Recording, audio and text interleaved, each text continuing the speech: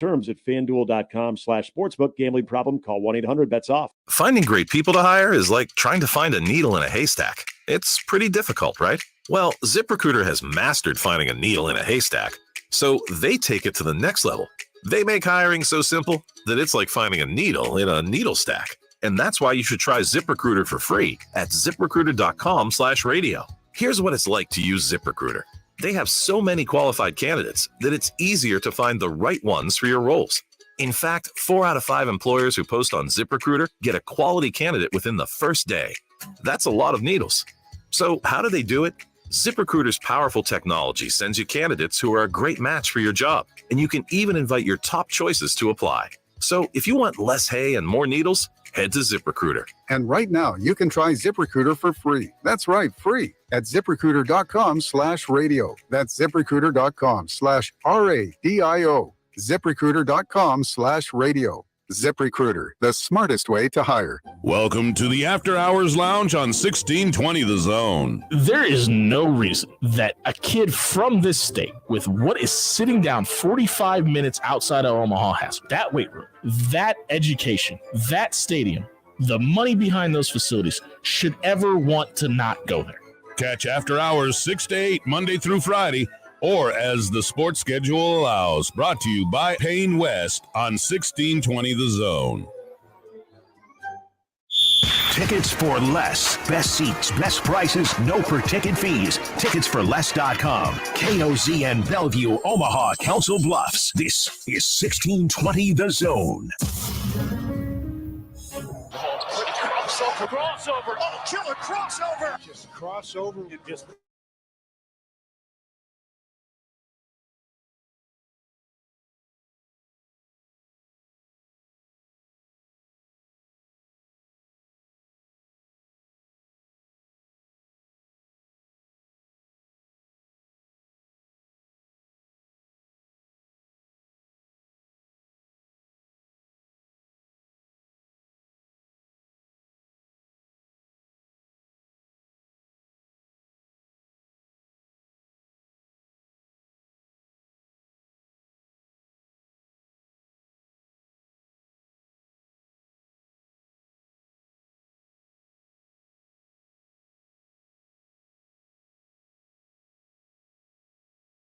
I don't think anyone was going to steal it out of the big fridge.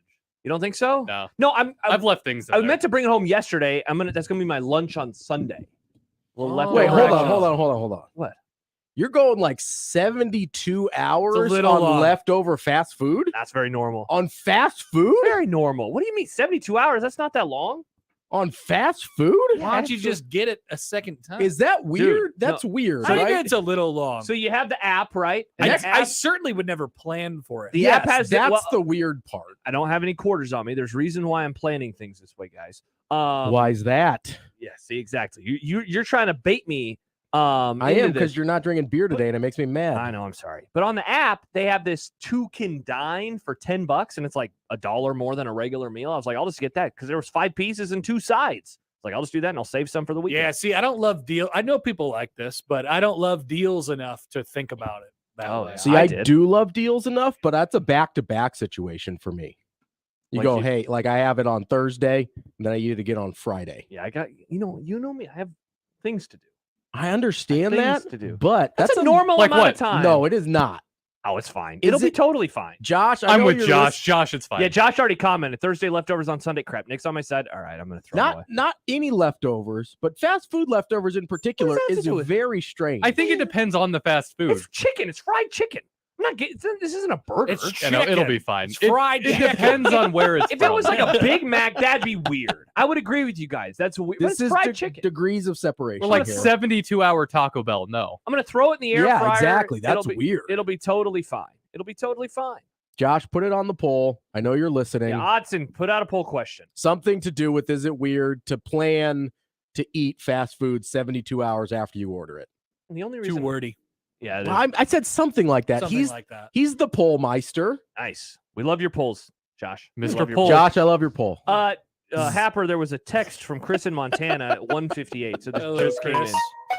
Maybe you should bring up the idea with Josh and John about doing a Succession recap during the crossover, or would that be too many people talking? No, they would hate doing that. No, because they do not it they. at 5:45. Not they. And they make me. They say, "Well, you could join on the stream if you want to." Nothing's stopping you. He would hate, not they. I would love to talk about it with you, but John is all, but then people will turn the station away. Then they can come back in 5 seconds. They'll be fine. Also, why would they turn the station away? Because if they don't want to get spoiled about Succession. About the seasons that have already happened several years ago? This is the alternative. It starts on Sunday. And you're talking about recapping the new episode. That is, of course, assuming that we don't already turn people off by what we're talking about at 2:00 anyway. You talk about the Royals. You think people want to hear that garbage? Exactly. No offense, Happen. Exactly. I mean, everybody hears what they want to hear. Full offense intended. Yeah, I guess so. I don't know. We talk about Creighton basketball, and people are like, oh, listen, it's a 4-hour radio show. Like, not all of it's going to be for everybody. That's right. That's right, Robbie. Odson, if they haven't watched it by 2 p.m., then they will not have watched it by 5 p.m. That's a great point. Who's like, oh, man, that's a good point. Monday afternoon at 3 o'clock, time to watch Succession. That's my sweet TV spot. Don't you know who it is? That sounds like Mike Schaefer. Mike Schaefer loves lunchtime shows. He does. More than anyone that I know. He even wakes more than up Nick. really early and does all of his work like before noon. That's what Schaefer does. Yeah. Oh, so he's a crazy person. Yeah. Okay. But then he gets the whole rest of the day off. Him and Michael Severe are like that. Oh, yeah. Severe would wake up at like 3 a.m. Yeah, that's too early. It's not for that even early. me. Schaefer's not that early. Well, it's because he doesn't have a 6 a.m. show. I do text Schaefer at like 6 something sometimes. Oh, yeah, and he'll raring. respond. Yeah. He'll be like, hey, Josh texts me at like 9:30, and he's like, probably another hour and a half before I'm going to hear back. That's my sweet spot, man. That's my sweet spot. It's the perfect time. Listen, I sleep when I can. That is kind of funny. You really come to know your friends' bedtimes. Yeah, you really do. I know exactly. Yeah. It's like if I'm up at 11:30, I know exactly who I can text. There's a list of people that you can text and who I cannot. And if I do text, I know they're not responding. That's why I made you call me the other night. That's right, because you knew I'd be up. You're like, that weirdo's gonna be up till 3. That conversation made me laugh very hard. That you guys were like just chatting away as you're driving. I just wanted to talk. That's awesome. I get it. I ran out of the arena. Should have recorded it as a podcast. Put on 1620 the Jays podcast. Should have. But it was then a pretty good conversation. Randomly dropped off in the middle of it because I was driving. And then I would have closed out. I'd be like, Colorado. well, I guess Connor's dead now. I'm happy I'm still alive. I was just 5.5 hours away from civilization. Yeah, That's all. That's Western Nebraska for you. It was Eastern Colorado. Same thing, basically. But yeah. I mean, I get there's a line there that makes them different places, but they're really not. I will tell you this, though. Western Nebraska is better than Eastern Colorado. Oh, is it? It is. That's a take. In what ways? It has cell service. Oh, okay. Mostly. So Eastern Colorado is like a barren wasteland. Yeah. Okay. Are we talking like West Texas barren wasteland? Eastern Colorado smells worse than Western Nebraska. There's more cattle. Oh, yeah. The cattle smell is distinct. Western Nebraska is mostly farming. Which does not smell. Does not smell. Famously does not smell. Cattle, bad. So those are a couple of the reasons. It's always gray in Eastern Colorado. Honestly, the smell by itself is enough. Yeah. Especially when you're driving. I mean, and the cell service is way more than enough by itself. You combine those two things, I'm sold. Okay. Thank you. Conversation over. I've convinced him. You nailed it. I just assume, and maybe this is me, I just assume Colorado in general is better than Western Nebraska. Bingo. But as a whole, probably. But you're really, when you're talking about Colorado, at least the parts of Colorado people like, you're really talking about like 100-mile radius, kind of. Like you're not talking about a huge portion of the state. Yeah. It's kind of like Omaha and Lincoln, it's just right? Denver and then the mountains. Like Colorado Springs, Boulder, like whatever that I've heard that non-Denver Colorado is pretty wild. It is. Yeah, it's like Montana, basically. Yeah. I mean, that it's just the people I've heard are even wilder. Yeah. Those guys it's like Montana, basically. Yeah, there you go. Yeah. Montana, Idaho, pick your frontier wasteland. I thought about going out to the mountains on Saturday just to like sit up there and have a beer. Oh, nice. Would you have done a Coors? I had no. I can recommend a place in the mountains for you. What is it? Crap, I can't remember the name of it. Let me look.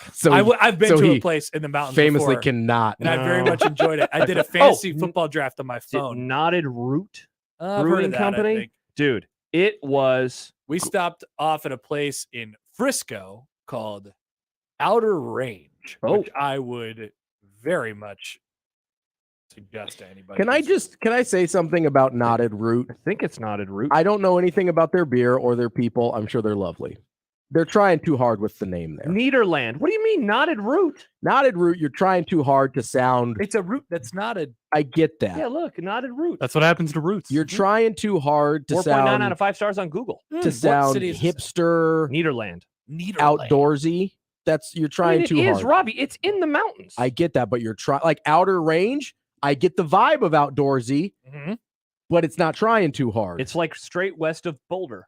Knotted Root is trying too hard to sound hipster outdoorsy. Well, Don't like are it. you just mad because it sounds a little bit like that weird band Rusted Root?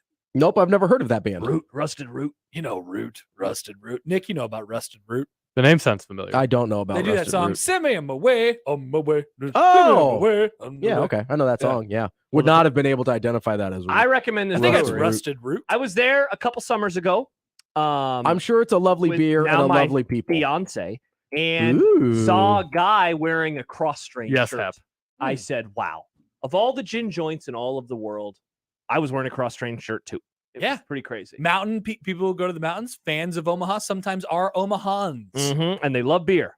They often do love beer. I got a recommend call. going there. I got a call from a dude this morning Yeah. looking to listen to John tonight. Yeah. He said there's a big Creighton fan base in Colorado. There you Because he go. lives in Colorado. Yeah, there's I think they were saying probably the most amount of Creighton alumni outside of Omaha is probably in Denver. Oh, really? Yeah, that's what they were saying. That's where your boy lives. Ethan Rogge, love him forever. Oh, really? Yeah, yeah, he was at the game. was They were at the showing game, him. But everyone was at the game Yeah, but they were except for you and me. Yeah, I wasn't there because I was Why doing didn't you radio. go? I was doing radio here. Could have done it there. Yeah, Like, Happer just goes yeah, places. you should have just went. yeah. People forget Except that for I the have. Colorado game. People forget that I have a real Well- job outside of this. Oh, yeah. People do actually forget that.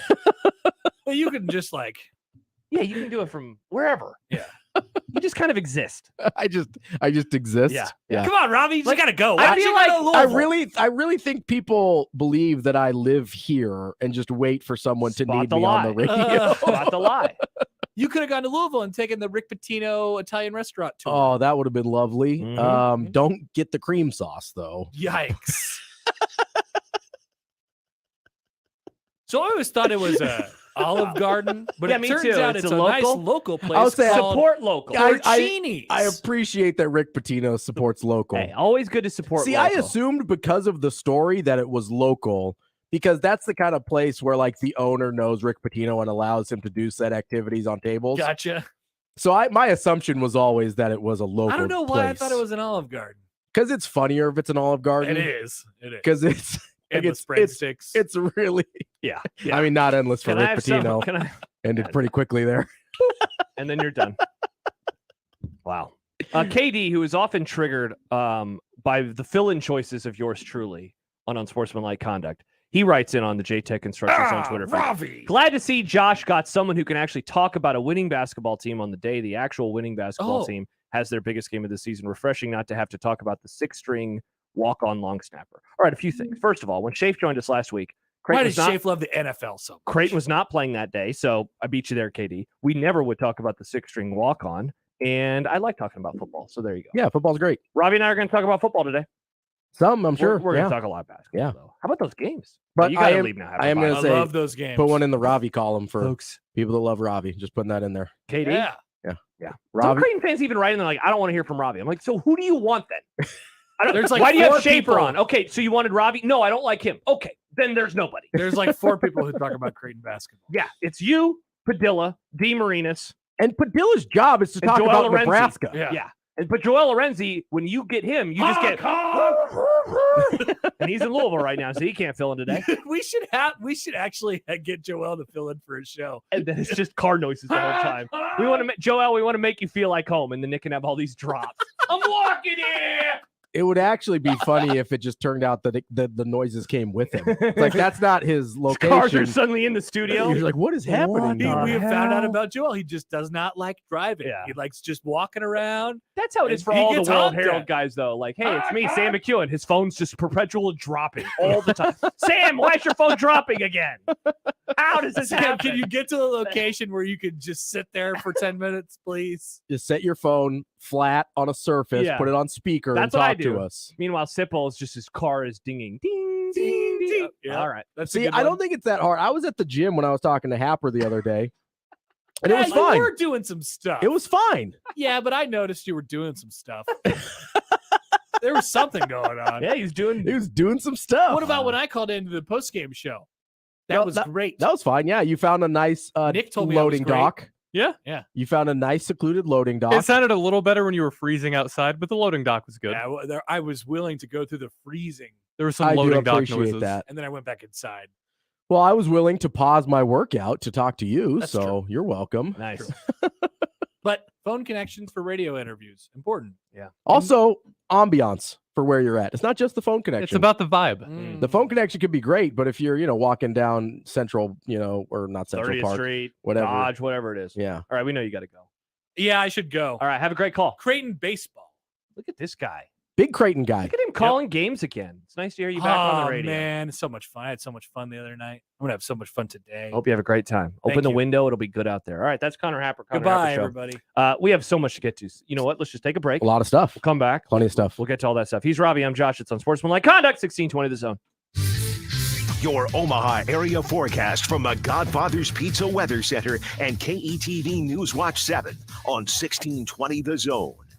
Mild Friday afternoon with clouds increasing late this afternoon and into tonight. Expect a high today in Omaha of 54 degrees with light easterly winds up to 10 miles an hour. Becoming mostly cloudy overnight with a low near 34, 20% chance for rain and snow showers with no accumulation expected. I'm meteorologist Caitlin Harvey with KETV News Watch 7. 1620 The Zone's Unsportsmanlike Conduct, brought to you by a great friend of the program, Union Bank and Trust. Shingles add beauty and protection to your home. You want the best for long-lasting value. You want CertainTeed shingles, and you want an experienced company to do the job right. You want Carp's complete home exteriors. Local, reputable, the best. It's Carp's. I studied Spanish in college and never got fluent. But then I tried Babbel. Want the most effective way to learn another language? In just 15 minutes a day, Babbel's bite-sized lessons will have you learning another language in as little as 3 weeks. Babbel gets you speaking quickly about things you actually talk about in the real world. University studies have shown that using Babbel for 15 hours is equivalent to a semester of college Spanish. If you want to learn a new language, there's no better way than Babbel. Go to Babbel.com to try Babbel for free. That's BABBEL.com. Ray Magliozzi here for eBay Motors. Okay, easy now. You're teaching your kid how to parallel park. Ouch! Turns out he likes to do it by feel. Don't worry, eBay Motors has bumpers, trunk lids, license plate holders, and headlights. They've got lots of headlights. When you need parts, get it right the first time with eBay Guaranteed Fit. When you see the check, you know that part's going to fit. eBay Motors. Let's ride. Eligible items only. Exclusions apply. Duck Defense Midwest makes your home healthier and improves the life of your HVAC system. So improve the health of your home and everyone in it. Go to cleanairradio.com for a special duct cleaning offer for Zone listeners. That's cleanairradio.com. It's not a run for the roses, but it'll smell just as sweet. Sweet 16 coverage begins today at 6 with Robbie Lula. Then join me and Nick Baugh for the play-by-play at 8. Creighton and Princeton tonight on 1620 The Zone. I thought learning a language would be too much work. Then I discovered Babbel. They make learning fun. J'aime Babbel. Babbel's lessons only take 10 or 15 minutes. Quick and easy. And soon you turn and realize, hey, I'm starting to speak another language. How'd that happen? My friend from Italy said my accent and pronunciation is perfect. It's because Babbel's lessons are designed by language teachers and voiced by real native speakers. Each lesson is like living in another country for 15 minutes. I love that there's all kinds of ways to learn. Babbel's podcast or games or videos. You can even join live classes with a language teacher. You learn words and phrases you actually use in real conversations. In 3 weeks, I was starting to speak in another language. So easy. If you want to learn a language, there's no faster, easier, better way than Babbel. Go to Babbel.com to try for free. That's BABBEL.com. Babbel.com. This is the official station of the NCAA Men's Basketball Tournament in Omaha. Follow all the action from first tip-off to the final buzzer right here. Westwood One's coverage of March Madness is locally presented by Woodhouse Auto Family and is also brought to you locally by John Higgins Weather Guard, Omaha Athletics, and 10 and Wally's Premium Ice Cream on Omaha's home for America's favorite tournament, 1620 The Zone. This edition of Unsportsmanlike Conduct on 1620 The Zone is proudly presented by Union Bank and Trust. The program starts now. KOZN. Unsportsmanlike Conduct on 1620 The Zone. Husker Athletics, Creighton, and yes, UNO. Don't miss a moment, they'll give you your fix. They're on every day from 2 until 6. Spend your afternoons with John, Josh, and Nick.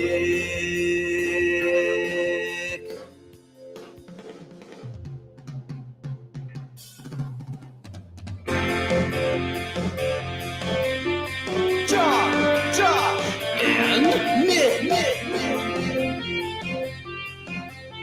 They'll show you what sports talk really is. Robbie Lula. Hello. We're talking basketball today.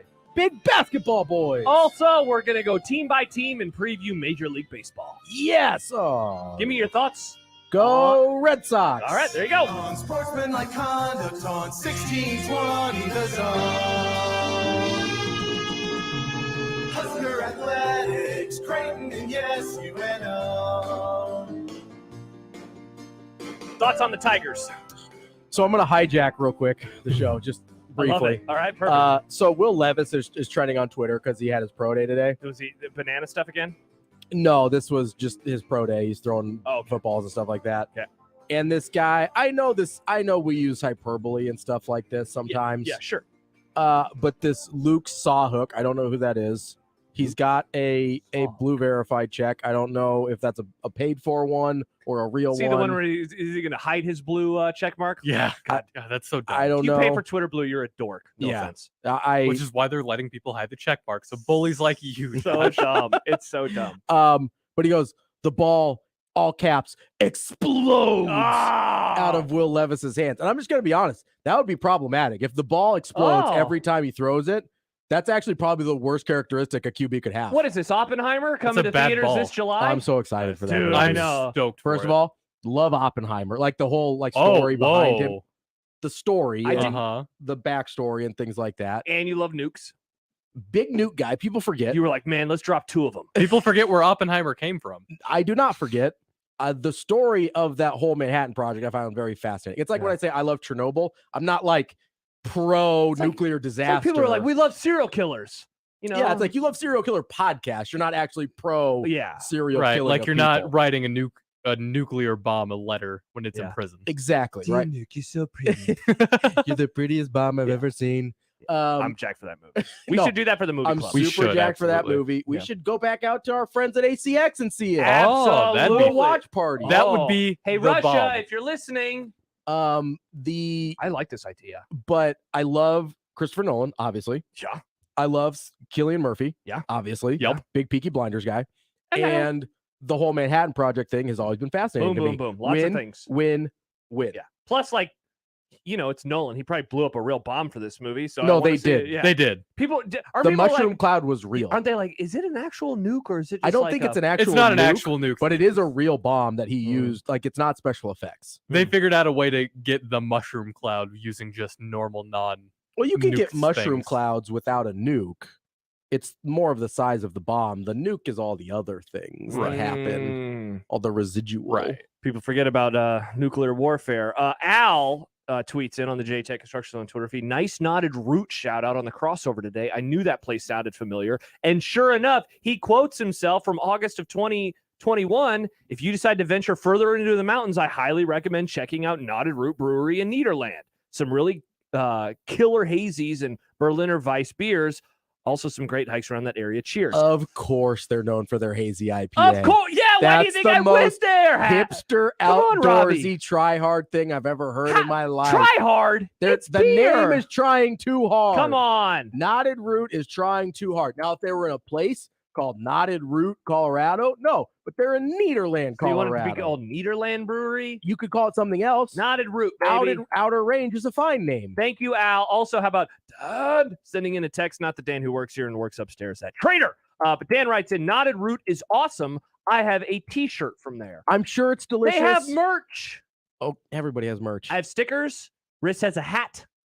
Big fans. I would That's love to fine. go. I would love to go back there someday. You're Dare to dream. hipster outdoorsy type. That When makes John sense. and I That checks go, out. and I'm just going to wish this into existence. When John and I go to the Colorado game in September, we should go to Knotted Root and do a program from there that day. See, John's not going to like it because he's not a hipster outdoorsy But he type. likes hazies. Well, you can bring him a hazy down from the mountains, much like Moses brought the 10 Commandments down. Just The 10 hazies Yeah, just bring down? the couple of 6-packs down. I'll do this. Maybe write some commandments for John on the packages of beer. I love this idea. Bring them down from the mountains. You must give Josh all your money. Be like, John shall not call Marcus Satterfield Scott Satterfield. There you go. Or he owes us a quarter. He owes us 3 now. Yeah, he owes us many quarters The from John being away. Commandments. By the way, John will join us later on in the happy hour. It's going to be great because when we do predictions, that should be when the anthem plays because this is the site of the first game of today. Sure. They like the new times for these, by the way. I'm a huge fan. Now, yesterday we got to get off early. We're not getting off early today. We'll be on until 6. I like, though, that it didn't, end to, me, I'm an early bedtime guy now. Yeah. You're out on it? Probably because you had your regular job? Yeah, well, I don't mind I it. guess you don't really care. Yeah, it doesn't really bother me either way. I don't have real strong feelings about Okay. it. Well, I had some takes. I enjoyed I mean the late window is kind of my favorite. I like that 8:30 start, that 8:45 start, like Gonzaga UCLA. Yeah. Oh, we'll talk about that game Oh, today, yeah. friends. We'll actually do that next. Also coming up on the Grum today, Brunts is going to join us near the end of this hour. He was sick a couple days ago, but he went to practice yesterday, and it's time to do the kind of final Dylan Raiola weekend preview. I've got a question about Dylan Raiola that I'd like to ask you. Oh, because I have this is going to upset KD. KD, we're talking Dylan Raiola. Some thoughts and concerns. And long snappers. Concerns. Yeah, Ooh. I have a concern. All right, well, I'm intrigued, so we'll do that. Plenty, of course, on the game tonight. What is at stake for Creighton? What could happen there? And The look, Elite Eight is at stake. That's what they're. That's true. Or it's either Elite Eight or Robbie's mentions or a dumpster fire. Well, Those are yeah. what's at stake tonight. That happens a lot. It's but a fork in yeah. the road. Yeah. Creighton wins and Robbie's happy. Creighton loses and he has lots of tweets. Yeah, that's accurate, I think. And look, I'm not even going to tell you all the other things that I've written down because We're not going to get to we'll it. probably get to like 5% of them. We will have Kent Walgamon on today, though. We'll talk about vengeance. Vengeance. You watched this I movie? did. Yeah, like Tuesday. You sent 2 texts to me about it. I think you kind of liked it, so we'll see. Mm-hmm. I hope you didn't hate it like you have many of our choices in the Yeah, movie. most of you guys choose some pretty bad movies. Remember when we watched Bing Jong Malkovich and Robbie was like, I don't like how that woman was in the cage. Yeah, Hey, for the record, neither did I. John was pro woman in the cage. Didn't like the woman in the cage, but I really did like that movie. And then we watched Kingpin, and Robbie wanted to light that movie on fire. Oh, I hated that movie. I don't even understand how people like it. But did you like RRR? Loved RRR. Yeah, see? RRR, yeah. Did you finish RRR? Nope. All right. It's the Indian Inglorious Bastards, and I Yeah, love it. That was a very good time. Indeglorious Bastard. So we'll see what Robbie, because I'm 0 for 2 with Robbie. Will I finally become a Well, Hall you of Fame said this baseball was player? 1 for Schaefer. 3. You said this was a Schaefer pick. He recommended it, but it was ultimately All my right, call. all right, okay. Ultimately my call. Did you watch it, Nick? Yes. Okay, good. All right. Nick's been a little hit and miss lately. Yeah. Just keeps going to the hospital. He's just like, hey, it's me. And then he pulls out his card. They're like, oh, right this way, sir. It's you. It's a He's a regular. hospital Yeah, VIP. they got my name in a parking space now. It's great. It's awesome. Yeah. So all that Save more. some time. 402-951-1620. You can call and or text us to that phone number, 402-951-1620, like this texter from the 402. Knotted Root is delicious. Give Twisted Pine Brewery. Oh, that's going to trigger Robbie. Give Twisted Pine Brewery a try. Very similar breweries, and it is right in Boulder. My cousin is the head brewmaster there. Texter, perhaps we'll see your cousin later this These year in brewery September. names sound like a Mad Libs where it says ambiguous adjective and random piece of nature brewery. That is your name. Twisted Pine. Yeah, give me a descriptor and then say something about the outside. Blowing Grass. Ooh, Blowing Grass. They have delicious IPAs. I bet Whistling Wind. Seriously, dude, I think that's actually the name of a brewery. I bet Twisted Pine has some killer IPAs. Texture, respond to us. It's got it. I bet they've got some. I bet they've got some gin inspired flavors with the pine. Oh, hell yeah. Yeah. How'd you feel about Loopy Cedar? Nope. Loopy Cedar. Nope. You don't think Loopy Cedar's White one? people definitely naming all these places. Dear God, man. Jordan says Nick is one punch away on the punch card from a free ER visit. Where did he send that? The JTech Construction Zone Twitter feed, which is where you can find us at USC 1620, or email us into the Equitable Bank inbox. Jesse, stay right there. We'll get to your call when we return. Also, reaction to last night. What a night it was in college basketball. That and more as we get going. Brunson's going to join us later on this hour as well. It is Unsportsmanlike Conduct here on 1620 The Zone. But first, Josh Peterson here for my friends at Miracle Hill Golf and Tennis. I have my second lesson of the spring coming up on Monday. I look forward to getting to the golf course and talking with Jonathan Melke. I had a great time. You know, I've been working with Mike Favre over the last, I think going back to 2017. So going on over 6 years now. And it's nice to work with another one of their instructors as well. Perhaps you've taken golf lessons. Maybe they were when you were a kid. That was how I took golf lessons at first. And I remember not really taking a whole lot away from it. Didn't really make me better. And if anything, I kind of left maybe more frustrated by golf than I had been, seeing some of the kids that maybe took a little quicker to the game. You will not have that problem at Miracle Hill Golf and Tennis with the way in which they teach. It is a different way versus what you have probably dealt with throughout your life. Over the course of that, 40 minutes, made huge gains. And I look forward to the gains that I will make on Monday. Give them a call today, 402-498-0220, to book a lesson or to book a tee time as the weather starts to improve. They're located just north of Dodge on 120th Street, Miracle Hill Golf and Tennis. The best way to catch all the action is on 1620 The Zone. And no line for the bathroom. The Nebraska Lottery has given over $900 million back to our state since 1993. It's gone to improve our environment, education, and state fair. Over $900 million? That's something. I'll say. Hey, I have a great idea for a commercial. Have someone count to 900 million out loud. That would take 28 years. Not a good idea. I don't know, with a little background music and some sound effects. There's another studio down the hall. Why don't you get started? The Nebraska Lottery, 30 years of building a better Nebraska. The Nebraska Lottery has given over $900 million back to our state since 1993. The proceeds have helped protect and improve Nebraska's environment, funded need-based scholarships for Nebraska students, and maintained and improved facilities at the state fair. That's terrific. You should put that on your website. It already is. Just click on beneficiaries in the menu. Menu? You guys serve food too? Maybe you should get off your feet for a while. The Nebraska Lottery, 30 years of building a better Nebraska. Like bones, your teeth lose density and become weaker over time, which can lead to tooth decay. And that can make your visit to the dentist feel like this. But if you want your dental visit to feel like this, try Crest Densify. Crest Densify actively rebuilds tooth density to extend the life of teeth by remineralizing enamel. Densify from Crest, the #1 toothpaste brand in America. Smile, Crest has you covered. Do you like to shoot fireworks? Would you like to get paid to shoot fireworks? J&M Displays wants you. Help shoot an Omaha Storm Chasers game, Memorial Park display, or any of the major shows in Western Iowa and all of Nebraska. If you like to travel, J&M covers Nebraska, Kansas, and most of Missouri. They offer free training and great daily pay rates, which makes it a perfect part-time job. Visit jnmdisplays.com and click the Join Our Team tab to find out more. J&M Fireworks.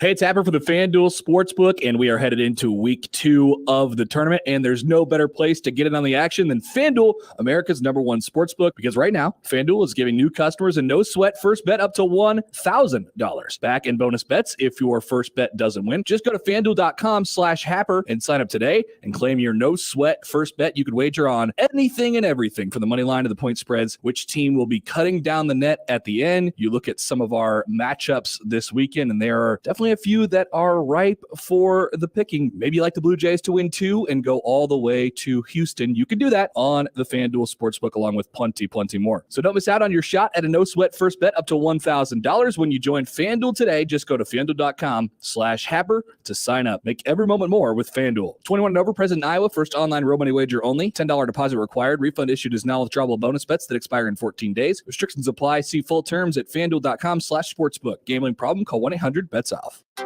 Summer is almost here, and with 31 days in March, you can save $31 every month at Genesis Health Clubs. This offer will not extend. If you don't get started on your fitness goals today, then when? Tomorrow? Next week? Next month? Next year? Life's too short for that. Hi, I'm Rodney Stephen with Genesis Health Clubs, here all month giving you 31 reasons to get started towards your summer fitness goals now.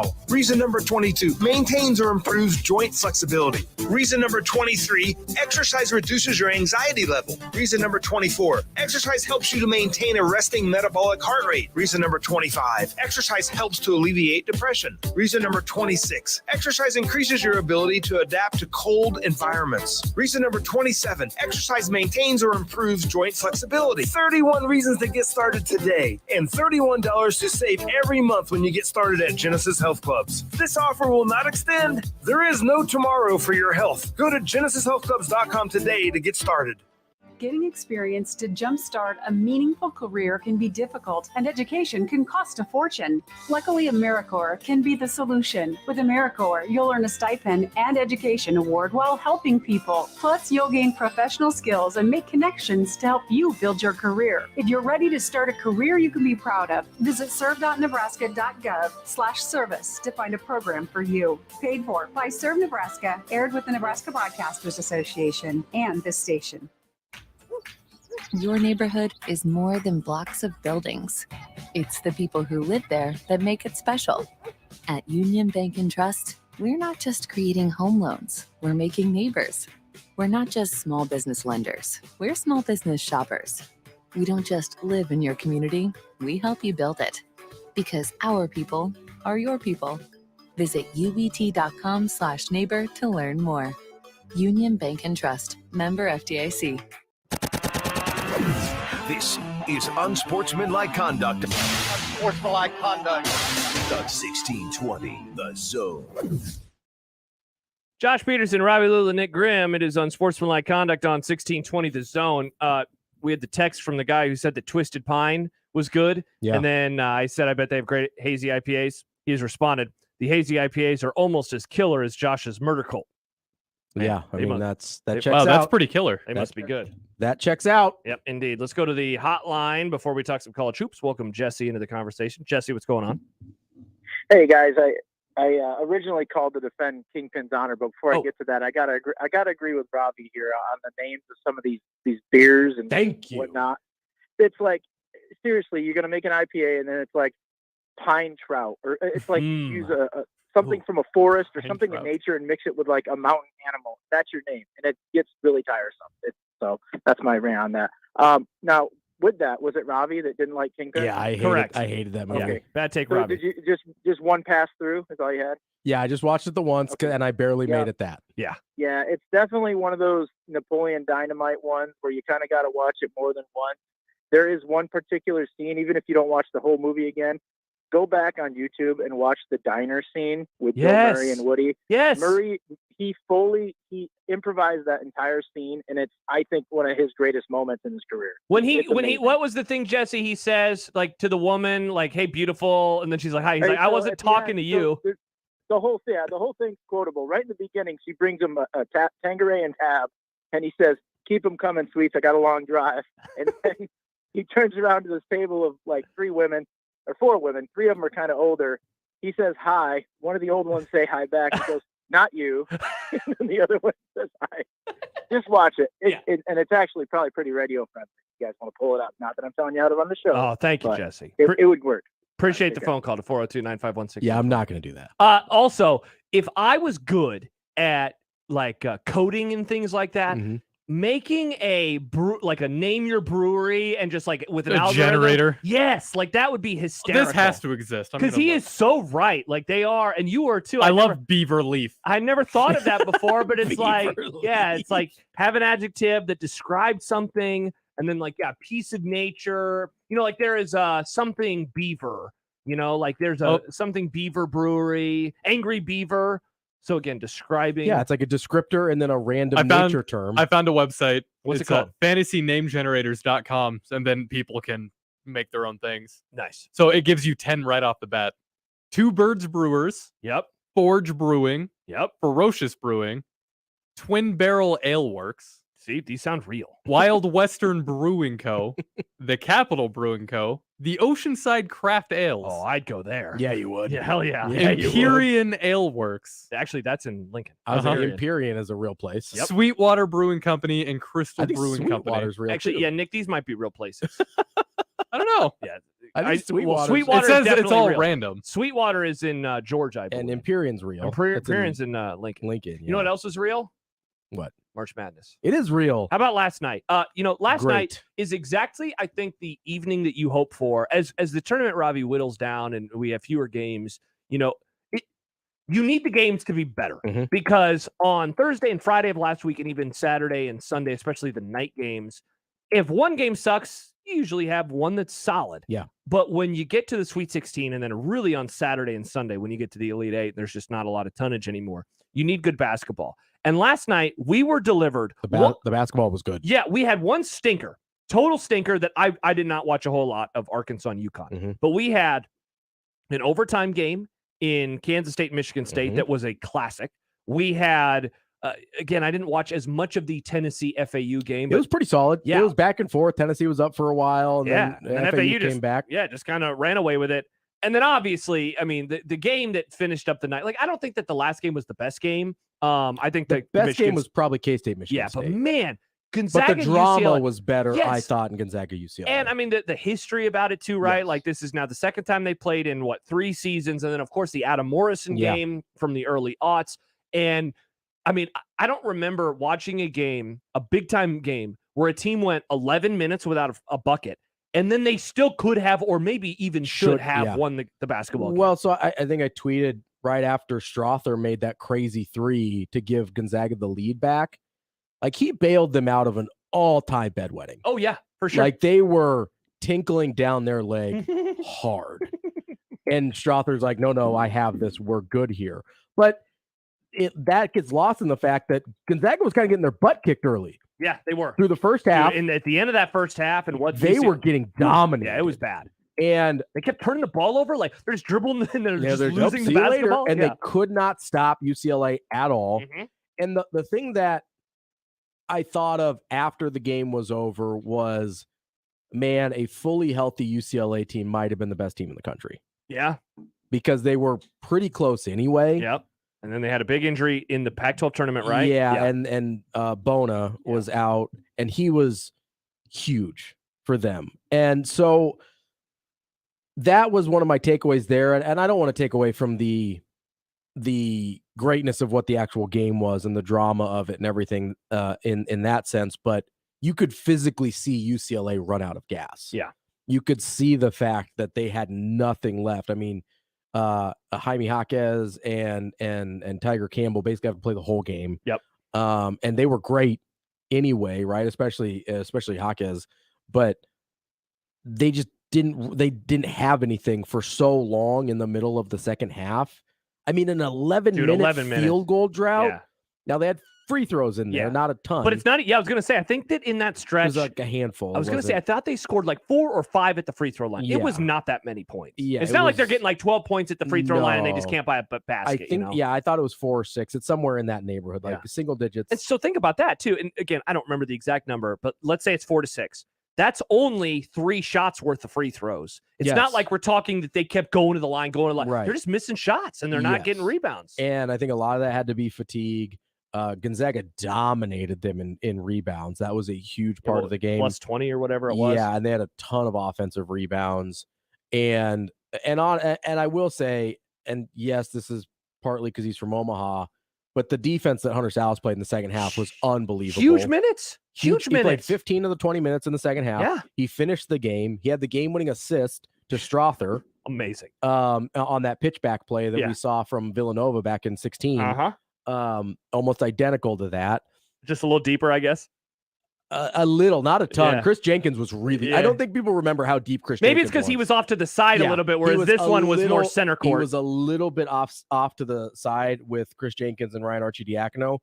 But yeah, when you're actually standing on the logo, it's a little more. And they like, could say that he's from the S in March Madness. it's a little more startling there. Yeah, but the defense from, and I think Smith was the other guard that was playing really great defense on Tiger Campbell, but the adjustment from Mark Few to put out his defensive stoppers there, understanding, hey, we've got long enough here that we can score. We don't have to have our best scoring lineup here, but if we don't stop UCLA, which they could not do in the first half, we're out of luck. So Yeah. I thought it was just really well played game. It wasn't the best game of the day, though. No, the Michigan State Kansas State game was absolutely phenomenal. Yes, and the level of play was so high. The passes in that game. Yes, I mean, I'm still watching them this morning, man. Like the one essentially that won the game, the alley-oop. The alley-oop. That was one that got an audible from me on my couch. Right. And because he's having a fake argument with his coach, right? Yeah. Or maybe a real Well, argument. yeah, I did don't you know. see? So he said it was real. He right? said it was, yes, because Richard Johnson of Sports Illustrated and my favorite college football podcast, Split Zone Duo, by the way, he tweeted out last night, spoke to Jerome Tang about this after the game. This wasn't a dummy call or fake out. Tang was calling one thing and Noel was calling something else. He noticed Johnson out of the corner of his eye and through the alley-oop because of their connection. Yeah. And look, you watch it again. Like Johnson, I think said he gave a head nod or something. It's so and fast. They knew. You know, it's because there's, live it was awesome, but there's that angle in particular where you can just see them like talking essentially. Yeah. Just like they make the eye contact and they know. And like that was a perfect pass and Yes. one that you rarely see. But he was dropping a ton of times. Obviously, he set he the had record. 19. Yeah, set the record. He had 20 points also just for funsies. Yeah. I mean, He kept shooting it deep a little too much. Yes. Almost cost him the game. Yes. Not the most efficient 20 points he's ever going to get, but the 19 assists probably make up for it. Yeah. No, it was an incredible level of play there. And honestly, an incredible kind of closing by Michigan State to force overtime because they were down really late in that game. Yeah. And then just the ability of Kansas State to kind of weather that and then right themselves in overtime and come away with the win.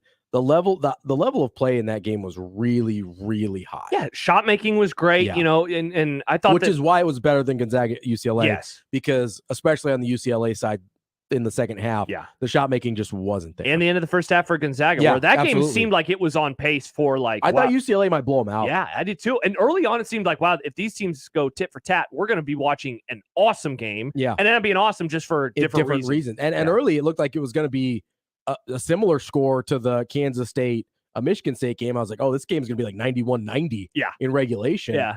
And obviously, it didn't turn out that way, but really great games, both for very different reasons. And I mean, this is all you ask for. Yep. Right. Especially yesterday, you don't have a dog in the race, right? Like it's just I have Gonzaga because I always have Gonzaga, but otherwise, and I wanted Kansas State, so I got those two teams. And they won the other two. I figured UConn. I was kind of rooting for Florida Atlantic just because, and I don't love Tennessee. Like I've never been a Rick Barnes guy. Yeah. And again, like the playmaking in that one wasn't great because Rick Barnes' teams seem like they can never score. And especially this Tennessee team is really like that. But yeah, so you're kind of rooting for Florida Atlantic because they're the underdog and whatever. But it was just honestly outside of the UConn game, which was entertaining in its own right, just because you're like, oh, UConn might be playing better than anybody in the country right now. Yeah, they look good. And because I don't think Arkansas is not bad. They've got two lottery players on that team. Just beat Kansas. Yeah, they just beat Kansas and they got dominated. Yeah, I didn't watch much of that game, but every time I looked up and saw the score, oh, hey, it's bigger again. I didn't watch much after halftime. Yeah, you didn't have to. It was, I kept checking the score just to make sure nothing weird happened, but it was an incredible performance by UConn. But overall, 3 out of 4 games, pretty solid. Yeah, hopefully we get more of the same tonight. Before we go to break, hopefully, the fourth game that is not solid is Creighton versus Princeton, where they just beat them by 100. Tom tweets in JTech Construction's own Twitter feed, the Hefeweizens from Hard Leg Tinkling Brewing Company are fire. I was trying to come up with a joke after you mentioned They tinkled down their legs. I was like, okay, can I come up with a brewery? Tom beat me to it. Well done, Tom. Yeah, I'd be like Tinkling Water or Tinkling Spring. Boom. There you go. Yeah. Sparkling Spring Brewing. They seem like they would have more lagers than IPAs. Yeah, they're definitely a lager. That's a lager. So maybe that's more of a place for you two. Because often when you tinkle, you have a lager too. There you go. All right. When we return, Bruns will join us. We'll preview the weekend to come for Husker football. It's Unsportsmanlike Conduct on 1620 The Zone. Live from the Host Coffee Studio, this is 1620 The Zone. Car repair is car repair. Most places you go can change your oil or fix your brakes. The difference is the experience you'll get at Omaha Car Care. We're part of the community. We were born here, and we believe that our relationship with you should be built to last. We're going to consult you, not sell you. We're going to give you a free loaner car. We're going to treat you like a valued friend that we want to continue to see in the years to come. I'm Rick Betker, owner of Omaha Car Care, and we'll be along for the ride. Your neighborhood is more than blocks of buildings. It's the people who live there that make it special. At Union Bank and Trust, we're not just creating home loans, we're making neighbors. We're not just small business lenders, we're small business shoppers. We don't just live in your community, we help you build it. Because our people are your people. Visit ubt.com/neighbor to learn more. Union Bank and Trust, member FDIC. College basketball is in full swing and gearing up for the college basketball tournament. Watch it all season long at Oscar's Pizza and Sports Grill. Of course, Oscar serves great pizza, but don't forget about their award-winning charred buff wings or even their delicious fish and chips. Perfect for Friday nights. Dine in or carry out at 173rd and West Center. Carry out at 162nd and Maple, and order online at oscarsomaha.com. The brand new Dollar General Distribution Center in Blair is now hiring. Starting wage is up to $22 per hour with benefits including medical, dental, vision, 401k, and a $2,000 sign-on bonus. Apply today by texting DG Warehouse to 25000 or online at dollargeneral.com/careers. Again, apply today by texting DG Warehouse to 25000 or online at dollargeneral.com/careers. Dollar General can't wait to have you become a team member at their brand new distribution center. The tournament is heating up, and there's no better place to get in on all the action than FanDuel. It is America's #1 sports book for a reason, because right now, FanDuel, new customers, listen up, a no-sweat first bet up to $1,000 is coming your way. That's $1,000 back in bonus bets if your first bet doesn't win. Just go to FanDuel.com/zone and sign up today to claim your no-sweat first bet. Then you can wager on everything from the money line to point spreads to which team will be cutting down the net. All on an app that's safe, secure, and super easy to use. So don't miss your shot at a no-sweat first bet up to $1,000 when you join FanDuel today. Just go to FanDuel.com/zone to sign up. Make every moment more with FanDuel. 21 plus and present in Iowa. First online real money wager only. $10 deposit required. Refund issued at non-withdrawable bonus bets that expire in 14 days. Restrictions apply. See full terms at FanDuel.com/sportsbook. Gambling problem? Call 1-800-BETS-OFF. PACE, Police Athletics for Community Engagement Organization, is dedicated to preventing at-risk and disadvantaged inner-city children from becoming involved in street gangs, crime, drug use, and victimization. PACE provides an opportunity to develop discipline, self-esteem, and positive moral values through wholesome competition and free participation in soccer, baseball, CrossFit, and flag football. To help PACE and local families make sure kids have access to safe and fun spring and summer activities, please go to paceomaha.org to support the PACE mission. Thank you. Hey, it's Happer for the FanDuel Sportsbook, and as we get deeper into the tournament, you have the opportunity to protect yourself against upsets with bracket parlay insurance from the FanDuel Sportsbook. Right now, all customers can get up to $25 back each day if your parlay of 3 legs or more falls 1 leg short. And if you're betting on the games this weekend, you know there's going to be an upset or 2 mixed in there. You just have to find where it is. Usually not the easiest thing to do. So bracket parlay insurance is going to help you with that. Right now, all customers can get up to $25 back each day if your parlay of 3 legs or more falls 1 leg short. There's also the cash out feature. You are calling calling the shots. You can close out your bet whenever you want. Just sign into your FanDuel Sportsbook account or go to FanDuel.com/Happer to sign up today. That's FanDuel.com/Happer. Make every moment more with FanDuel, America's #1 sportsbook. 21 and over, present in Iowa. Bonus issued as non-withdrawable bonus bets that expire 7 days after receipt. Max bonus bet $25 per day unless otherwise specified. Restrictions apply. See full terms at FanDuel.com/sportsbook. Gambling problem? Call 1-800-BETS-OFF. Spring is in sight. Looking to wake up your yard this season? Make your neighbors green with envy with Lenahaw's wide selection of landscape supplies and homegrown plant material. Get a head start today. Lenahaw Nurseries, 192nd and Center.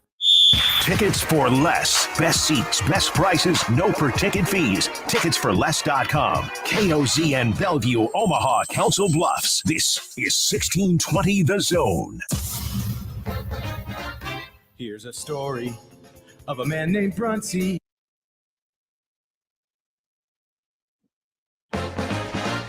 Here's a story of a man named Brunty who covers Husker sports, boys and girls, like football and basketball, even weightlifting, like front squats and curls. Then one day, good old Brunty called a talk show, and acting on what they thought was a hunch, John and Josh wanted to start a family. And now we get to talk to Michael Brunts. It's Michael Brunts. Michael Brunts.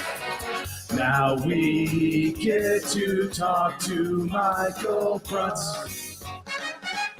The new remix edition of the Open where we start it and stop it and start it and stop it. What's going on, Brunts?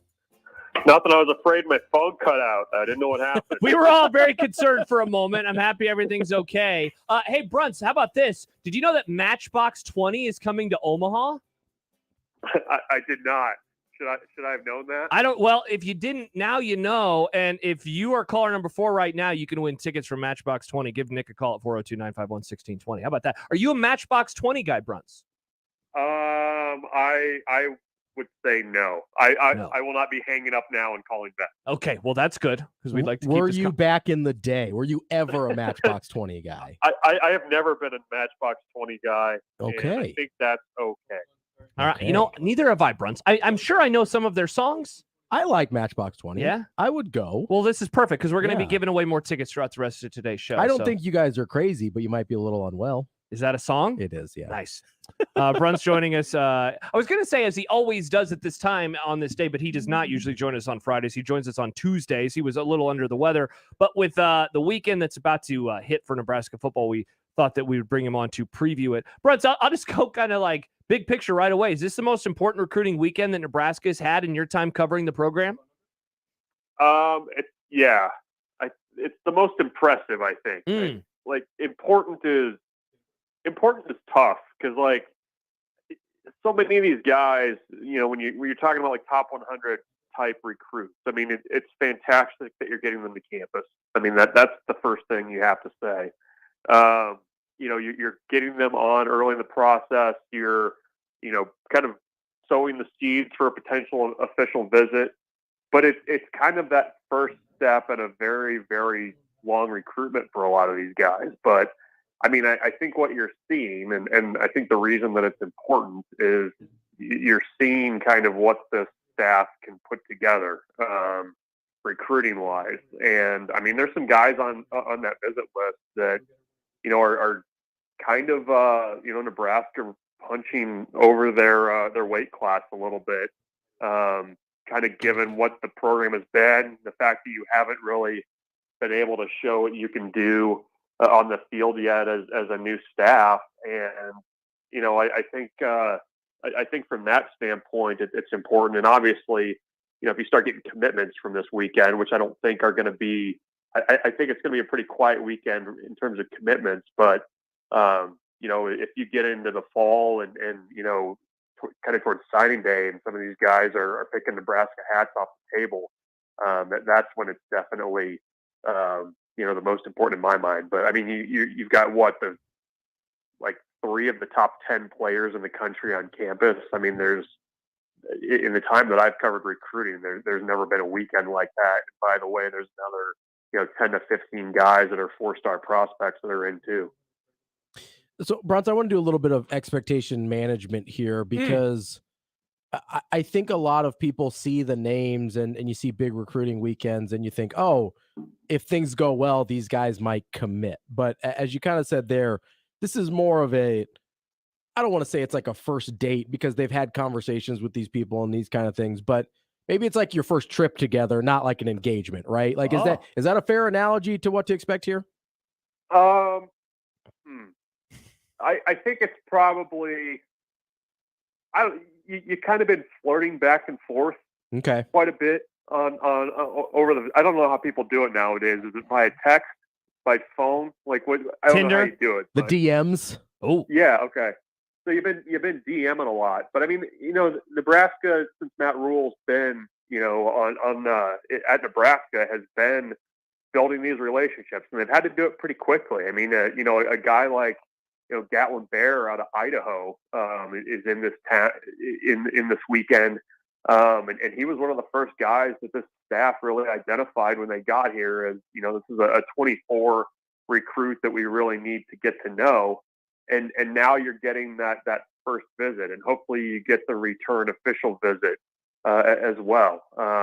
You've got like a Ryan Wingo out of St. Louis, 5-star wide receiver. I mean, he's a guy that Nebraska, in their efforts to get back into St. Louis and Missouri, have really made a focus of their efforts. So, for a lot of these guys, like a Ryan Wingo is a great example. I mean, he's got other visits planned. He's coming off a visit to Alabama in the last few weeks. These guys are going through their recruiting process, and for a lot of these, highly ranked, highly recruited guys, they've got tons of options, and they're trying to see, what fits, what doesn't, what relationships matter to them with coaches, things like that, and they've got enough people around them, and are friends with other highly ranked recruits and highly touted recruits, and they know that they kind of have to take their time to be deliberate with this. So, you're not going to have that first date in a lot of cases, end up with an engagement. I guess it's probably to follow your metaphor. So it's part of the process, but getting that process even to this point, I think, is really important for Nebraska. Michael Bruns, Husker 24/7 Sports, joining us right now on Unsportsmanlike Conduct. Bruns, what are the logistics of a weekend like this, given that there will be a lot of players coming in and that it's not like they're all going to be arriving at the same time? Right. Well, and it's an unofficial weekend too. So it's, Nebraska can kind of do the best they can to kind of air traffic control when guys are there and things like that. But I mean, you've got, some guys that flew in last night. There was a player that was at practice on Thursday, guys coming on Saturday. I mean, you just kind of have to have all hands on deck.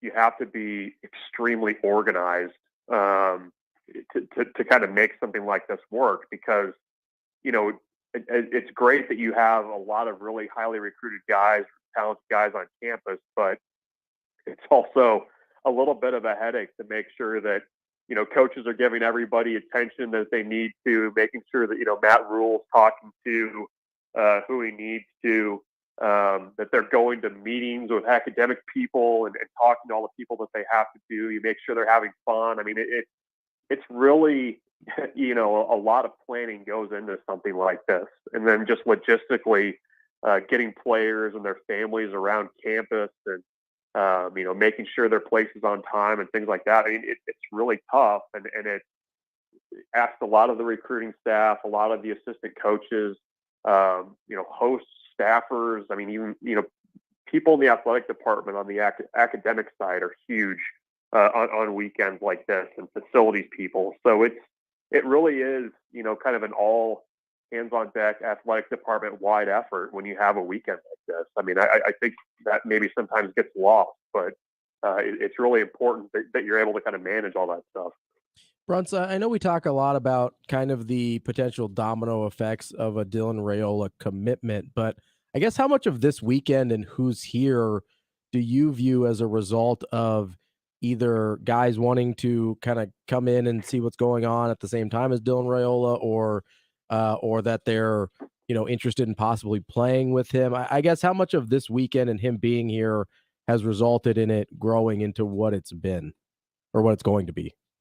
Yeah, no, I think his presence is important. I mean, we've had, at least a few recruits who have mentioned that, that they were taking a closer look at Nebraska because of him, that they wanted to come in this weekend because he was going to be here and they know him. I know Braden Baker, the 4-star offensive tackle. He was a guy that's, close with the Rayolas. And that was one reason he's coming out. Nate Frazier, the running back out of California, is kind of in that same boat as well. These guys talk. They kind of know each other. They see each other at 7-on-7 tournaments and these elite events and things like that. And I think when you have a school like Nebraska that's mentioned by the number one recruit in the country, I think it at least kind of gives guys this thought of like, okay, what am I not seeing here? What do I need to check out? And I think Dylan Raiola too, is complimentary of Nebraska. I think he obviously has a good feel of what it's like here, and I think when you have somebody like that, it definitely makes Nebraska's efforts a little bit easier to kind of start those conversations with really elite recruits. So, I don't think that necessarily everybody's here because of him, but there's certainly some guys that are very well aware of Nebraska being connected to him as recruitment. Bruns, the season opener for Nebraska is on August the 31st. So we are essentially 5 months, and a week away from that game. The halfway point of that would be like mid-June. Do you think that Dylan Raiola's commitment to Nebraska or otherwise is before or after mid-June? Well, I mean, he's got visits scheduled out through the end of April. I don't know. I kind of gotten the sense that he's a little bit more deliberate with the process, especially after the way things kind of went at Ohio State. Yeah. So I don't know. I mean, June is still the possibility of taking visits. So I would think maybe somewhere between what you said, that kind of mid-June range, and maybe the start of his senior season is when you might see something. I don't know. I mean, I don't get the sense that he or his family are really in a rush to make a decision and are going to kind of let things play out a little bit. So maybe I'm wrong, but I understand the importance of getting the quarterback committed no matter who you are. And kind of allowing him to recruit. And I think, Dylan Raiola would be a fantastic recruiter for whatever school he picks. But I don't think that there's kind of that pressure being felt from the outside to make a quick decision there. Brent, you mentioned earlier that this weekend was kind of Nebraska punching above their weight class. I guess, what would you consider Nebraska's weight class now with the current staff? I know it's a little tricky since we haven't seen them bring in a full class before in terms of a full year of recruiting, but where would you slot them in terms of, I guess, their normal weight class? No, I mean, I think it catches my attention. What I meant by that is when you've got a guy like Brandon Baker, who, is a high 4-star offensive tackle who from California, who's making the trip out, that kind of a visit catches my attention quite a bit. I mean, the same with, Nate Frazier, a guy that's got tons of offers, an elite athlete in California. I mean, I think that this staff and my sense of kind of the areas that they're targeting, especially within the region, is if there's a highly ranked guy, within that 500-mile radius, I think this staff in Nebraska can be competitive for those guys. I mean, those types of visits would not surprise me. But when you start seeing, really, highly recruited guys, those high 4-star type guys making trips, after a staff's only been a place for, 3 months, 4 months, that's kind of what I meant. I mean, that to me is a good sign that you're able to get those kids to pay their own way and come take a look. Without kind of, having a year of like, okay, well, we went 9-3 and we're on on the come up and things like that. So come check us out. I mean, I just think that they're doing a really good job right now of developing relationships pretty quickly with some pretty elite talent, which I think that bodes well for the future. And if they can actually get it done in the fall, I mean, that helps me even more. Michael Bruns, Husker 24/7 Sports. They will have great coverage all weekend long. And if you missed their practice observations, Bruns had some that went up middle of the day yesterday, along with the other guys. You can check all of that out right now at Husker247sports.com. Brunsy, as always, man, we appreciate the time. Have an awesome weekend. Sounds good, guys. Thanks. Michael Bruns joining us on this Friday, usually a Tuesday guest for us. That's an interesting question, I think, that you asked towards the end. What is their weight class? And I'm glad he clarified. Yeah. Right. Because I took it a different way, which is why I asked. And he seemed to think more the places were kind of outside of their current. I think jurisdiction is maybe a better word than weight class.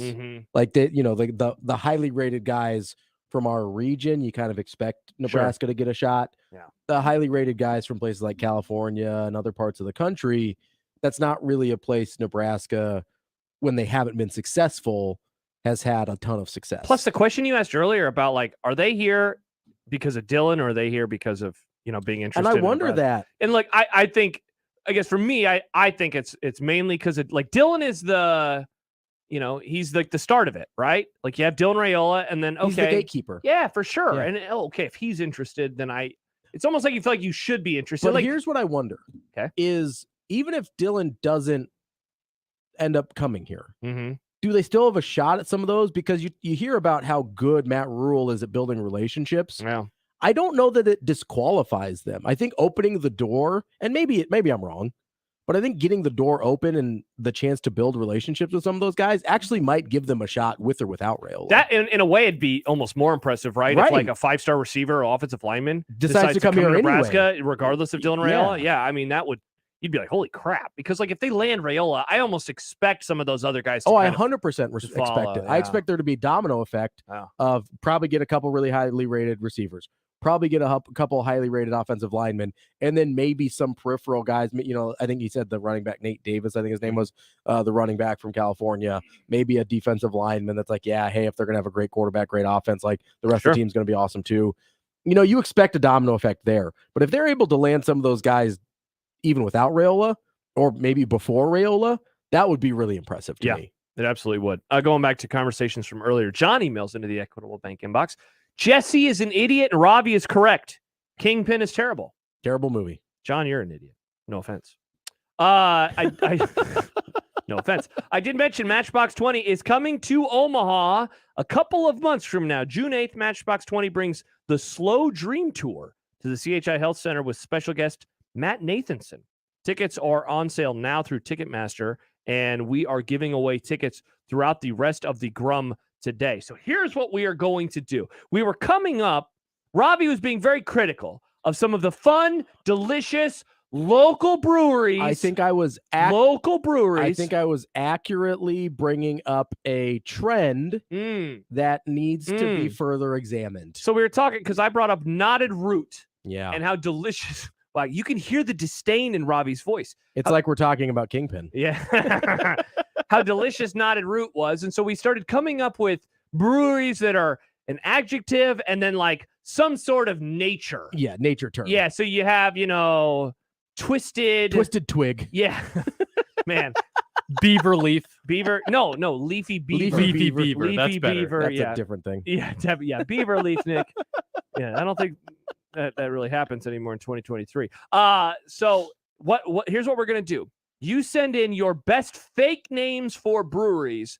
And look, I'm not gonna Google these, so I hope that you are actually giving us a fun fake name. I might Google them. All right, at USC 1620. And how many more, Nick, do we have to give away? We have 4 pair. 4 more pair to give away. So if you reach out to us on the JTech Construction Zone Twitter feed, or if you don't have Twitter, you can email us as well. Josh at 1620thezone.com or Nick at 1620thezone.com, because he's the keeper of the tickets. People forget. We will give away 4 to the best, fake brewery names. Yeah. The rest of the show.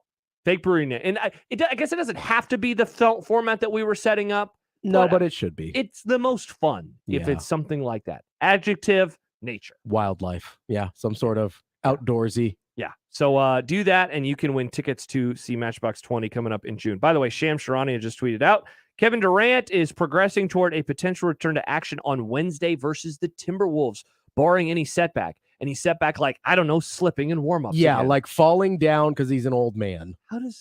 How? That's such a Chris Paul injury to have. Oh, boy. And they're both on the same team, Robbie. I wonder, did he get infected with the Chris Paul injuries? Oh, you got to mask up around Chris Paul. You really do.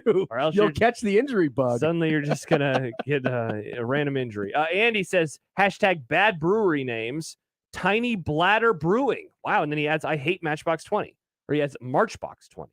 Well, Andy, you live in Arizona, so you're not going to win anyway. Yeah, and I'm not a fan of Marchbox 20 either. Yeah, but you're Matchbox a big Matchbox. I don't know about big. I like them. They were very popular in like my middle school, high school years. Can you play a song for them, Nick, as the bump for the next segment? Yeah, I could do that. All right, perfect. I just want to, know if I know a Matchbox. Yeah, you've got you've got Unwell, you've got Superstitious. Look at this photograph. Nickelback.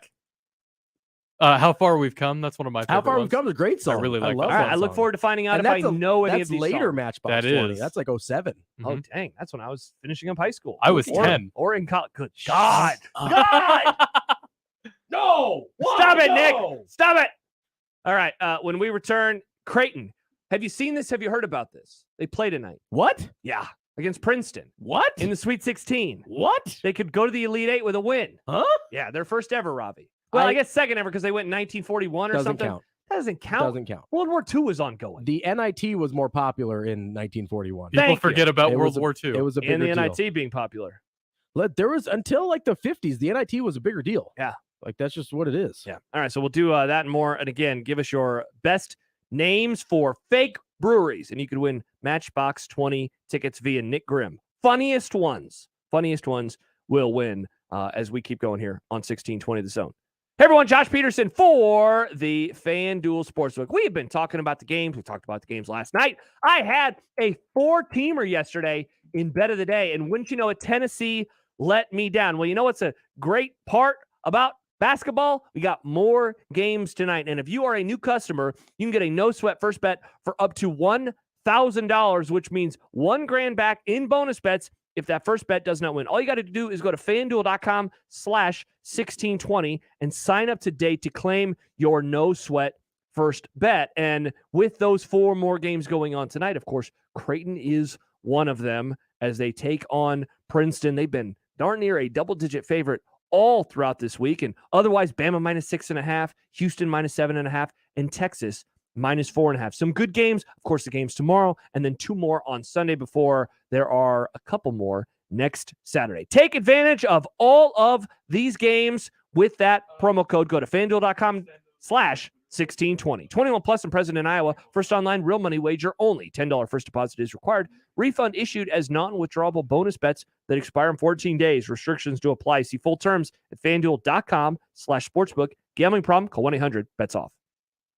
The Connor Happer Show. Are you interested in any Queso Tomanagua? We're making a product out of it. It's water bottles, and it's Queso Tomanagua. Queso Tomanagua Fina. Exactly. You seem like you want to invest. I think that you're onto something here that could take off. We just need a retweet from Steph Curry. Yeah, you could get stuff like whenever I'm thirsty, I grab a bottle of ice cold Queso Tomanagua. The commercials write themselves at this point. The Connor Happer Show. Weekdays from 10 to 2 on 1620 The Zone. Your Omaha area forecast from the Godfather's Pizza Weather Center and KETV Newswatch 7 on 1620 The Zone. Your Friday evening forecast will include increasing cloud coverage throughout the evening and overnight. There's a small chance of sprinkles around daybreak Saturday with a morning glow of 35 degrees. By your Saturday afternoon, a mix of sun and clouds with a high of 54 degrees. I'm meteorologist Anthony Copeland for KETV Newswatch 7. 1620 The Zone's Unsportsmanlike Conduct, brought to you by a great friend of the program, Union Bank and Trust. From sports medicine to spine, bone, and joint problems, Nebraska Medicine is your home for the region's most comprehensive orthopedic care. Our specialists have the unmatched expertise to diagnose and treat common and complex problems, with surgery being a last resort. With multiple locations, our leading care is miles ahead, yet close to home. For orthopedic advances, this is where you begin. Visit nebraskamed.com/ortho. Home is with you wherever that may be. Guys, let's face it, there is a time when you just need to get out of the house, to have your own place, to be with the guys, or just a quiet, relaxing place for yourself. Well, Hearth Cigars and Pipes Lounge hears you loud and clear. Settle in. Escape to Hearth Cigars and Pipes Lounge for an incredible selection plus premium cocktails, a knowledgeable, friendly staff, state-of-the-art humidor, and incredible lounge. Hearth Cigars and Pipes Lounge, just off I-680 at 48th Street next to Cubby's.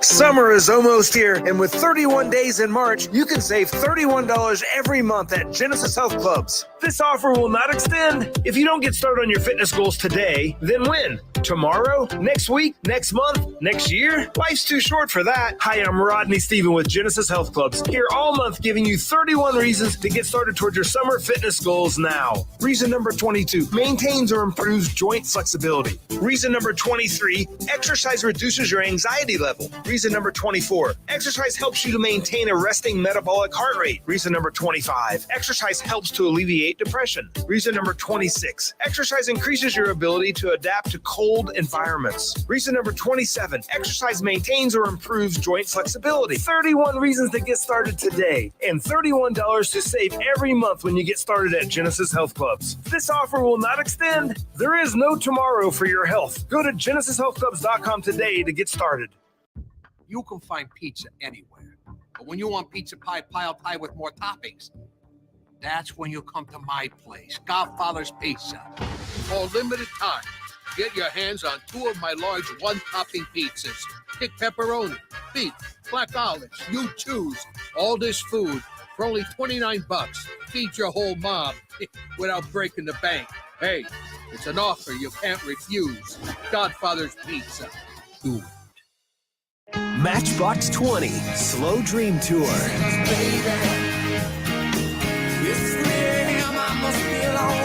June 8th, CHI Health Center, Omaha.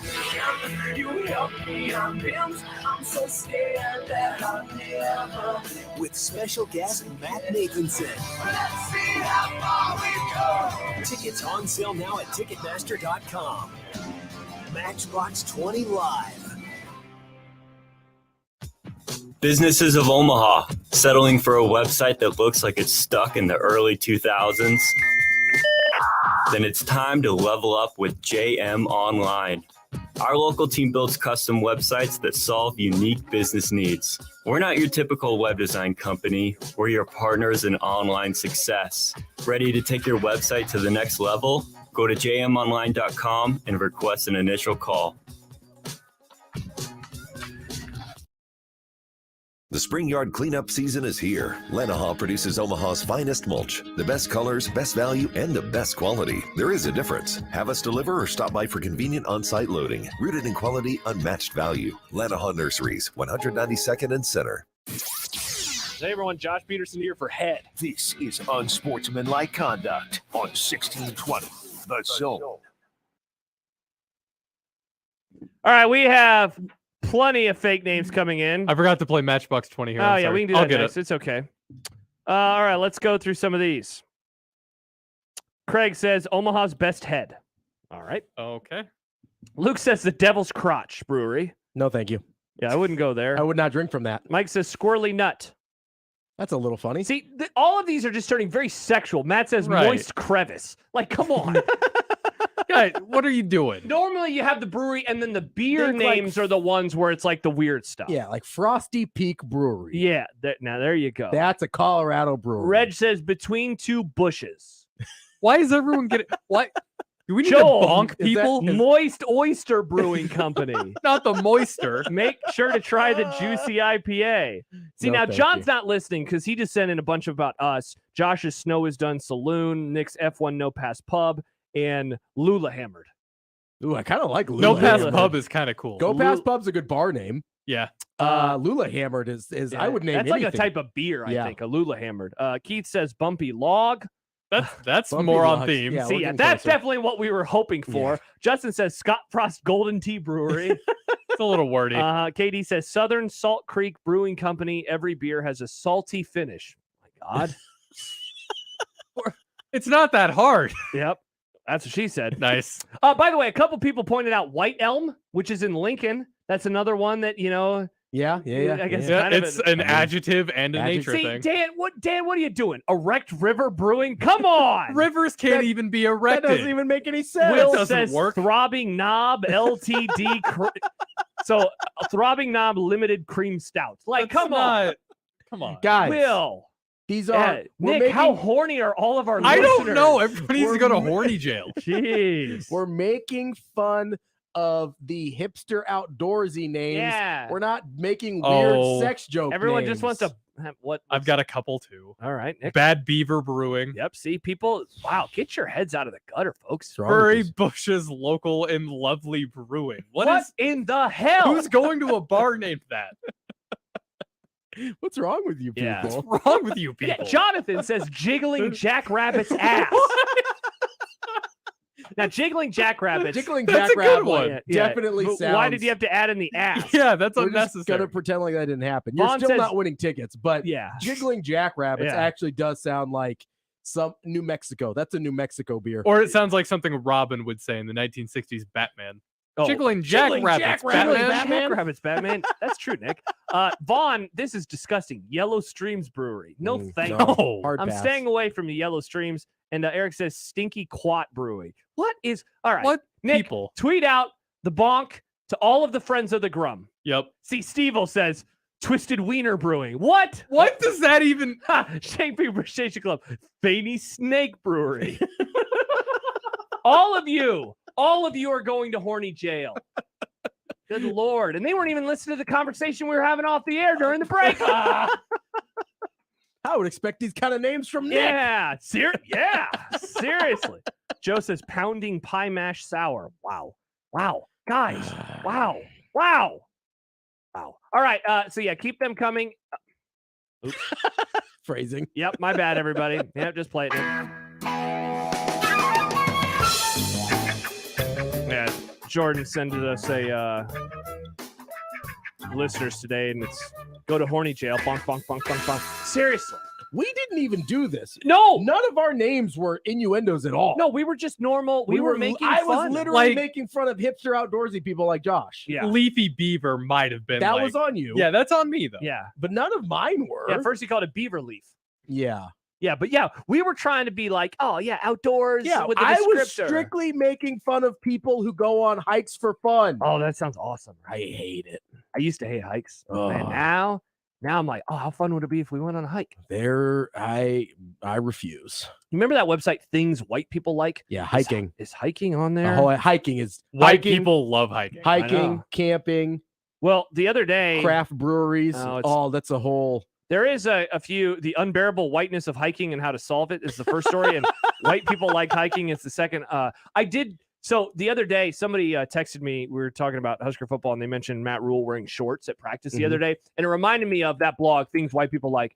And the one that I always love Cargo is shorts? is shorts, just shorts in general. Yeah. And the whole story is about how white people love that time of year when you can break out shorts for the first You time. wear shorts and a hoodie. Yeah. Oh, yeah. Yeah. Somebody was being critical because I was critical of Matt Rule's garbage hoodie earlier this week. And You hate their hoodies. that's horrible. But they were being critical of him wearing hoodie and shorts. No, Is that that's like the most Nebraska thing you can do. I love hoodie and shorts weather. Yeah. It's the best Oh, weather. that's some prime Midwestern. Yeah, Is that's hardcore Midwest. Is this an age thing where like the olds don't like the hoodies and the shorts? Well, we know how certain former coaches felt about hoodies in general. Oh yeah, that's true. But That's true. That guy sold his house for $3.5 million. good for him. Mhm. But it's not like he needs the money. I don't know what the demographic of people is that don't like hoodies and shorts. I think it's just people that are wrong. Good take. I like that. Also, I know you said shorts are a white people thing. Shorts are great. I think shorts are for everyone. Oh, I agree. Yeah, Cargo shorts are pretty white people. I haven't worn and those they're coming back apparently again. Folks. I haven't It's- worn those in years. It's a trend that is returning. I loved them for a while, and then I got Yeah. out of. I took off the cargo shorts and I put on regular shorts. Yeah. I don't think I'll go back. No, probably not. I don't think I'll go back. I don't have to carry that many things. That's true. Yeah, that's what I always. I used to have things. I did. I used to, put stuff in there, random things. Well, like gum or, other things. Like, speaking of innuendos. All right. My mom texts in. All your listeners are grounded. Yes, seriously, guys. And then finally, before we go to break, and we'll come back and we'll talk Creighton basketball. Kelsey says, I was going to say Pink Squirrel Brewing, but I didn't feel that's not innuendo-y enough. No, they don't have to. They don't have to be We don't want innuendos. innuendos. We literally don't want Preferably innuendos. not. Shangping Appreciation Club has also followed up. Veiny Snake Brewery is located at 69th and Cumming. Nice. You could do like Fuzzy Squirrel Brewery. There you go. That sounds like a Colorado brewery. Yeah, It does. Yeah. It does sound a little sexual. It does but- sound a But little it's sexual. not like really. Yeah. Like I wouldn't even know what that means. Like Fuzzy Squirrel. Like what is that? I don't know. Jordan says Naughty Coyotes, but Knotty. So the Naughty. So it'd be coyotes are naughty like coyotes. the knotted root. It could be like like Howling Coyote is definitely a. Oh, absolutely. It's That's abs- a good one. That's somewhere in the See, woods. this is how easy this is, friends of the Howling Grum. Coyote is like a Wyoming beer. Yeah. Yeah. Oh, I've never been to. Well, I probably have driven through there. I don't know. Wyoming doesn't exist as far as I know. Never been there. No. So it's just a myth in It's, your mind. it's trees. Like, what else is it's trees? I think there's a mountain or two. Tyler texts in. Micro Bush Brewing, Whispering Eye Brewing. Good Lord. All of you are going to horny jail. All of you. Like, just everybody just go, like, during the break. I just need you to go pray and, like, reflect on your sins. Yeah. If you can go talk to a And- father, apologize. We genuinely want to give you these tickets. Yeah. But you need to try But harder. you got to do better. You can't just do innuendos. I just did 3 right here and it wasn't even trying. Stop being so I've sexual. been doing everybody. a radio show and you guys can't. Come on, guys. Yeah. Come on. Good Lord. All right. When we come back, we'll look at tonight's Creighton and Princeton game. Kent Walgamott's going to join us in about 20 minutes as well. We'll talk vengeance with BJ Novak from The Office. And John Mayer. And Ashton Kutcher. Yeah, John Yes. Mayer. That's right. John He Mayer was he in at there. the very beginning of the Briefly. movie. All right. More to come. It is Unsportsmanlike Conduct here on 1620 The Zone. Woodhouse Chevy in Missouri Valley. You know, the truck that gets the job done each and every time is the Chevy Silverado. And right now it is truck month here in the month of March at Woodhouse Chevy in Missouri Valley. And right now you can get 0% APR for 36 months plus $1,000 cash allowance and no monthly payments for 90 days on the 2022 Chevy Silverado 1500. Or lease a 2022 Silverado 1500 for $479 a month for 36 months, 10,000 miles per year. See Woodhouse Chevy's entire selection of 2022 Silverados and schedule a test drive today at woodhousegm.com. In fact, you can almost do the entire shopping experience right there on your computer at woodhousegm.com because you can value your trade, fill out the credit app, chat with their knowledgeable, friendly staff. So much right there at woodhousegm.com. But don't forget, you can always find them at their permanent location just off I-29, exit 75 in Missouri Valley. So go anywhere this year in a new Chevy Silverado and find new roads to Woodhouse Chevy, Missouri Valley, or woodhousegm.com with approved credit. See dealer for details. Expires 3/31/23. Big names, big games. We've got them all. 1620, The Zone. The Nebraska Lottery has given over $900 million back to our state since 1993. It's gone to improve our environment, education, and stay fair. Over $900 million? That's something. I'll say. Hey, I have a great idea for a commercial. Have someone count to 900 million out loud. That would take 28 years. Not a good idea. I don't know, with a little background music and some sound effects. There's another studio down the hall. Why don't you get started? The Nebraska Lottery, 30 years of building a better Nebraska. The Nebraska Lottery has given over $900 million back to our state since 1993. The proceeds have helped protect and improve Nebraska's environment, funded need-based scholarships for Nebraska students, and maintained and improved facilities at the state fair. That's terrific. You should put that on your website.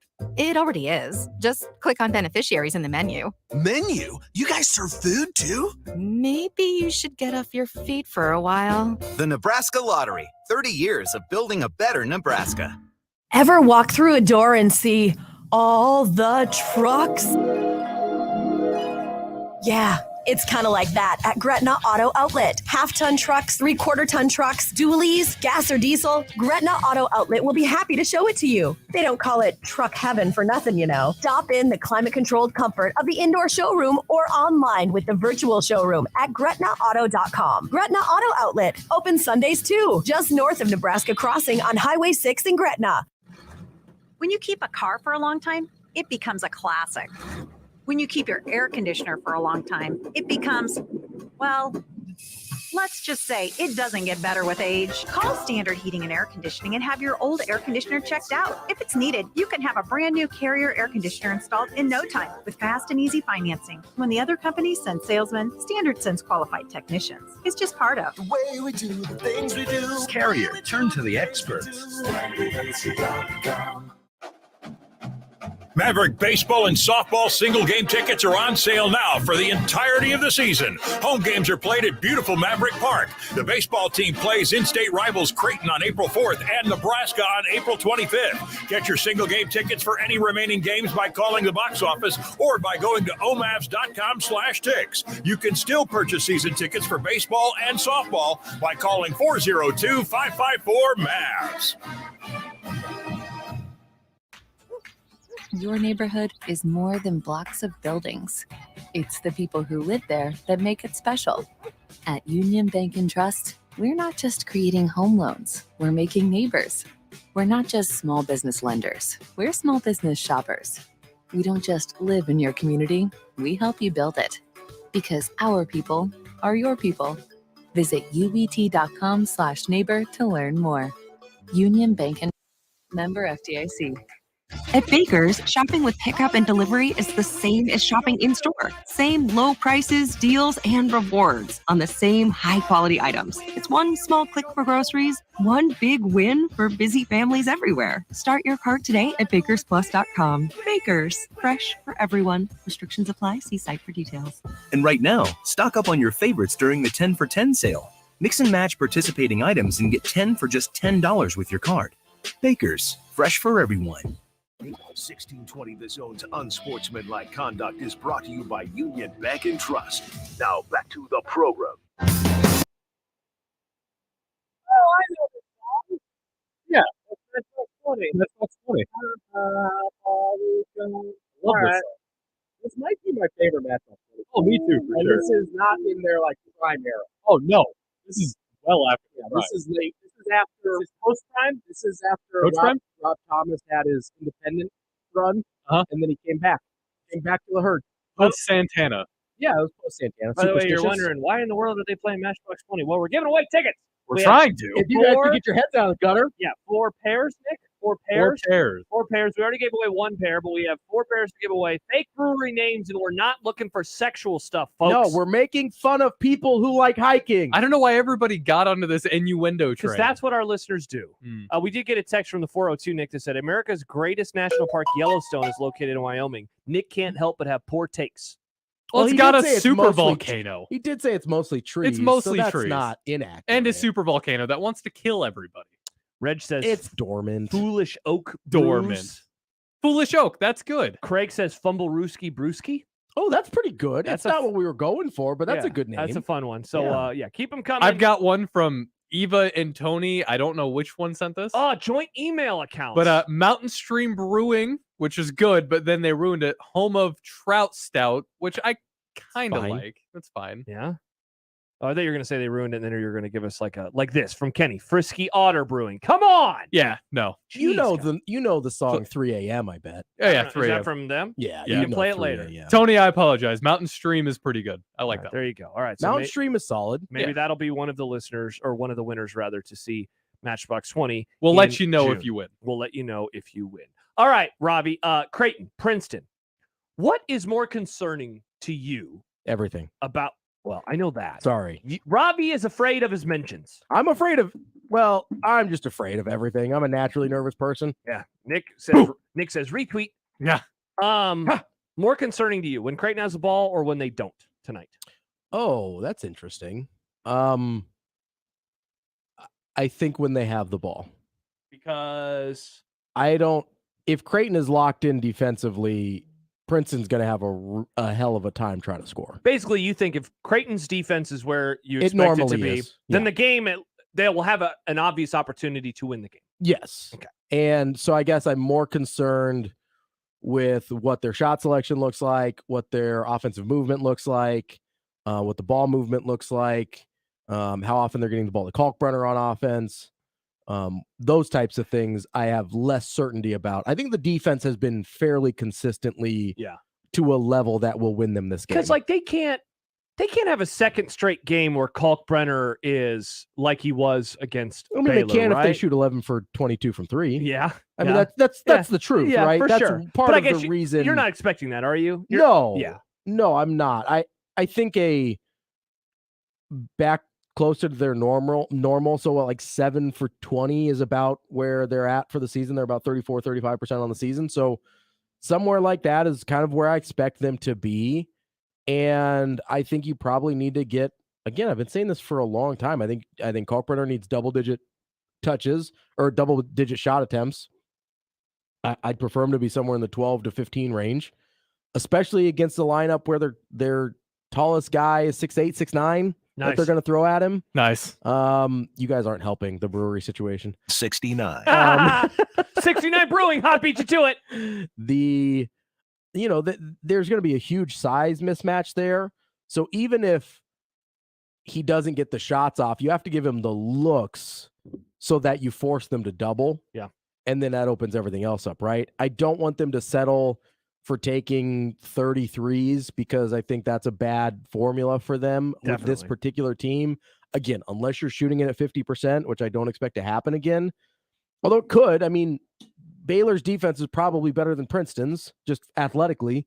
So it's not impossible, but I think a more sustainable method to win is making sure you get Kalkbrenner touches and either allowing him to just go to work down there or forcing Princeton to double team so that you can open up everything else, so that you can get Kaluma and Alexander and Ryan Nemhard going downhill. That to me is the recipe for success. You know, you look at recent games now that this team has played in, going back even to the regular season. So they finished up the regular season after that bad loss to Villanova. They won a couple versus Georgetown and DePaul. Mm-hmm. They beat Nova by 13 in a game that they beat their ass. They killed Nova.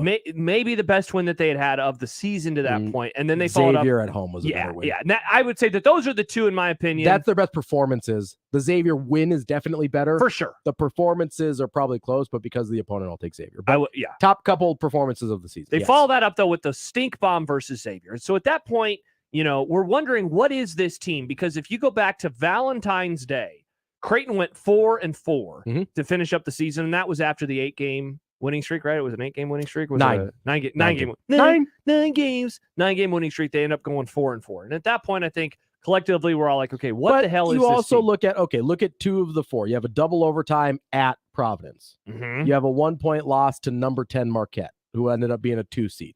So, I mean, it was mainly the last 2 losses were the ones where there was the 2 losses to Villanova. Yeah. The 1 loss to Villanova and then the loss to Xavier that you're like, but again, Xavier's a really good basketball team. Yeah, for sure. And I just, you can look at it at 4-4, but you can also look at it, and we tried to do this earlier in the year on their 6-game losing streak, right? And you're like, well, the first couple kind of makes sense, and then it kind of snowballs just it tails off at the end. You can kind of do the same thing here. You can look at it and say 4-4. That's a little concerning. You're not going into the tournament super hot. Or you can be like, well, it was a double overtime loss on the road at a really good team. It was, number 10 Marquette at home where you had a chance to win at the end. It's a really good Xavier team. Trey Alexander had Sweet 16 now. A great looking 3-point shot at the end of that Marquette game, and it just didn't go. Mm-hmm. I mean, are we having a totally different conversation if that shot goes in? Yeah, probably. So I try not to look at it too much, but I also try not to discount the fact that 4-4 not awesome. Yeah, and so now you look at how they played. I'd say the NC State game was like a B- level performance, maybe C+. I would say that the Baylor performance was like at worst an A-. I think A-. I know that the only reason it's not like an A for me is the last 5-6 minutes where they're unable to get a field goal, but they did such a good job at getting to that point that it didn't even matter. And defensively, they were still good enough to hold on, and And so ultimately, that long windup. Here's the pitch: what level performance gets them a dub tonight? Because they got a win with a B- performance versus NC State, maybe C+, depending on how you view it. The great performance against Baylor. So, like, you're going to take that one darn near 10 out of 10 times. Like, can they survive with a C or a C+ tonight? Like, I've found. So we're calling like the Xavier at home game the A+ version of what this team is capable Probably, of. yes. Okay. Yeah. So we'll call Villanova in the Big East an A version of what this team is capable of. Yeah. So what grade do they need to achieve to beat Princeton? Yeah. Now, of course, part of this is going to depend on how well Princeton plays. Yes. So this is not going out and playing golf where you can control your own variables. You're playing against another team here that it provides a variable. If Princeton plays their average game, I think Creighton can win with another B- effort. Okay. If Princeton is really good at controlling the pace, which they've been good at, if they're really good at keeping Creighton off the offensive boards, which is one of the only places statistically that Princeton's elite at, if they've been really good at second chance points in the tournament, I think they're plus 26 in their first 2 games in the tournament on second chance points. If they're able to continue that trend and they're playing really well in those areas, then Creighton probably needs a B+ A-. And then what if they're a little bit like, what if finally the 15 seed shows up and looks like the 15 seed? Then Creighton can probably play a C game and win. Yeah. I mean, Or if they can't play make any better than that, shots, they're going to cover. Like, that's one of those, like, Creighton could run away with this thing if Princeton plays like that. Yes. Yeah. If Princeton plays like a 15 seed, then Creighton plays a B game, they're going to cover pretty comfortably. Yeah. That's the fact of the matter. There is a gap here. Like I know. We can't pretend like there isn't a huge gap here. I've been thinking about that all week long, and we got to go to break because Kent Wagamont's in the bullpen right now. But like all week long, we've been talking about Princeton, and not to take anything away from them. Great win. Incredible effort. Yeah, they beat Arizona, a team that a lot of people had picked to win the Natty, and then they didn't just beat Missouri; they smoked Missouri. They left no doubt in that game. But I mean, look, they were a 15 seed for a reason. They are an Ivy League school and they're for top, a reason. They're barely top 100 in both offense and defense on Ken Palm. They're not elite at anything except for not allowing offensive rebounds in the country. They're pretty good at a lot of things, but even with statistically, you have to remember most of those statistics are against other Ivy League schools. From a roster and talent standpoint, there's a pretty large gap here. Yeah, for sure. And that's something that you just have to take into account. It's not like this team lights it on fire from 3. They have a couple really solid shooters. You know, I like I said the other day, I don't think Langborg is going to go for 22 again and play out of his mind like he did against Missouri, especially early. There's a gap here, and to pretend that there's not is being disingenuous. But you can acknowledge that and still say, yeah, there's a way for Princeton to win. Bingo. But they shouldn't. I mean, that's the bottom line. They shouldn't. Bishop will join us in about an hour from Louisville, and we will dive into this game a whole lot more. One more brewery name from John into the text machine. He says 68 Brewing. You can always add one more. That's a good one, and that's a winner. Congratulations to John. He will get some Matchbox 20 tickets. When we return, we will talk about Say It, the movie. I like Vengeance. I like the way you've been saying it. That's good. Vengeance. When we return, also, we will have John's pick for the movie club. The question is, will John actually be here next Friday to talk about the movie? Or will Creighton be in the Final Four? Ooh, that would be fun. Ravi, look at the smile That on his would be face, folks. fun. All right, Kent Wagamont joins us. When we return, we will talk about Vengeance here on 1620 The Zone. Live from the Host Coffee Studio, this is 1620 The Zone. 1620 The Zone. Traffic. From the Zoom Drain Time-Saving Traffic Center, currently nothing major as far as wrecks go. We're getting reports of stop-and-go traffic if you're north on 144th between 370 and I-80, causing about a 3 to 5 minute delay through there. A couple minute delay on southbound 72nd between I-80 and L Street. Same goes if you're east on Cornhusker between 25th and Fort Crook Road. And then if you're north on 84th, slight delay between L Street and I-80. I'm Mike Neville. This time-saving traffic is brought to you by Lanahan Nurseries. The spring yard cleanup season is here. Lanahaw produces Omaha's finest mulch. The best colors, best value, and the best quality. There is a difference. Have us deliver or stop by for convenient on-site loading.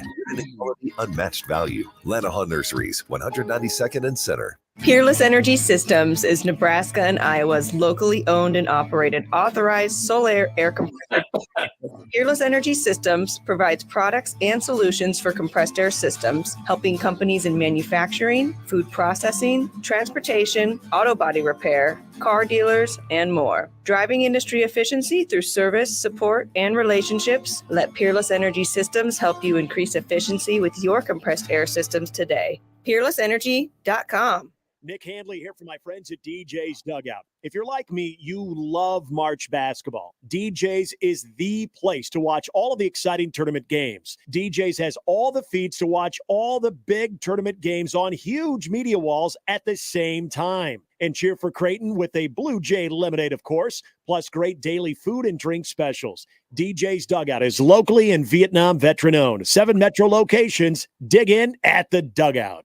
It's not a run for the roses, but it'll smell just as sweet. Sweet 16 coverage begins today at 6 with Ravi Lula. Then join me and Nick Baugh for the play-by-play at 8. Creighton and Princeton tonight on 1620 The Zone. Standard Heating and Air Conditioning is and has always been locally owned and operated. Now, with 160 employee owners, chances are one of us lives in your neighborhood. We take pride in taking care of you, our customers, and keeping you comfortable all year round. And as always, our technicians don't have sales quotas. When other companies send salespeople, Standard sends qualified technicians. It's just part of. Carrier, turn to the experts. Winning comes without a guarantee. Focus, discipline, and extraordinary effort make winning more likely. Sometimes our greatest wins come from major setbacks. Coming back from a serious injury is a win that requires teamwork. At Berry Law, we're in it to win it. If you have been seriously injured in an accident, 402-999-7777. Tickets for Less. Best seats, best prices, no per ticket fees. Ticketsforless.com. KOZN Bellevue, Omaha, Council Bluffs. This is 1620 The Zone.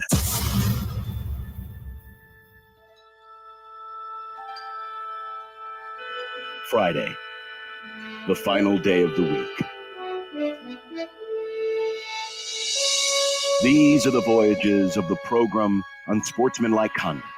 Its ongoing mission to explore strange new movies, to seek out new bits and new edifications, to boldly go where no radio program has gone before.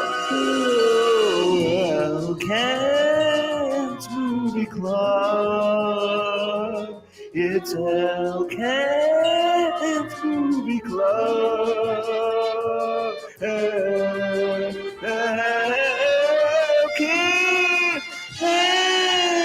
Movie Club. It's Elkent's Movie Club. It's time for Elkent's Movie Club because it is Friday afternoon. Hello, Kent. Hello. How are things today? Things are fine. I'm not going to get to see the game tonight because I am go to the Lead Center and do a review. So I'll be putting it on the DVR, and undoubtedly somebody will tell me. Oh yeah, I was going to say, well, you better avoid the spoilers. Yeah. But things are fine beyond that. I will tell you, I think there's only 2 ways this game plays out tonight.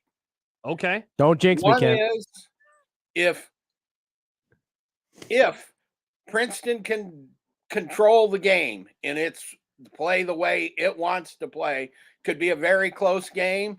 But if there's any kind of separation early, Creighton walks. Yeah. I think that's fair. Yeah, I think that's fair. I do too. I controlling the tempo is the only way for Princeton to stay in it. I mean, I think that's accurate.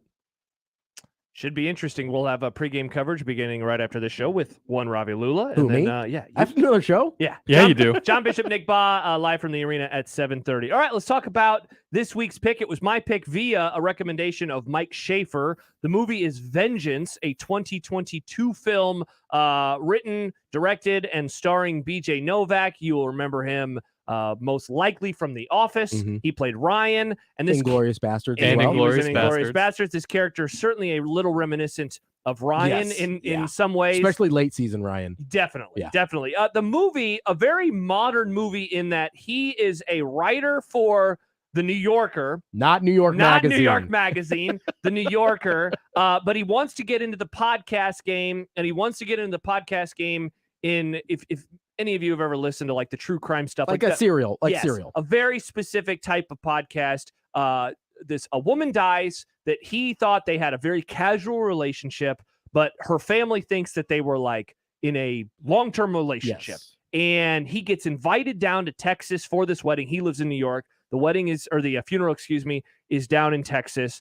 And one of her siblings thinks that she was murdered. Mm-hmm. And he has a certain worldview that BJ Novak's character does not have. And then there are kind of a bunch of twists and turns along the way. I'd say that did I miss anything, Ken? I think that's kind of the general premise of the flick. Yeah, other than I would say it's a dark comedy. Definitely. Not so much mystery, so to speak.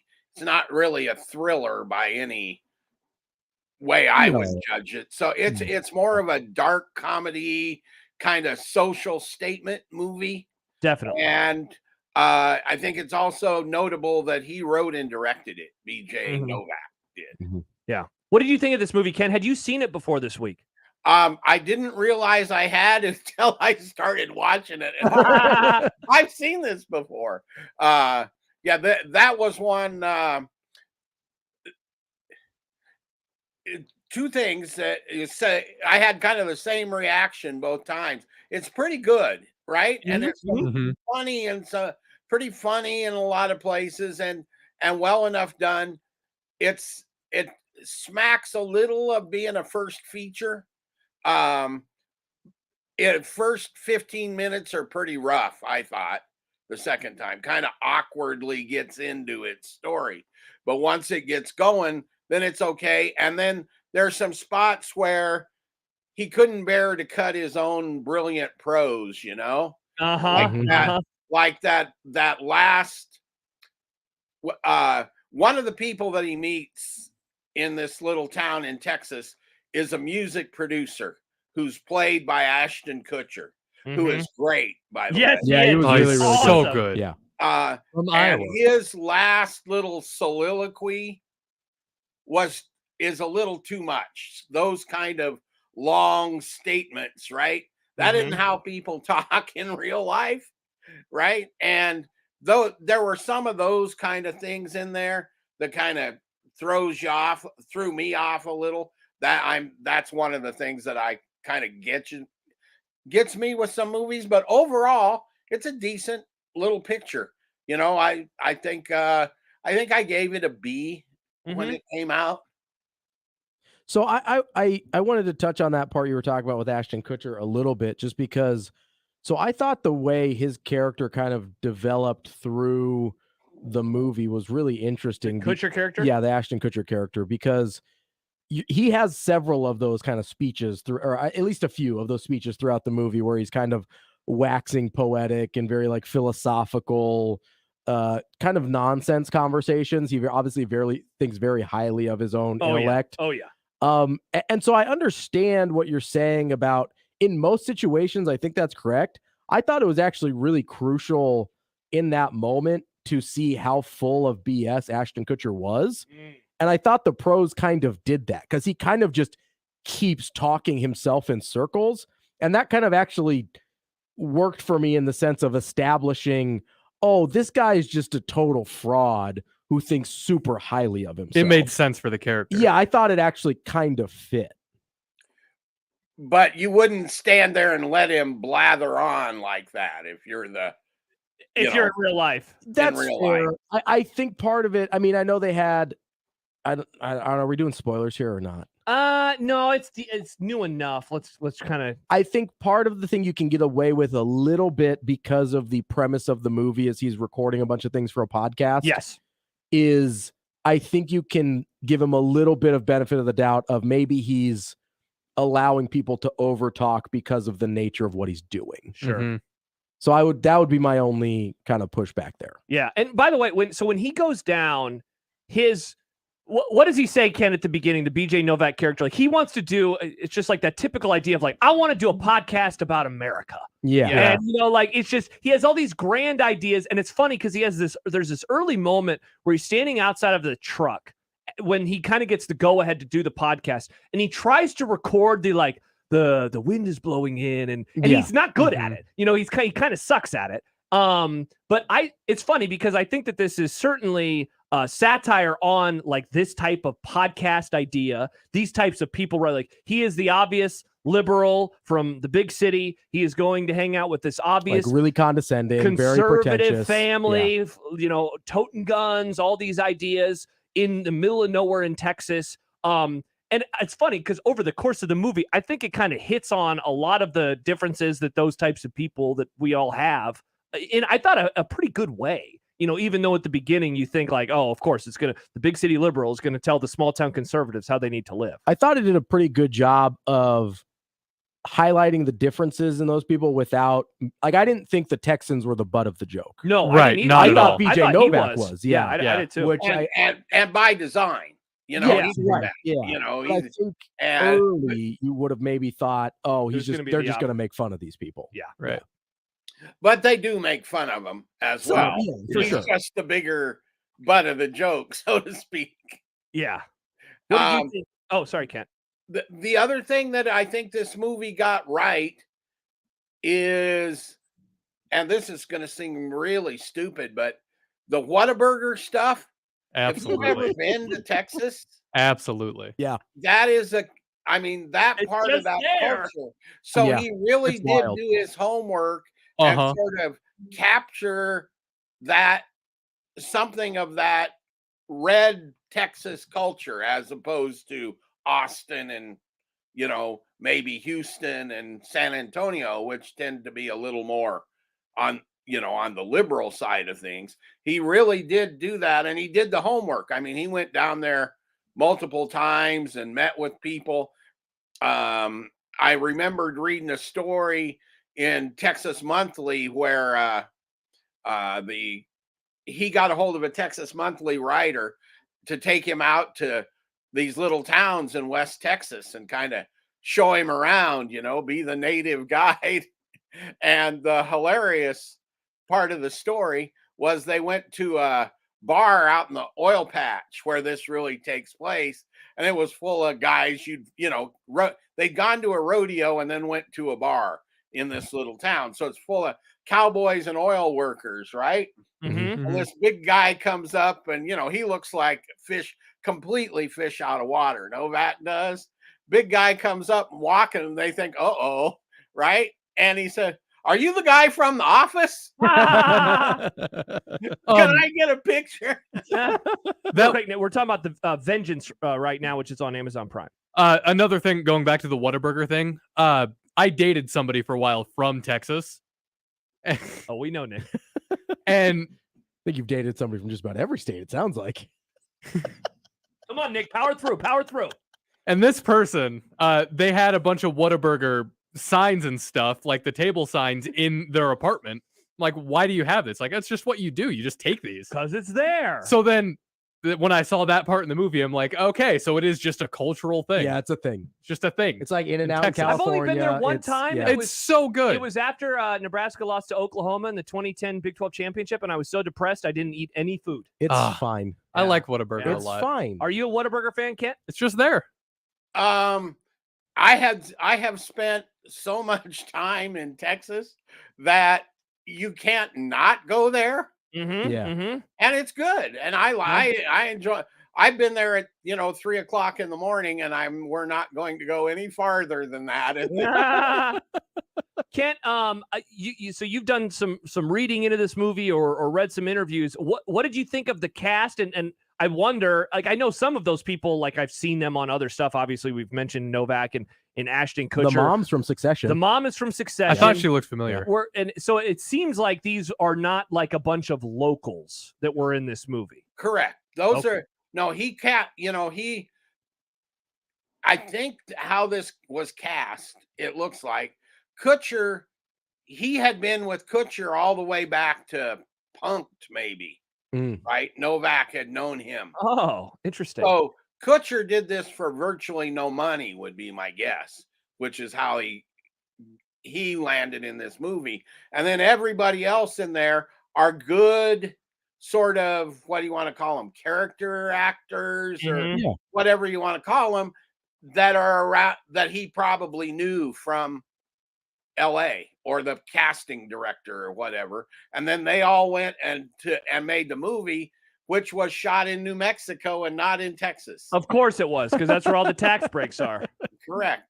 And so what they did, I mean, the guy's clever. What they did was they shot it in this little town in New Mexico, and then they sent a crew in a car across to Texas to actually get some of the exterior shots. Interesting. There you go. I thought the siblings were really good. The two daughters I thought were very funny in the relationship. The kid, the youngest kid, I thought he Mason. he had some really funny moments as well. I thought that the cast worked, really well all together. I thought that the chemistry of this movie was really solid. Yeah. The other thing that's interesting about this movie is they shot 2/3 of it before the pandemic. Oh, really? And then they got shut down, and I think it was for 7 or 8 months.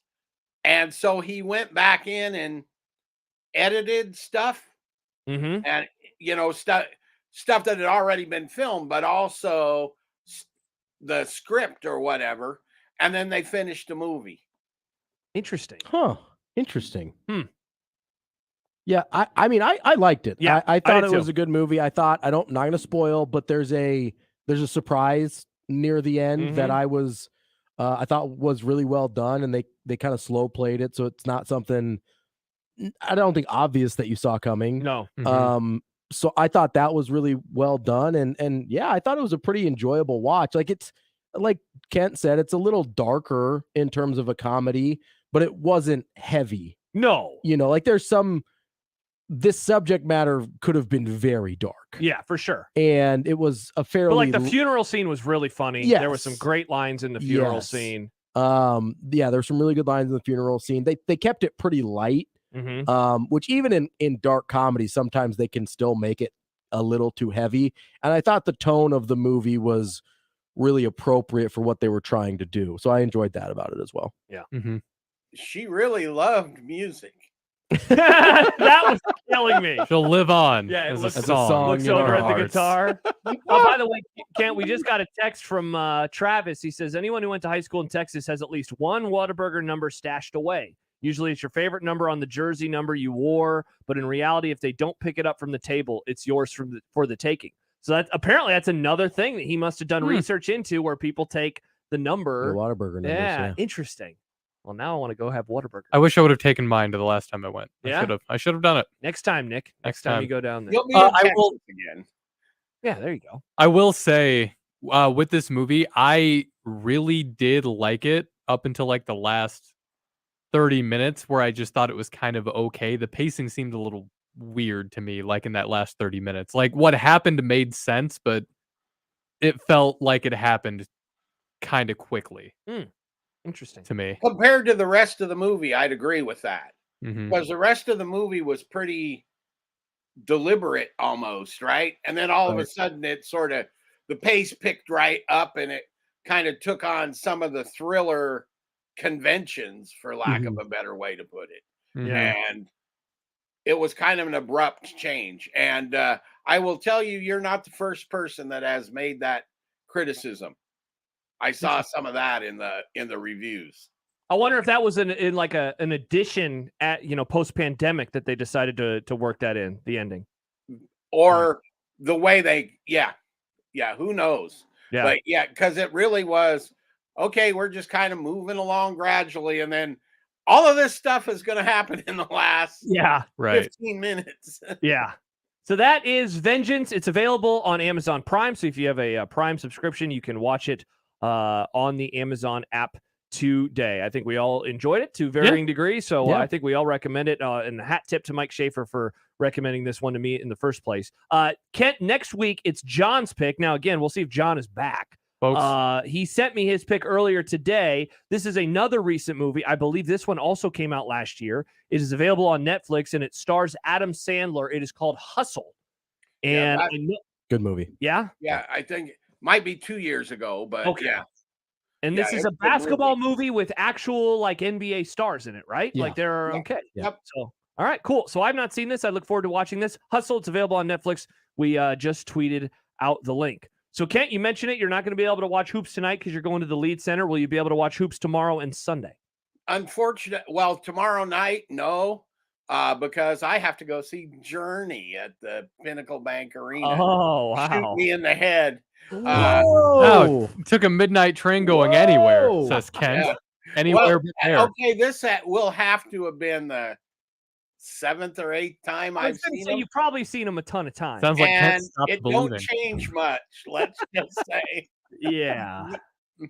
I do want to add one thing. If anybody's interested in seeing KKK, or it's not KKK, RRR. Oh my God. Movie. I was Never like, mind. that's RRR, a very the vibe. Indian movie we watched a couple weeks ago. Yeah. The Ross Theater here in Lincoln. Not this week, but the following week. So, Do like they have the original version in April is playing it in the original Indian dialect, Gugula, whatever it is. Yeah. Version. So if you want to go, and it's on a big screen, which is where it really should be seen. Oh man, at the Ross, you said? Yep. All right. There we go. Very nice. Man, I'm intrigued because it might be kind of fun to watch on a big screen. Yeah, and it was very RRR. It was very distracting too at times with the. Did you see Jimmy's comment on the stream? Yeah. KKK. It's RRR. Oh wow. All right. Yeah. All right. So Hustle next week in the movie club. It is available on Netflix. Kent, hope you have an awesome weekend. Me too. I'm not really thinking that's going to happen. But Yeah. okay. I hope that Sunday is good Right. for you. At This least. is there Kent. you go. This is Kent. This is Journey, and he wants to go their separate ways. Is that another Journey that reference? is. Bad. Yeah. Bad jokes are Nick's forte. Have a good weekend. Well, have as good of a weekend as you can, Kent. All right. See you later, guys. Bye-bye. Bye. That is Kent Wogamont joining us here on the Grum. There was a comment earlier from Jimmy. Says, does Kent not go to theaters anymore? Why no new movie reviews? We just don't do them anymore. We don't do. Yeah, this is more fun. He still goes to and reviews he still movies he still and does that. Concerts, as we're seeing apparently. Yeah, occasionally we'll talk to him about a newer movie, like maybe getting a question or two. Oppenheimer coming. See, and that's one that I'd love to do. Oh, absolutely. We did Cocaine Bear. We did Cocaine Bear recently, but yeah, You put the emphasis on bear in a weird place there. Did I? Said Cocaine Bear. It's like when Shafe says Taco Bell. Taco Bell. So yeah, Cocaine Bear. Rusty says designated Hitler. Do we have that drop on this? Designated Hitler. Yeah. I was like, what movie is he? If you want to see KKK, what? Black Klansman? Yeah, that's maybe that was on the brain. I do want to see that movie. I haven't seen that yet. It's good. Jed says, was I the only one not surprised that the KKK was playing somewhere in Lincoln? All right. Keep your breweries coming in, by the way, like this one from Sam Kegs Cups Kent Brewery. Oh no. Come on now. Is this now what all the jokes are going to be? Let's not do this. Probably. Yeah, you're probably right. Some more breweries. Broken Twig. Oh, that's Lee. a good one. Broken Twig Brewery. Shane says Twisted Bear Brewing. So again, a lot of like the Twisted. Aaron in Papillion says Rusty Nail Tetanus Ale. Oh. So Rusty Nail is actually the name of a drink. Yeah. So that might be a little confusing, but I do like where your head's at. Mm-hmm. And let's see. David says Dusty Beaver. All right, There so it is. we're back on that. Back to that, huh? Bonk. Indeed. All right, so keep your brewery names coming in. We have given away 2 of the pairs. During the break, Nick will pick another one from the emails or tweets that we have received, and that person will win a pair of tickets to see Matchbox 20. Plus, we'll continue playing Matchbox 20 songs as the show goes on, so I can realize, I do actually know who Matchbox Can we get 20 Real is. World next, Nick? I got you. All right, so Real World will play when we return. We got some more hoops coming. John Bishop will join us in about a half hour. I still have a Dylan Raiola concern. Let's do that when we come back. Okay. Our final preview of Dylan Raiola weekend. I'm going to end on a negative note because I have a concern. Negative boys. The negative boys. The concerned boys. And then someone's looking in our fridge right now. Oh, hi. Oh, hi. Oh, it's Alyssa. Hi, Alyssa. Hi, Alyssa. All right, more to come back after this on 1620 The Zone. Hey, everyone. Josh Peterson here for my friends at Kugler Vision. I was able to see Alyssa out of the corner of my eye. And why? Because I don't have glasses on anymore. Why? Because I went to Kugler Vision over 5 years ago. I scheduled a consultation for the beginning of 2018. I wondered, hey, which of your procedures are going to work best for me? I hear you have 7 of them. I figured, cool, LASIK, that's what everybody gets, right? Wrong. Not everybody gets LASIK, but they have 6 other FDA-approved forms of modern vision correction that can help you, just like they helped out me. A few of my coworkers, they have done the same. Friends of the Grum, I know over the last few years, have done the same as well. I have a really good friend. She had her procedure done late last year, and it has been such a game changer for her life. Every time I see her, we end up talking about it, and she mentions how she does not miss her glasses at all. It's the only spot in our state that specializes in all 7 of those FDA-approved forms of modern vision correction. Give them a call today and schedule a consultation. Ditch the glasses for good. 402-558-2211. You can also visit them on their website today, kuglervision.com.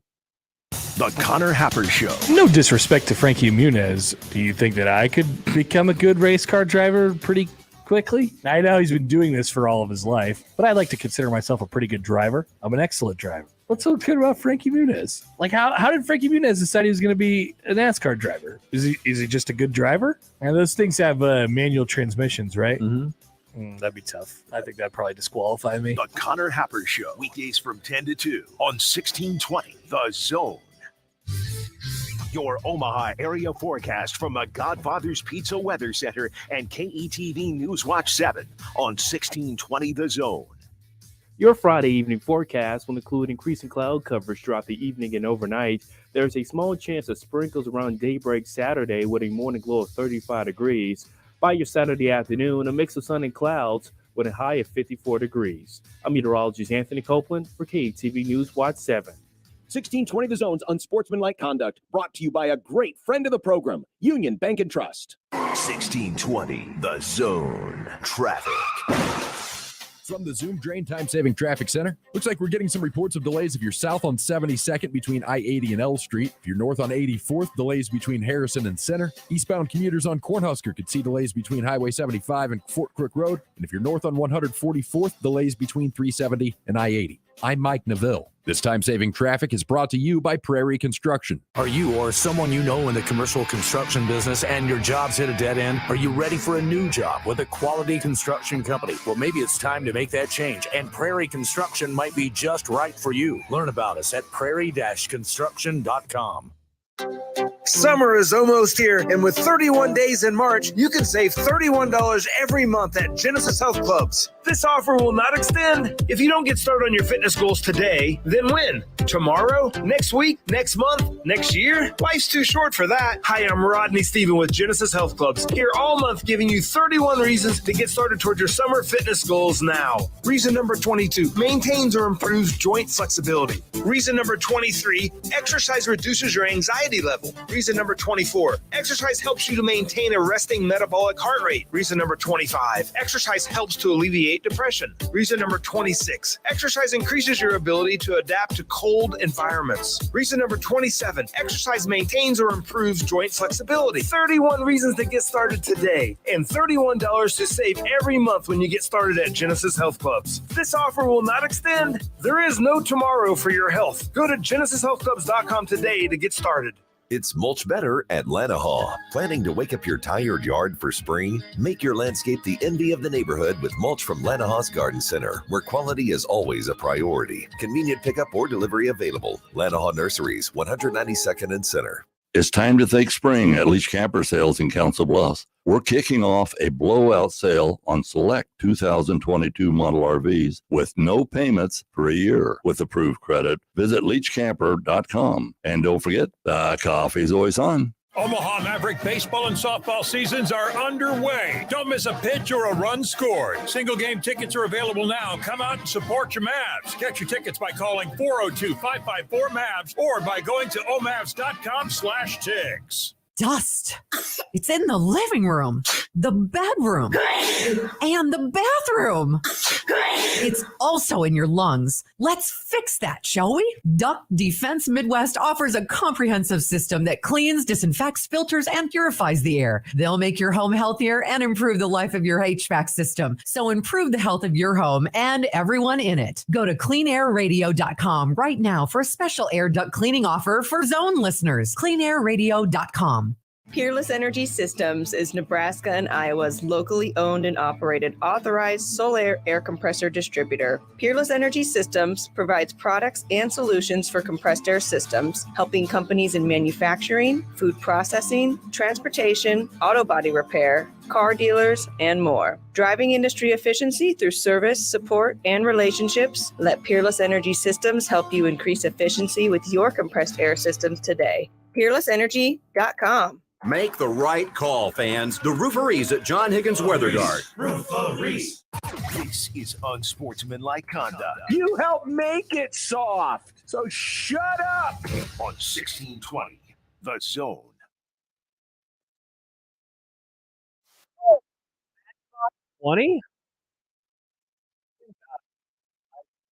And out of time because there's ads playing on Craig, this thing. Craig is going to be our next winner.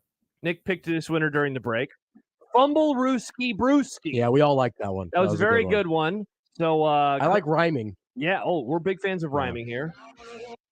Here you go. What song is this? This is Real World. I've heard this song. Yeah, of course you have. It's I've very heard- famous. yeah, I've heard Matchbox 20. But Sam writes in, these brewery names have big early Facebook unsportsmanlike conduct, like when the Twin Peaks. I've heard stories about the Twin Peaks things that I'm glad we don't do that. It's very like Michael Severe on brand. Oh yeah.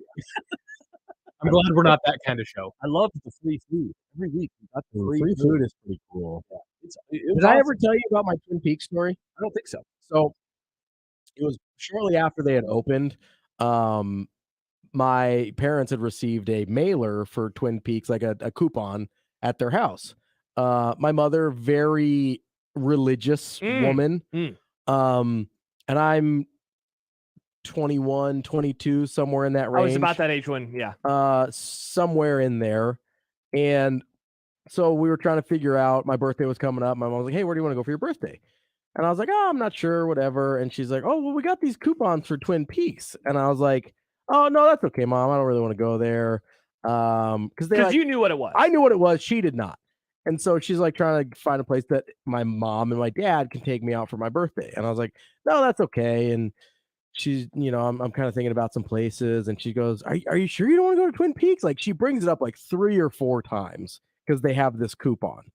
And finally, I just have to turn to my mom because I was doing everything I could to get her to drop it without having to tell her why I didn't want to go there with her specifically. And finally, I'm just like, Mom, that's a booby restaurant. And she goes, oh, I kind of thought it might be with the name. And I was like, then why'd you keep suggesting it? That's my Twin Peaks story. Well, this is perfect timing because he told me he was going to call. Look at that. It's Michael Severe. Hi, Michael. Who loves booby restaurants? Oh, yeah, well, not anymore. Yeah. Yeah, the food's usually bad at booby restaurants. Twin Peaks food was actually pretty good, though. Yeah. I did end up going in my later years. Where did you go? Twin Peaks, the food at Twin Peaks is actually pretty good. Remember the Twin Peaks studio, Michael? Yeah. But the new places.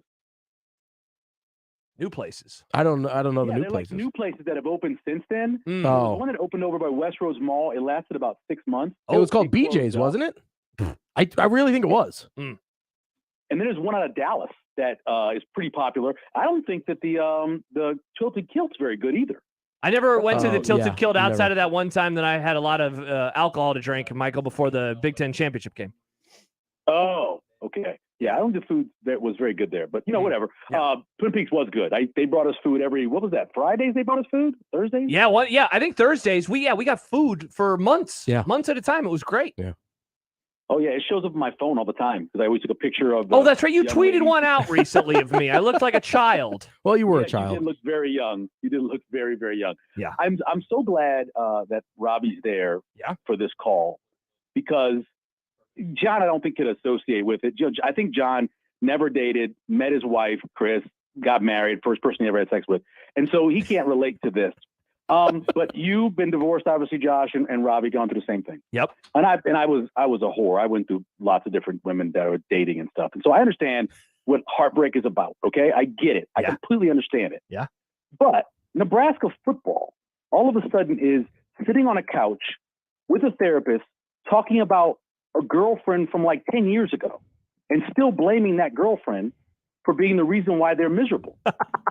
We've got to get rid of talking about old girlfriends, especially Mike Riley, because if you re-examine Mike Riley, I mean, spend some time, go through the recruiting classes.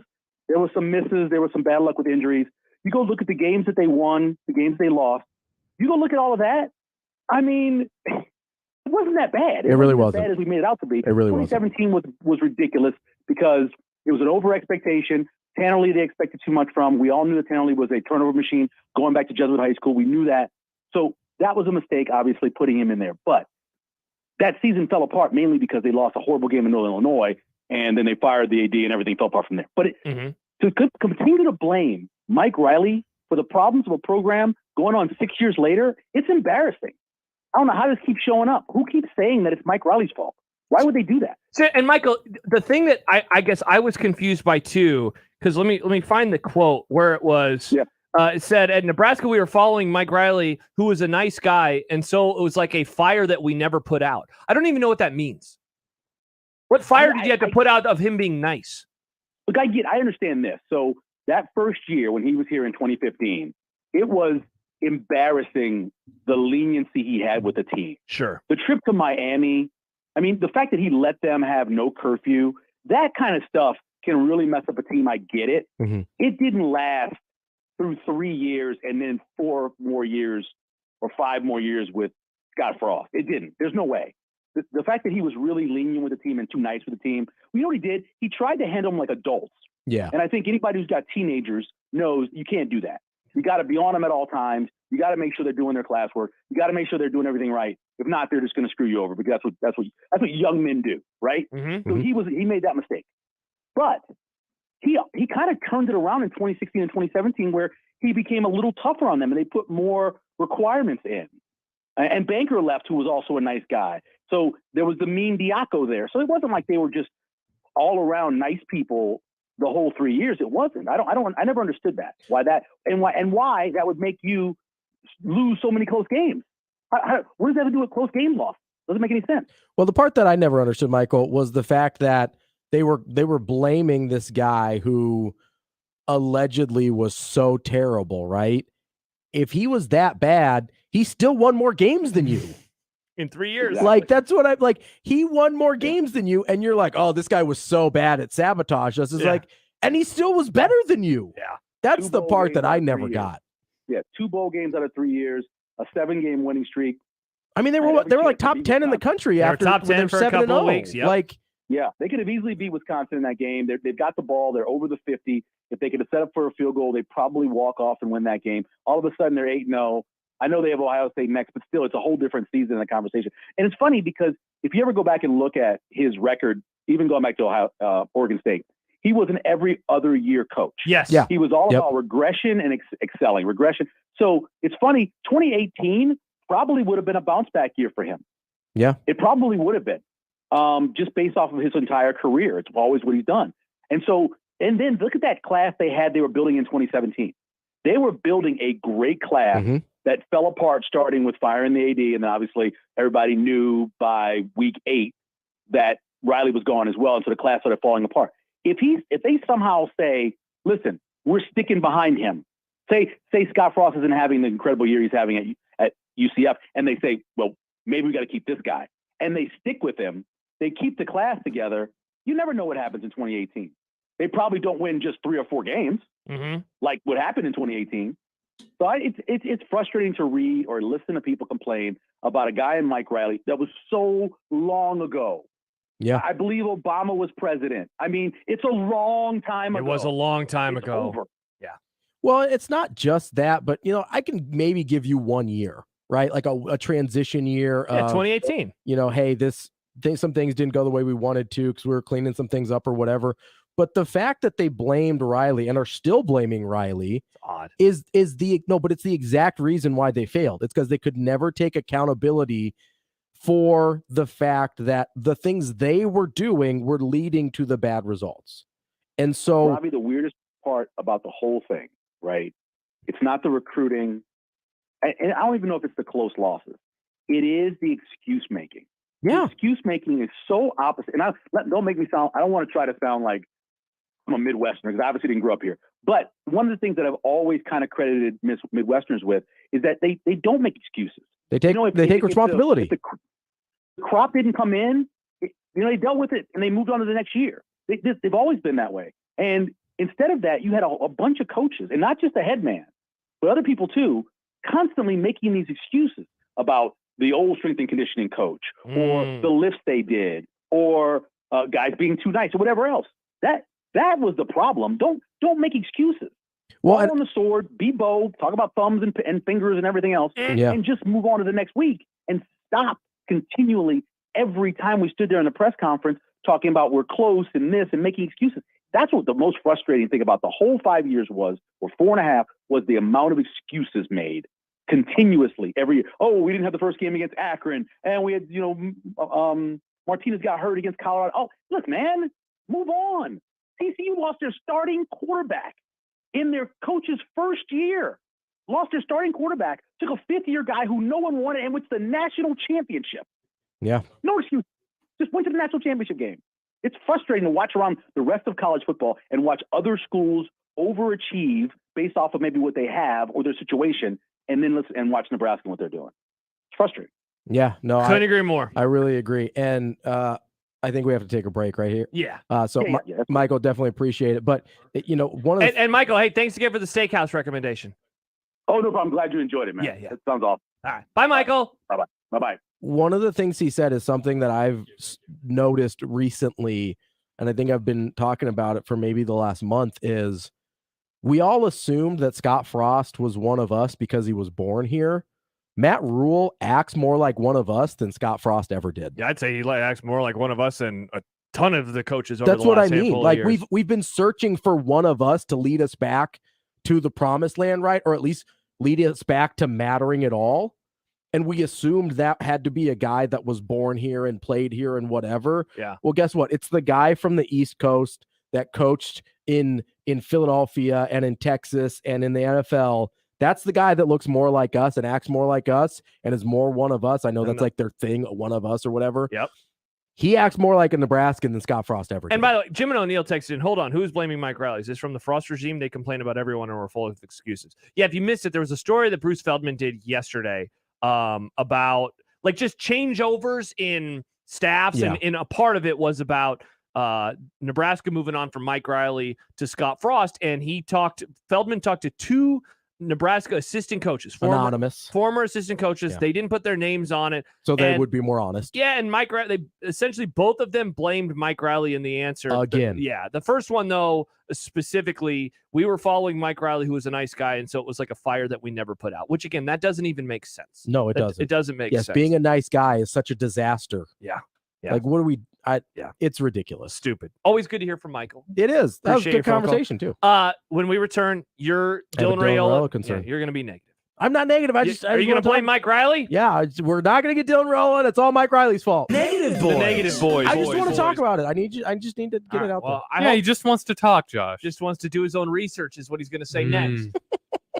We'll do that when we return. Also, John Bishop joins us in about 15 to 20 minutes live from the KFC Yum Center. Meanwhile, it's going to be the Popeyes Yum Center on Sunday at my house because that's a very normal thing to do. It's going to be the Popeyes 72-hour chicken center because it's put it in the air fryer. 3-day-old chicken. It's going to be fine. It's going to be just fine. So we'll do that. It's going to be just No, it's going to fine. be great.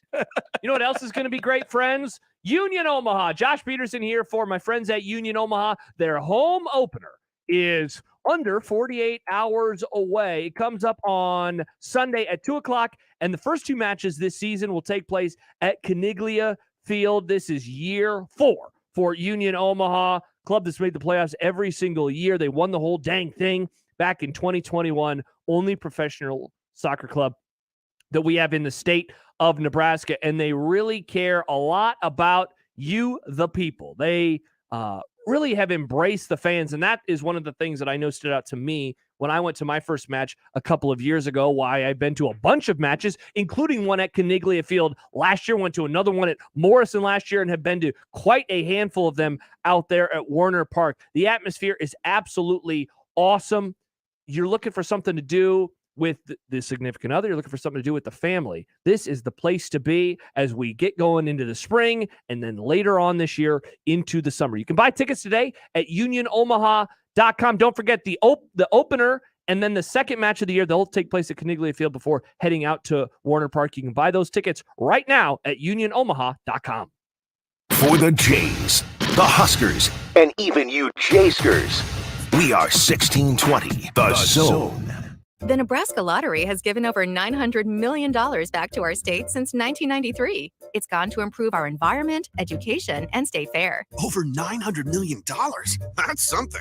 I'll say. Hey, I have a great idea for a commercial. Have someone count to 900 million out loud. That would take 28 years. Not a good idea. I don't know, with a little background music and some sound effects. There's another studio down the hall. Why don't you get started? The Nebraska Lottery, 30 years of building a better Nebraska. The Nebraska Lottery has given over $900 million back to our state since 1993. The proceeds have helped protect and improve Nebraska's environment, funded need-based scholarships for Nebraska students, and maintained and improved facilities at the state fair. That's terrific. You should put that on your website. It already is. Just click on beneficiaries in the menu. Menu? You guys serve food too? Maybe you should get off your feet for a while. The Nebraska Lottery, 30 years of building a better Nebraska. When you keep a car for a long time, it becomes a classic. When you keep your air conditioner for a long time, it becomes, well, let's just say it doesn't get better with age. Call Standard Heating and Air Conditioning and have your old air conditioner checked out. If it's needed, you can have a brand new Carrier air conditioner installed in no time with fast and easy financing. When the other companies send salesmen, Standard sends qualified technicians. It's just part of the way we do the things we do. Carrier, turn to the experts. Ever walk through a door and see all the trucks? Yeah, it's kind of like that at Gretna Auto Outlet. Half-ton trucks, three-quarter-ton trucks, dualies, gas or diesel. Gretna Auto Outlet will be happy to show it to you. They don't call it truck heaven for nothing, you know. Stop in the climate-controlled comfort of the indoor showroom or online with the virtual showroom at GretnaAuto.com. Gretna Auto Outlet, open Sundays too, just north of Nebraska Crossing on Highway 6 in Gretna. It's March Madness update. Nebraska men's Elite Eight is set, and today decides the rest. From the Midwest region in Kansas City, top seeded needs to beat Miami to advance, and second-seeded Texas the same against Xavier. And from the South region in Louisville, the other remaining one-seed Alabama takes on San Diego State, while 15th seed and Cinderella Princeton battles Creighton. Hear Westwood One's exclusive coverage of the NCAA tournament right here. Whether you own a local business or a global one, you know that these days, generating growth is a challenge. By teaming with Bank of America, you'll not just stay ahead of the curve, you'll move it. With access to experts, award-winning insights, and business solutions so powerful, you'll make every move matter, locally and globally. Visit bankofamerica.com/banking for business to learn more. What would you like the power to do? Copyright 2023 Bank of America, N.A. Finding great people to hire is like trying to find a needle in a haystack. It's pretty difficult, right? Well, ZipRecruiter has mastered finding a needle in a haystack, so they take it to the next level. They make hiring so simple that it's like finding a needle in a needle stack. And that's why you should try ZipRecruiter for free at ZipRecruiter.com/radio. Here's what it's like to use ZipRecruiter. They have so many qualified candidates that it's easier to find the right ones for your roles. In fact, 4 out of 5 employers who post on ZipRecruiter get a quality candidate within the first day. That's a lot of needles. So how do they do it? ZipRecruiter's powerful technology sends you candidates who are a great match for your job, and you can even invite your top choices to apply. So if you want less hay and more needles, head to ZipRecruiter. And right now, you can try ZipRecruiter for free. That's right, free at ZipRecruiter.com/radio. That's ZipRecruiter.com/RADIO. ZipRecruiter.com/radio. ZipRecruiter, the smartest way to hire. 1620 The Zone's Unsportsmanlike Conduct is brought to you by Union Bank and Trust. Now back to the program. Oh, I know this. Also Matchbox 20. Nope. It's the 90s. Matchbox 20 from the 90s. 3 a.m. Matchbox 20. Nice. From the 90s. By the way, you're wondering, what the hell are you guys doing? We're taking names for breweries. You can win tickets to Matchbox 20. We have given away 3 pair with 2 more to go. Pedro says, how about Missouri Mudhole Brewery? Sounds like an Urban Dictionary thing. Like when I was in middle school. Definitely does. It definitely does. So Yeah. keep the names coming, and you could win tickets to see them in June. Real quick, Robbie, before we get to your Dylan Raiola question or concern. Concern. All right.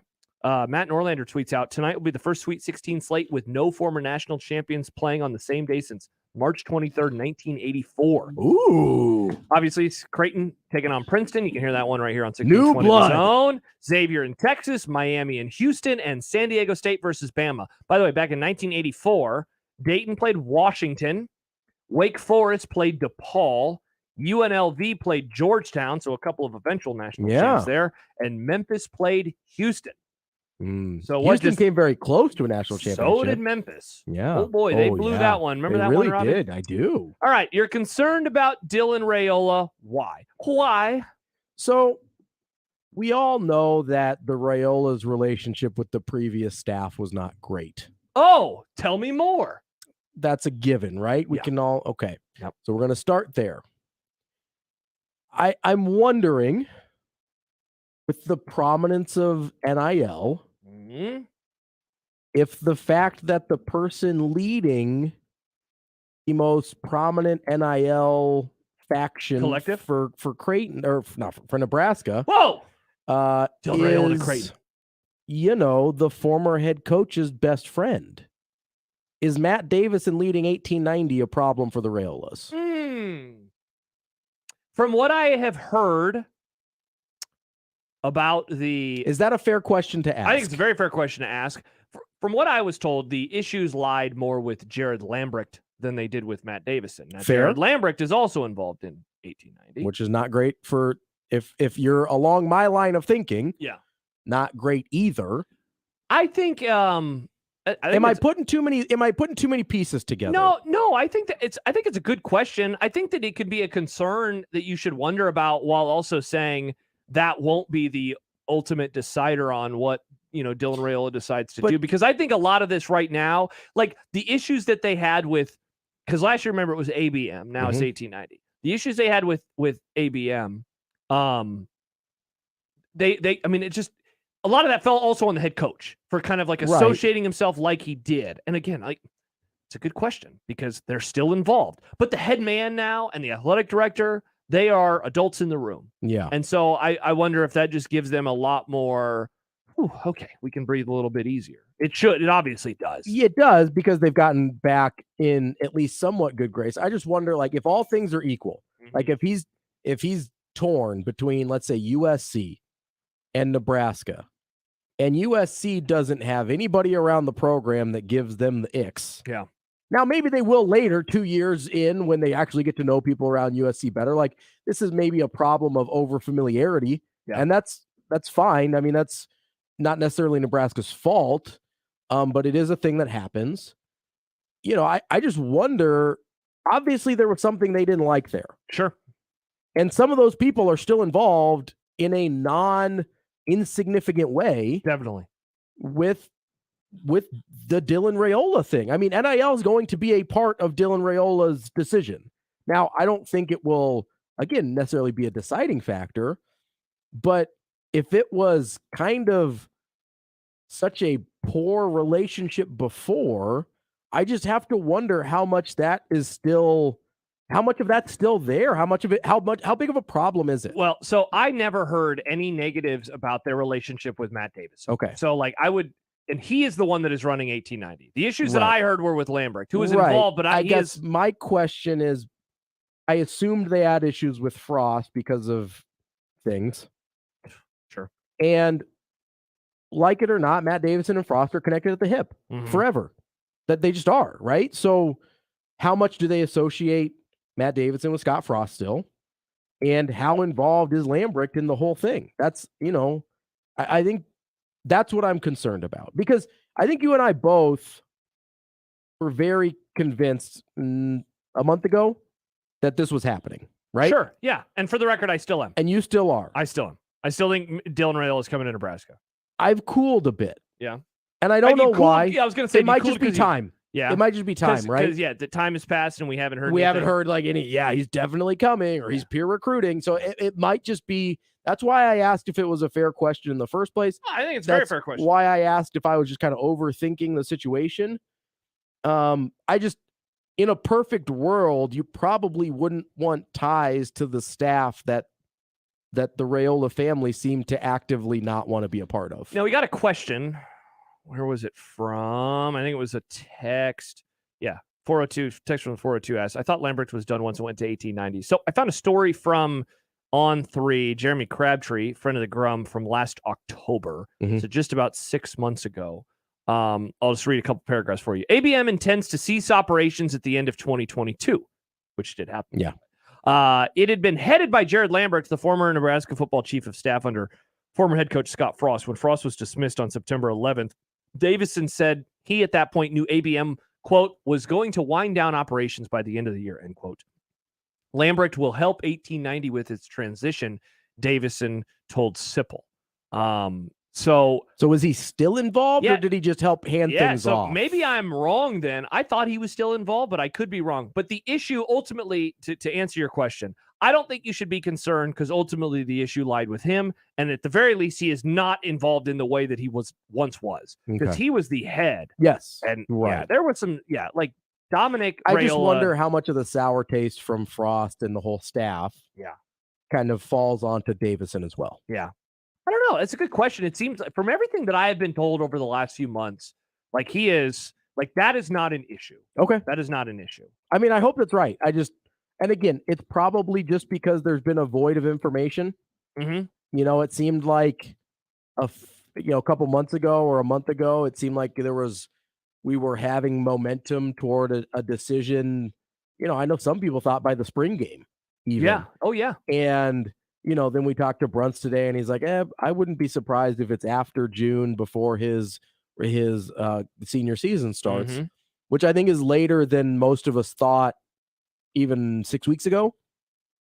Probably. If we thought that he was coming to Nebraska. Well, I mean, when I posed that question to Bruns earlier, so, in a week, the season will be exactly 5 months on the dot away from starting. And I asked him, split it in half. Yeah, he split it in half. You go mid-June. Do you think that it will happen before or after? And he paused. He said after. Yeah. Ultimately. Yeah. And again, you're right. A month ago, we were like, he's going to commit to Nebraska and it's going to happen by the spring game. Yeah. I'm still pretty bullish on him committing to Nebraska. I think the lack of anything real over the last month, and he has taken other visits. He saw Georgia. He saw USC. And I'm guessing that is where a lot of the consternation at this moment in time And to be lies. clear, we didn't have that much real before. Correct. We were all kind of just speculating and be like, oh, he decommitted right after Rule got hired. And we know, he came to the Nebraska basketball game. Now, I will admit, and that's one that really impacted, I think, both of us. Because he came out of nowhere. And he wasn't supposed to come to Nebraska. And then suddenly, and remember, I told the story, I woke up. If his uncle wasn't on staff, he wouldn't even have been allowed to be at Nebraska. And I got to follow all of it in a 5-minute period of time. I'm scrolling. It's like, there are rumors that he's in town. And then it's like, no, he was in town. Here's a picture of him at the airport. And it's like, wow, that was a fun 5 minutes to catch up on everything. Yeah. But look, a lot of my, good feeling, I guess, on the Nebraska side of things still comes back to him showing up that weekend. Yeah. Yeah. I mean, but maybe him and Uncle Donnie really are just that tight. I don't know. Hey, I really don't know. We all have uncles that we're super close with, Most of us have uncles that we're super close with. So I think it's a good question, though. I think it's a very good question. It's something I was thinking about as, we do because there's no real information, right? Yeah. And so you're just kind of sitting there and with all the stuff about Dylan Raiola this weekend, I was trying to figure out why I feel differently now and trying to think It's a great question. Yeah, trying to think of, okay, if I do feel differently, is there a real reason or is it just we haven't heard anything? Yeah. So we'll follow all the news that comes out of this weekend. Should be fascinating to watch. Somebody said earlier, see if I can find it. Basically, like, what's the bigger thing that's going to happen this weekend? Creighton winning or him committing? Well, somebody in the stream said, which would you rather have? Oh, that's what it was. Yeah. Which would you rather have? Obviously, you'd rather have Dylan commit.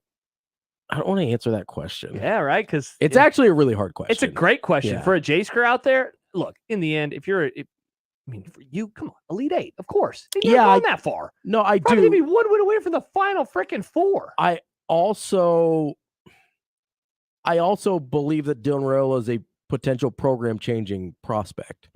So that's a lot. Yeah. Now if they were playing like Alabama today, it would be easier because they should beat Princeton. Yes. They're 10-point favorites. Right. So it's one of those things where it's like, okay, so if they don't make the Elite Eight, it means it's not just like they lost in the Sweet 16. It means they took a terrible loss in the Sweet 16. And Ravi's mentions are a tire fire. Yeah, which I don't love when that happens. No, you don't. It's not my favorite thing. Well, we'll talk a lot more about that game when we return. Coming up. John is connected, Nick? Yes. Is it time for me to drink beer by myself? Yeah, don't blame me. I'm blaming both of you. Partly blame me. You're half of the problem. Yeah. I'll be the other half. It's fine. Yeah. So I'm going to blame both of you, but you are half of the problem. Look, it's sober season now for your boy. For 6 weeks.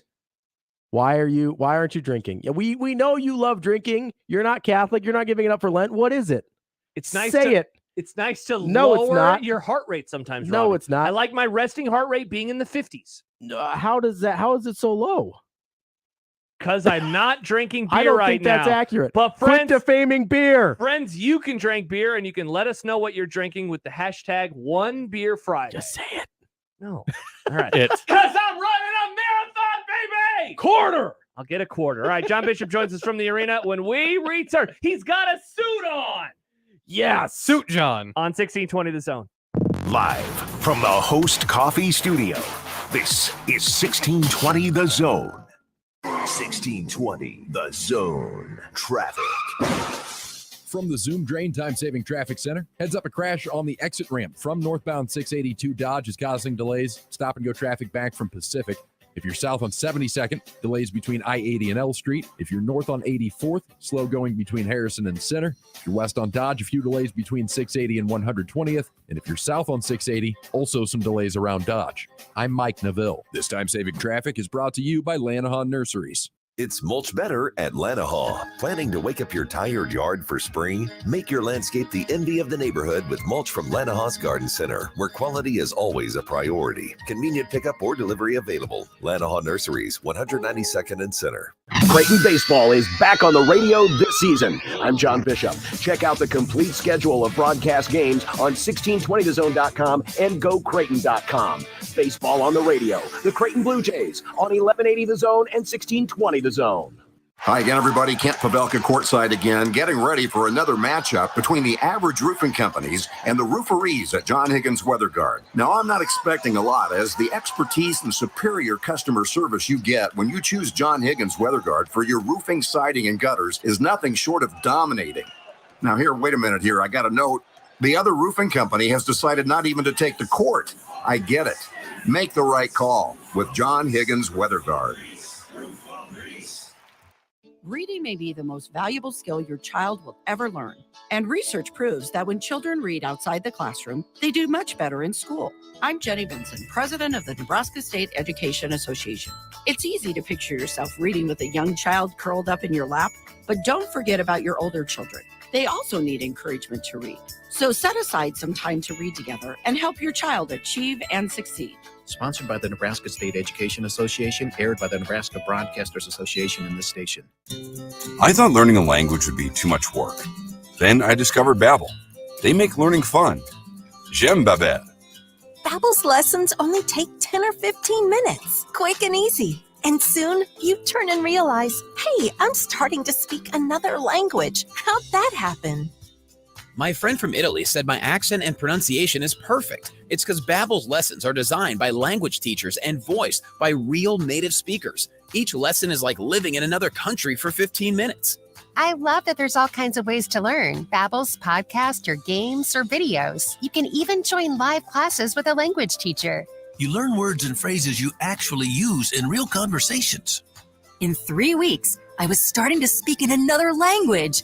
So easy. If you want to learn a language, there's no faster, easier, better way than Babbel. Go to Babbel.com to try for free. That's BABBEL.com. Babbel.com.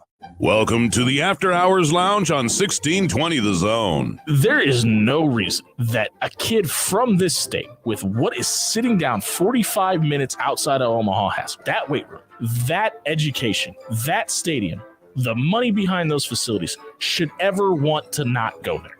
Catch After Hours 6 to 8 Monday through Friday, or as the sports schedule allows. Brought to you by Payne West on 1620 The Zone. Many people go back to the dealership out of habit or because they think the dealer is the only one who knows how to fix their car. At Omaha Car Care, we offer a better option. We have ASE certified technicians, the technology to service any vehicle, and free loaner cars. The dealer will sell you a package of services. We'll provide the service you want for your car as your trusted partner. I'm Rick Betker, owner of Omaha Car Care, and we'll be along for the ride. Tickets for less. Best seats, best prices, no per-ticket fees. Ticketsforless.com. KOZN Bellevue, Omaha, Council Bluffs. This is 1620 The Zone.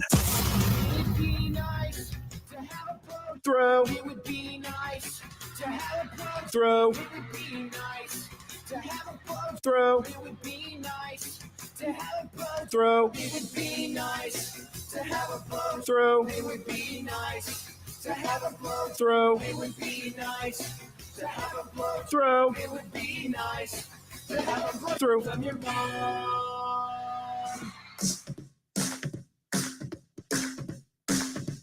I drank beer with my friends. Sometimes I had too many beers. I liked beer. I still like beer. Had beers, have some beers. One beer, drink beer, drinks beer, drank beer, and drinking beer. Upstairs, downstairs, where was it? I don't know, but I had one beer. Friday!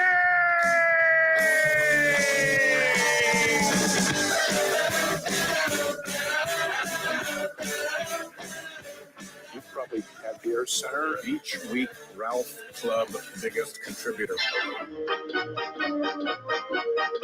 Beer. I like beer. I don't know if you like Beer Center or not. What do you like to drink? Next I had one beer. Friday. Hanging out and having some beers with friends, which I gladly do and which I fully embrace. Well, you think it was... Nope, it was one beer. Friday.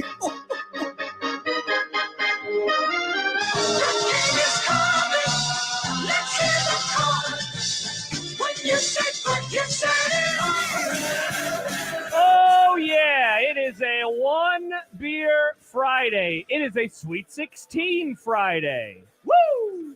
Blue Jays shoot around starts in an hour and 5 minutes with the friend to my left, Ravi Lula. Hey, that's me. He'll be on for 90, and then at 7:30, live from the KFC Center in Louisville, Kentucky. John Bishop and Nick Baugh will have their pregame coverage, and look at that. John joins us from the arena now. Hi, John.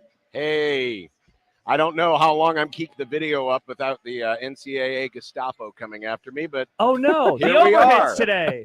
The overhits today. Yeah.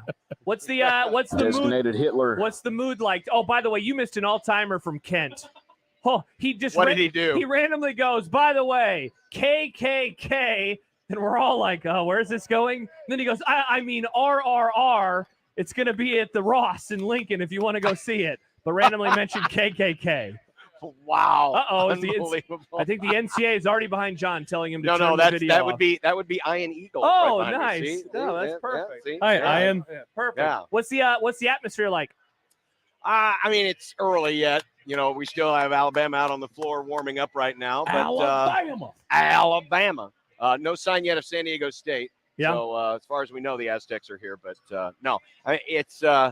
I'll be curious to see what it's like in here tonight. Nick and I were talking about it coming over to the arena. You know, obviously the Jays have traveled well. I don't think as well as they did in Denver. We'll see. It's kind of hard to gauge based on what the how the hotel situation is. It's a little different here than it is in Denver. I have seen a lot of Creighton fans, and I expect a lot of Creighton fans will be here. But because Creighton is they're the bad guy in this game with Cinderella playing in the form of Princeton, I got to imagine that whoever wins this game, that fan base is going to be cheering for Princeton.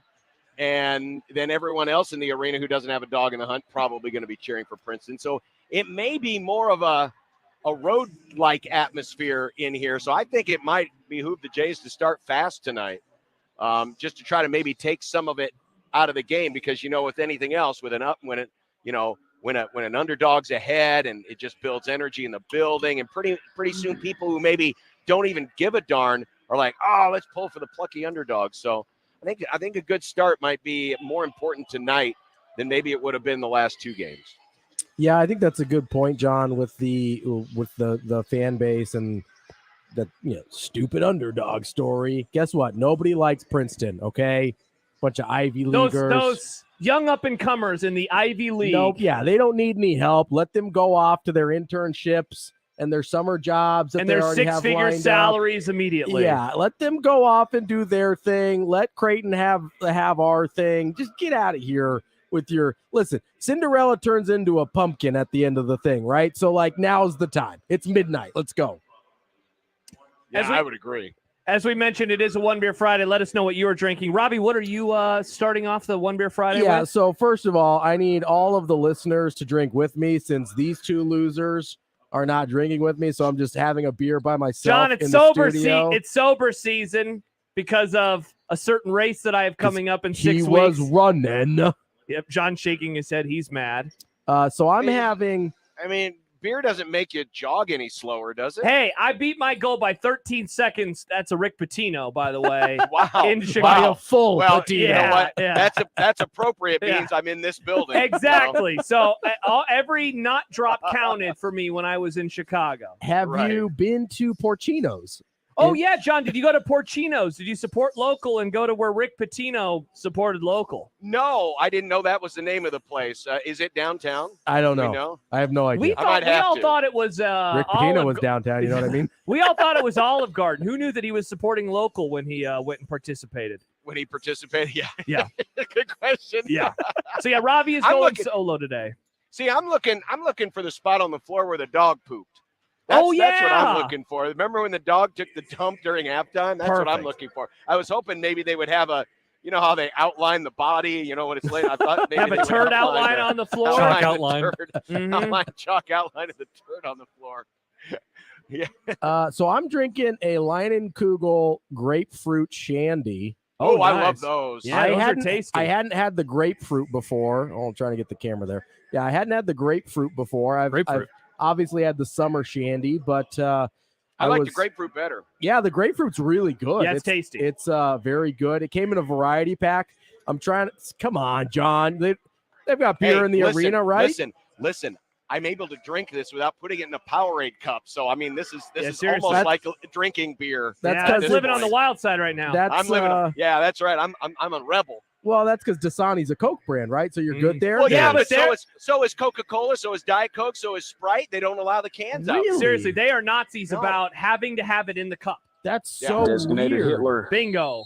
Yeah. Yeah. So they weird. are designated Hitlers about that. Yeah. So not great. At every entrance here on the floor, literally before you pass through the curtain, the sign says only Powerade cups past this point. Yeah, quick story. So I was the stats guy for Westwood One and Kevin Kugler back in 2012 when it was in Omaha. Every game. One of the things that he wanted was a pot of hot water because he'd have tea.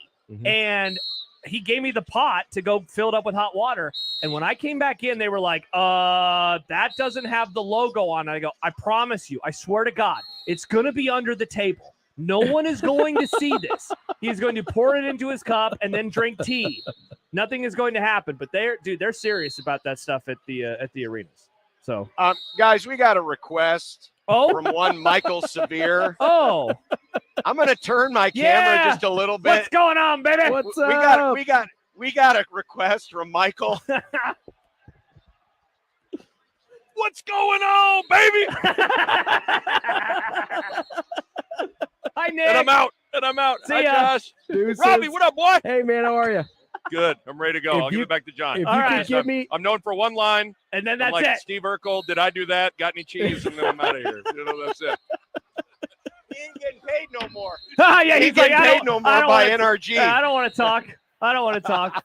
Oh, that's great. By the way, we have two more. We have two more pairs of tickets to see Matchbox 20. Again, continue to send in fake names of breweries, and Nick will pick out a couple of winners as we wind down the show Nick today. at 1620thezone.com, because that's mine now. Yeah, not Nick Bob. That's Nick. Mine Grimm's now. email. I I never took it. got a response. You guys never responded to mine. We read it on the air. So don't you love Lula Hammered? Yes. oh yeah, that's a terrific one. So it Incredible. came up Because it could be like whatever year that Winter Olympics was. It could be like a Lillehammer? Yeah, a Lillehammer Olympics themed bar. Because wasn't that the place where what's her name got kneecapped? Oh, Nancy Kerrigan. I mean, you could like name all the 94. drinks after. Yeah. Yeah, so Wasn't it came that up. It came up, John, because I mentioned a really good brewery in Colorado called Knotted Root. Yeah. And Ravi got triggered I because didn't get triggered. It's just a stupid name. and then we started coming up with adjective and then outdoorsy locations So, John, or things. I think you would appreciate this. I feel like the brewery, the micro brewery industry gets a little.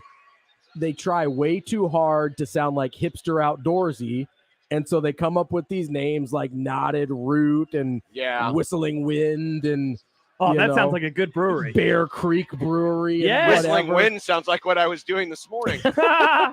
and so Leafy Beaver. I was like, you could really just pick any ambiguous adjective and a nature word, and you could name your brewery that. And so we've been having people name breweries. Yeah, and so we've had some pretty good ones today. So, yeah, keep them coming in, and we'll give away those last couple of Matchbox 20 tickets. So I wanted to ask you guys this as we get ready for the game coming up in about 3 hours, depending on what happens in the first one of the day.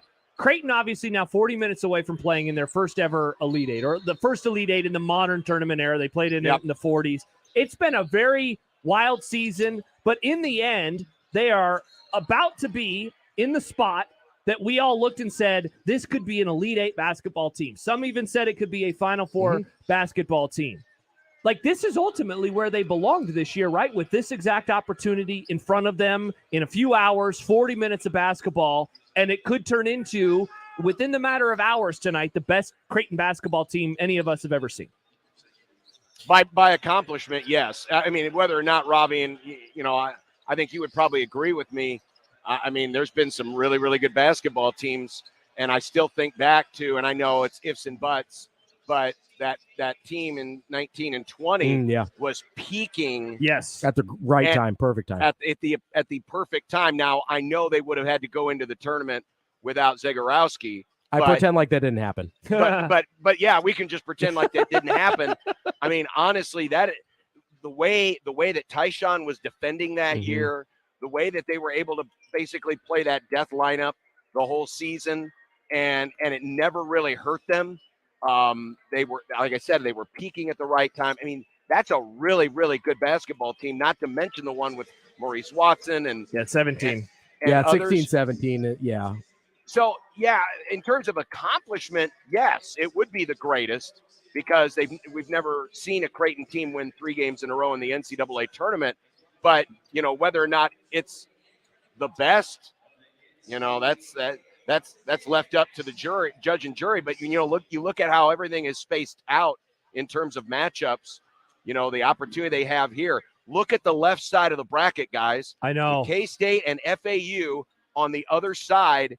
You've got 4 of the 6 teams remaining on this side of the bracket who have never been to a Final Four, and the other 2 are Kansas State in 64 and Princeton in 65. Yeah. I mean, this is for all intents and purposes, they've never been. Yeah. Right. And I know Alabama's been number 1 or close to number 1 all year long, so it doesn't feel like they're an underdog, and they're not. But historically, they've never been this far before, or they potentially have never been this far before.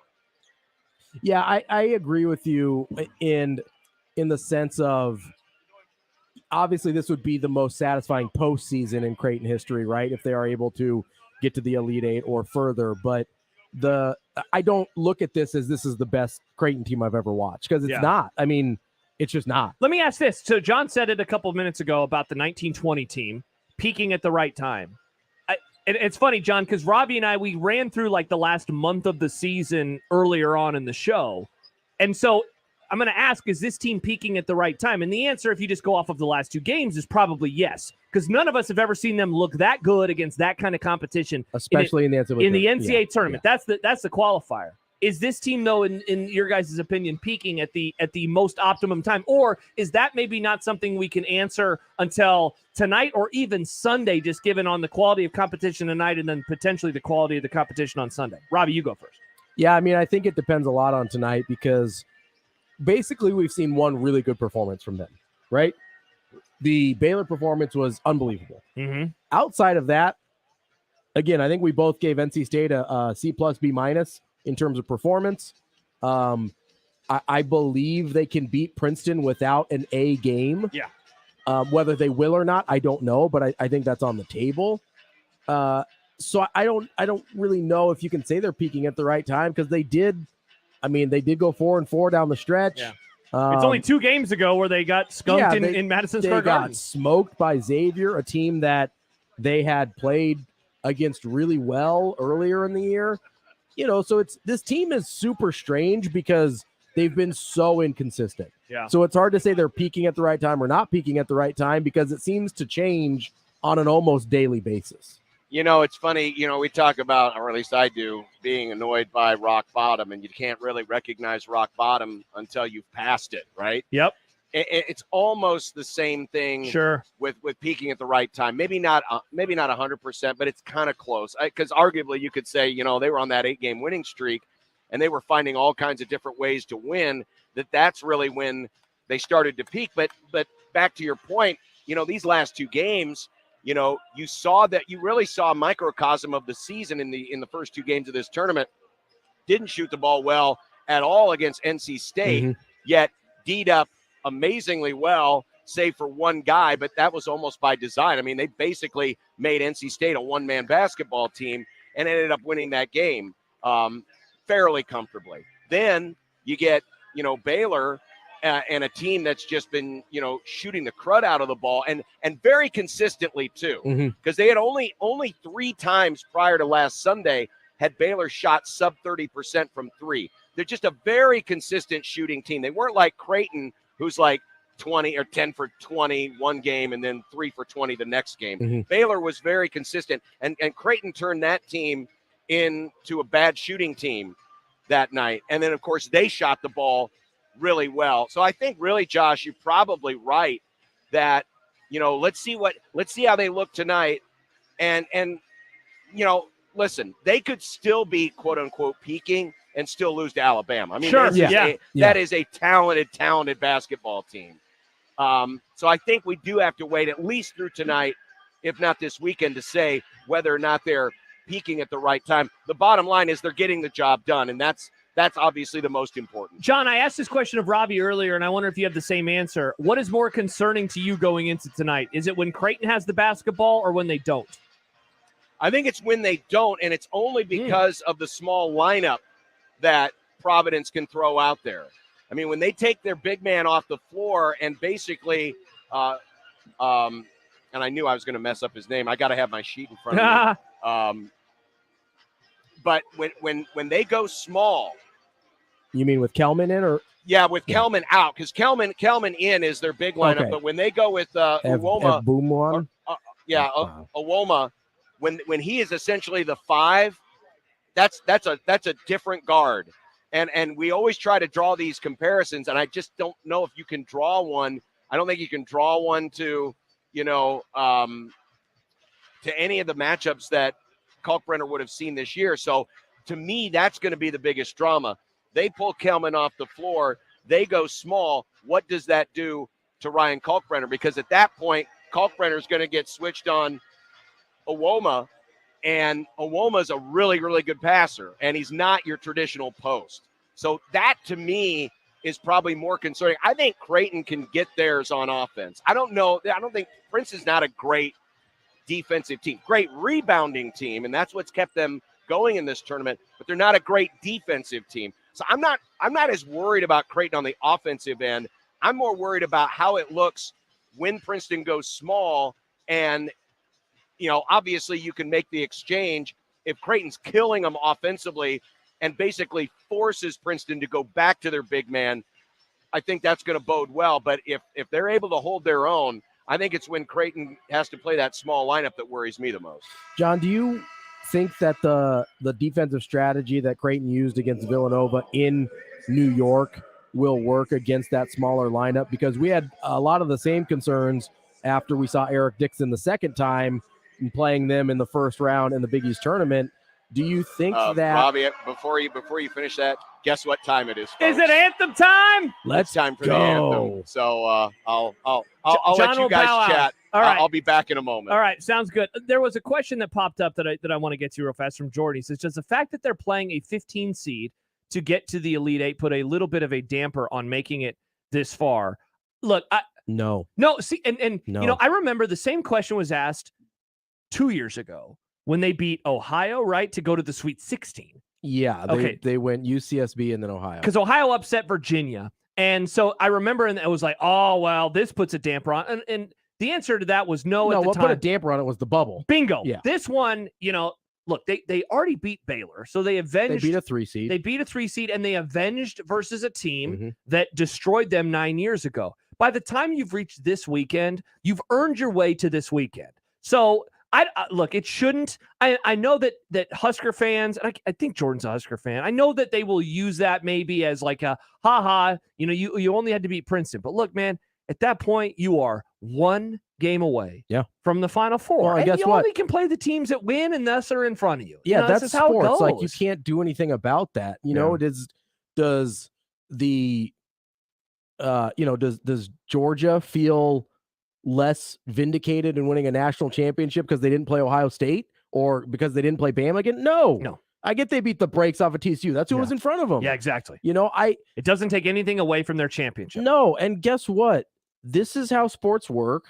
And to be perfectly honest, I'm 100% rooting for San Diego State so that if Creighton does win tonight, they don't have to play Alabama. Yeah. I want the easiest path to the Final Four possible. Weasel wins. Fine. Call them whatever you want. As Bob calls them, Weasel wins. I don't care at all. I would play 4 16 seeds in a row if I could to make it to the Final Four. I don't care at all.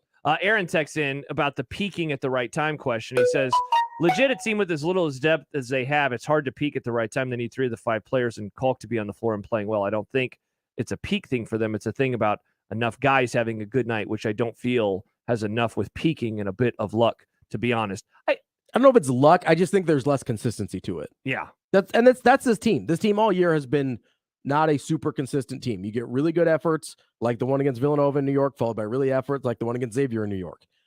That's why I have a hard time being like, the only time they really put together a great stretch of basketball was the 9-game winning streak during the middle of the year to kind of save themselves from not having to worry about being on the bubble. Yeah. That's the only time all year you've been like, they're peaking right now. Yeah. The rest of the time it's been a couple good games, couple bad games, whatever.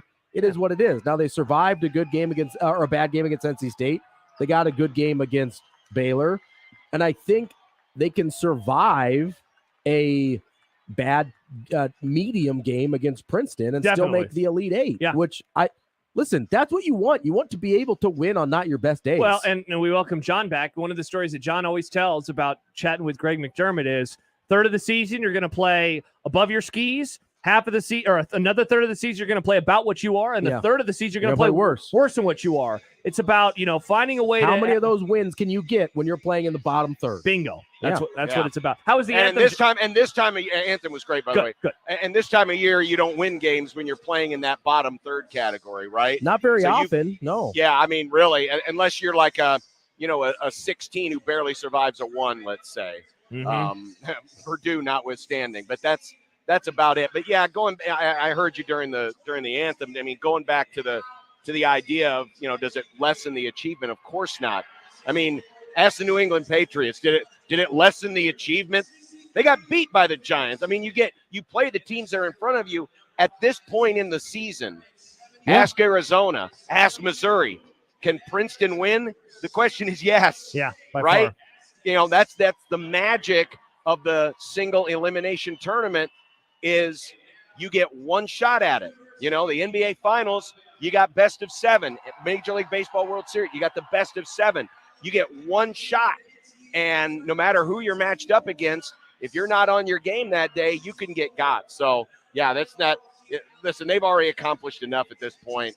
There's no question. Yeah. John, did you catch my question at all about do you think the game plan they had with Dixon would work today against Princeton?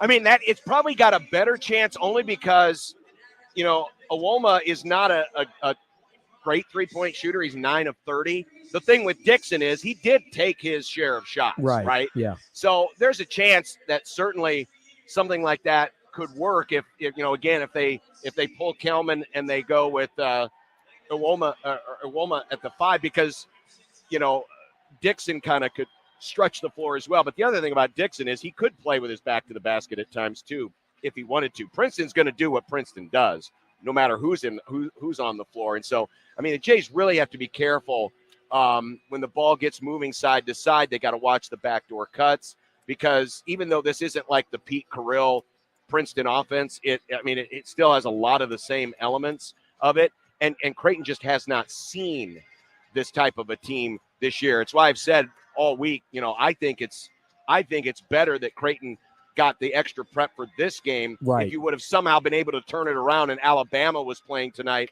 I would rather have Princeton on the extra prep than Alabama, because with Alabama, you know, they're just really good.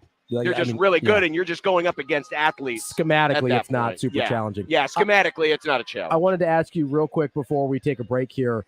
Do you think because of the way the Princeton offense moves and things like that and the matchups, do you think a zone defense might be something that we see against them to try and disrupt it a little bit? Because that does throw that type of an offense off quite a bit.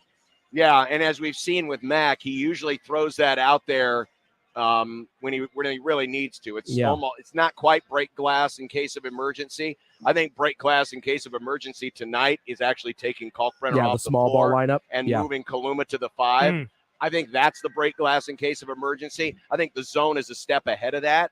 And it wouldn't surprise me at times, you know, if things get a little snug. That's another reason why I think a fast start, to take the upset-minded crowd out of the game is important. But I think it's also important because, you know, you just feed the beast. You feed the animal when you let a lower-seeded team hang around and hang around and hang around. And so you do that, and you're kind of taking them out of that level of what they're trying to accomplish. We'll come back. We'll get to predictions. By the way, keep the names of breweries coming in. We have a new winner. I'm deciding this right now because I like this one from Matt. He says, Big Red Boombox Brewing. Stop in to try our new Dylan IP Rayola. Oh, IP Rayola. You know what that sounds like to me, Josh? The last winner, because I had one emailed to me that I decided was also a winner. Well, thank you very much, Nick, for letting us know before I made an ass out of myself. No, it's fine. That's it. That's the last winner. I love looking like a big dumb idiot. No, you don't look. That's the last one, unless you had another one. Nope. I also love it when you look like a big dumb idiot. Damn it, Robbie! Congrats to Matt. Matt, we'll tweet at you, but shoot your information to Nick, and you are one of the winners of the Matchbox 20 tickets. All right, when we return, we'll get to predictions. It's awesome. All 4 of us doing predictions together. Predictions. It's going to be a whole lot of fun. We'll get to that when we return here on 1620 The Zone. Previously on The Crossover. How is there no flavor? There's so much flavor. What is wrong with your taste buds? Flavor bland. The soft shell is going to have more flavor after the fact because it soaks up all the juices from the meat and everything, whereas the hard shell, it just gets soggy. But Nick, how slow are you eating your tacos? If you're doing it right, you don't have to worry about the corn. Some people like their tacos soggy. eaten for a long time, John. Mornings with Sharp and Hanley. The Connor Happer Show. Unsportsmanlike Conduct. 6A to 6P. 1620. The Zone. Your Omaha area forecast from the Godfather's Pizza Weather Center and KETV News Watch 7 on 1620 The Zone. Your Friday evening forecast will include increasing cloud coverage throughout the evening and overnight. There's a small chance of sprinkles around daybreak Saturday with a morning low of 35 degrees. By your Saturday afternoon, a mix of sun and clouds with a high of 54 degrees. I'm meteorologist Anthony Copeland for KTV News Watch 7. 1620 The Zone's Unsportsmanlike Conduct, brought to you by a great friend of the program, Union Bank and Trust. 1620 The Zone Traffic. From the Zoom Drain Time Saving Traffic Center, we're getting reports of a crash on the northbound 680 exit ramp in the center lane going to Dodge. That's causing stop-and-go traffic all the way back from center. Also, a wreck has the right shoulder blocked on eastbound I-80 at 60th with stop-and-go traffic back to at least 108th. A wreck on northbound 60th at Sprague Street just south of Ames, and then slow going on westbound Maple between 680 and 132nd, and on southbound 680 between Blondo and Dodge. I'm Mike Neville. This time-saving traffic is brought to you by Saul's Jewelry and Loan. What does Saul's loan on? Almost everything, like jewelry, gold chains, bracelets, earrings, wedding rings, and high-end watches, guns, electronics, $10 to $50,000, super fast and easy with no credit check. Saul's loans on almost everything. Ever walk through a door and see all the trucks? Yeah, it's kind of like that at Gretna Auto Outlet. Half-ton trucks, three-quarter-ton trucks, dualies, gas or diesel. Gretna Auto Outlet will be happy to show it to you. They don't call it truck heaven for nothing, you know. Stop in the climate-controlled comfort of the indoor showroom or online with the virtual showroom at GretnaAuto.com. Gretna Auto Outlet, open Sundays too, just north of Nebraska Crossing on Highway 6 in Gretna. Doctors Bimbo and Vince Petro provide quality and caring dentistry for the entire family in a friendly, relaxed environment at the northwest corner of 144th and Dodge. New patients are always welcome. Look no further than Doctors Bimbo and Vince Petro, dentistry for the entire family. Standard Heating and Air Conditioning is and has always been locally owned and operated. Now, with 160 employee owners, chances are one of us lives in your neighborhood. We take pride in taking care of you, our customers, and keeping you comfortable all year round. And as always, our technicians don't have sales quotas. When other companies send salespeople, Standard sends qualified technicians. It's just part of Carrier, turn to the experts. Spring is in sight. Looking to wake up your yard this season? Make your neighbors green with envy with Lenahaw's wide selection of landscape supplies and homegrown plant material. Get a head start today. Lenahaw Nurseries, 192nd and Center. Do you like to shoot fireworks? Would you like to get paid to shoot fireworks? J&M Displays wants you. Help shoot an Omaha Storm Chasers game, Memorial Park display, or any of the major shows in western Iowa and all of Nebraska. If you like to travel, J&M covers Nebraska, Kansas, and most of Missouri. They offer free training and great daily pay rates, which makes it a perfect part-time job. Visit jnmdisplays.com and click the Join Our Team tab to find out more. J&M Fireworks. It's Unsportsmanlike Conduct. Isn't that what the internet is for? Moves. The 1620. The Zone. Ladies and gentlemen, it's time for predictions. Over, bet the over. Vikings in the over. John, did you get your water bottle taken away? Wolverines in the I knew it. I even asked the lady twice because here you don't just grab your own, they serve it to you. And I said, well, don't I need some of those cups? And she said, no. I said, are you sure? She said, no. I said, are you sure? She said, no. And then literally two of the Gestapo came over and absconded my Designated bottle. Hitler. Sad. Yep. I was going to say, Yep. I thought when we were going to break, I thought I saw some lady come by and confiscate your stuff. Yep. I was worried they were coming over here going, you're not broadcasting live, are you? But, Hey, you are just open up a new browser window so they can't see the video, and you'll be good that's call. true. You'll be totally fine. Browser remember, boy. remember the March Madness boss button back in the day? You would do that. So yeah, just do that, John. You'll be totally okay. Also, real quick before we do predictions, nightclub's going on, by the way. I heard the music in the background. They must use that same NCAA music at all Yes. their events because I was like, the College World Series. I'm walking to my car so I can go home right now. It's literally the same feature where they show all the NCAA championships. All right, prediction time. Last week, I don't remember what happened, but John is in the lead. I have a horrible record, and Nick is right there in the middle. John is the only Robbie one. has a box now. And Robbie has his own box. Yeah, we still I do. haven't added up all of his scores. I apologize to that, Robbie. Let's get Rude. to it. Congrats on the box, though. Thank you. We'll begin with Not as many boxes as Nick. 2 of tonight's games. We'll save Creighton for later. Which game are we not picking, John? We're not picking the... Well, we're not doing this game because it was starting. And Oh, then that's the why. Creighton. Yeah, we're not, okay, yeah. so we're not doing the first game. I mean, I guess we could. All right, hasn't let's started yet. throw it in there. Yeah, it's just All about to right. start. What is So what's Bama, the- what's 6.5? the- what's- I believe. I don't know. All right, let me check. On the FanDuel Sportsbook, FanDuel.com/1620, 6.5 points. 6.5. Bama minus All 6.5. Roll I'm gonna Tide. go. Go Roll Tide. This is wish fulfillment. Oh, SDSU. All right. Roll Tide. All right, so the Tide boys. All right, let's get to the other games coming up tonight. Miami, 7.5-point dogs versus Houston, as Houston now 2 wins away from a Final Four in their home city. Robbie Lula. I'm going to take Miami to cover, not to win. I'm gonna go Planet Houston. I'm going to go with Robbie. I like Houston to win, but the Canes cover. Give me Houston. All right, there we go. And then the last game, not counting Creighton, which we will save for last, Xavier, 4.5-point dogs versus Texas. This Texas team continues to impress me, just given all the crap that they've had to deal with, that they've made it to the Sweet 16, that they're playing some good basketball. That said, I like Xavier to win the game outright. The wrong team is favored. I was just going to say that. The wrong team is favored. Musketeers to the Elite Eight. I'm going to agree on Xavier as the pick, but I think this could be the snug one of the night. The Gonzaga. Yeah, Nick, they maybe just change our cups. I think this could be the Gonzaga UCLA game of the night. Would not surprise me if Texas won by 2 or 3, but I'll take Xavier in the points. Call me BJ Novak from last night's movie, Texas. All right.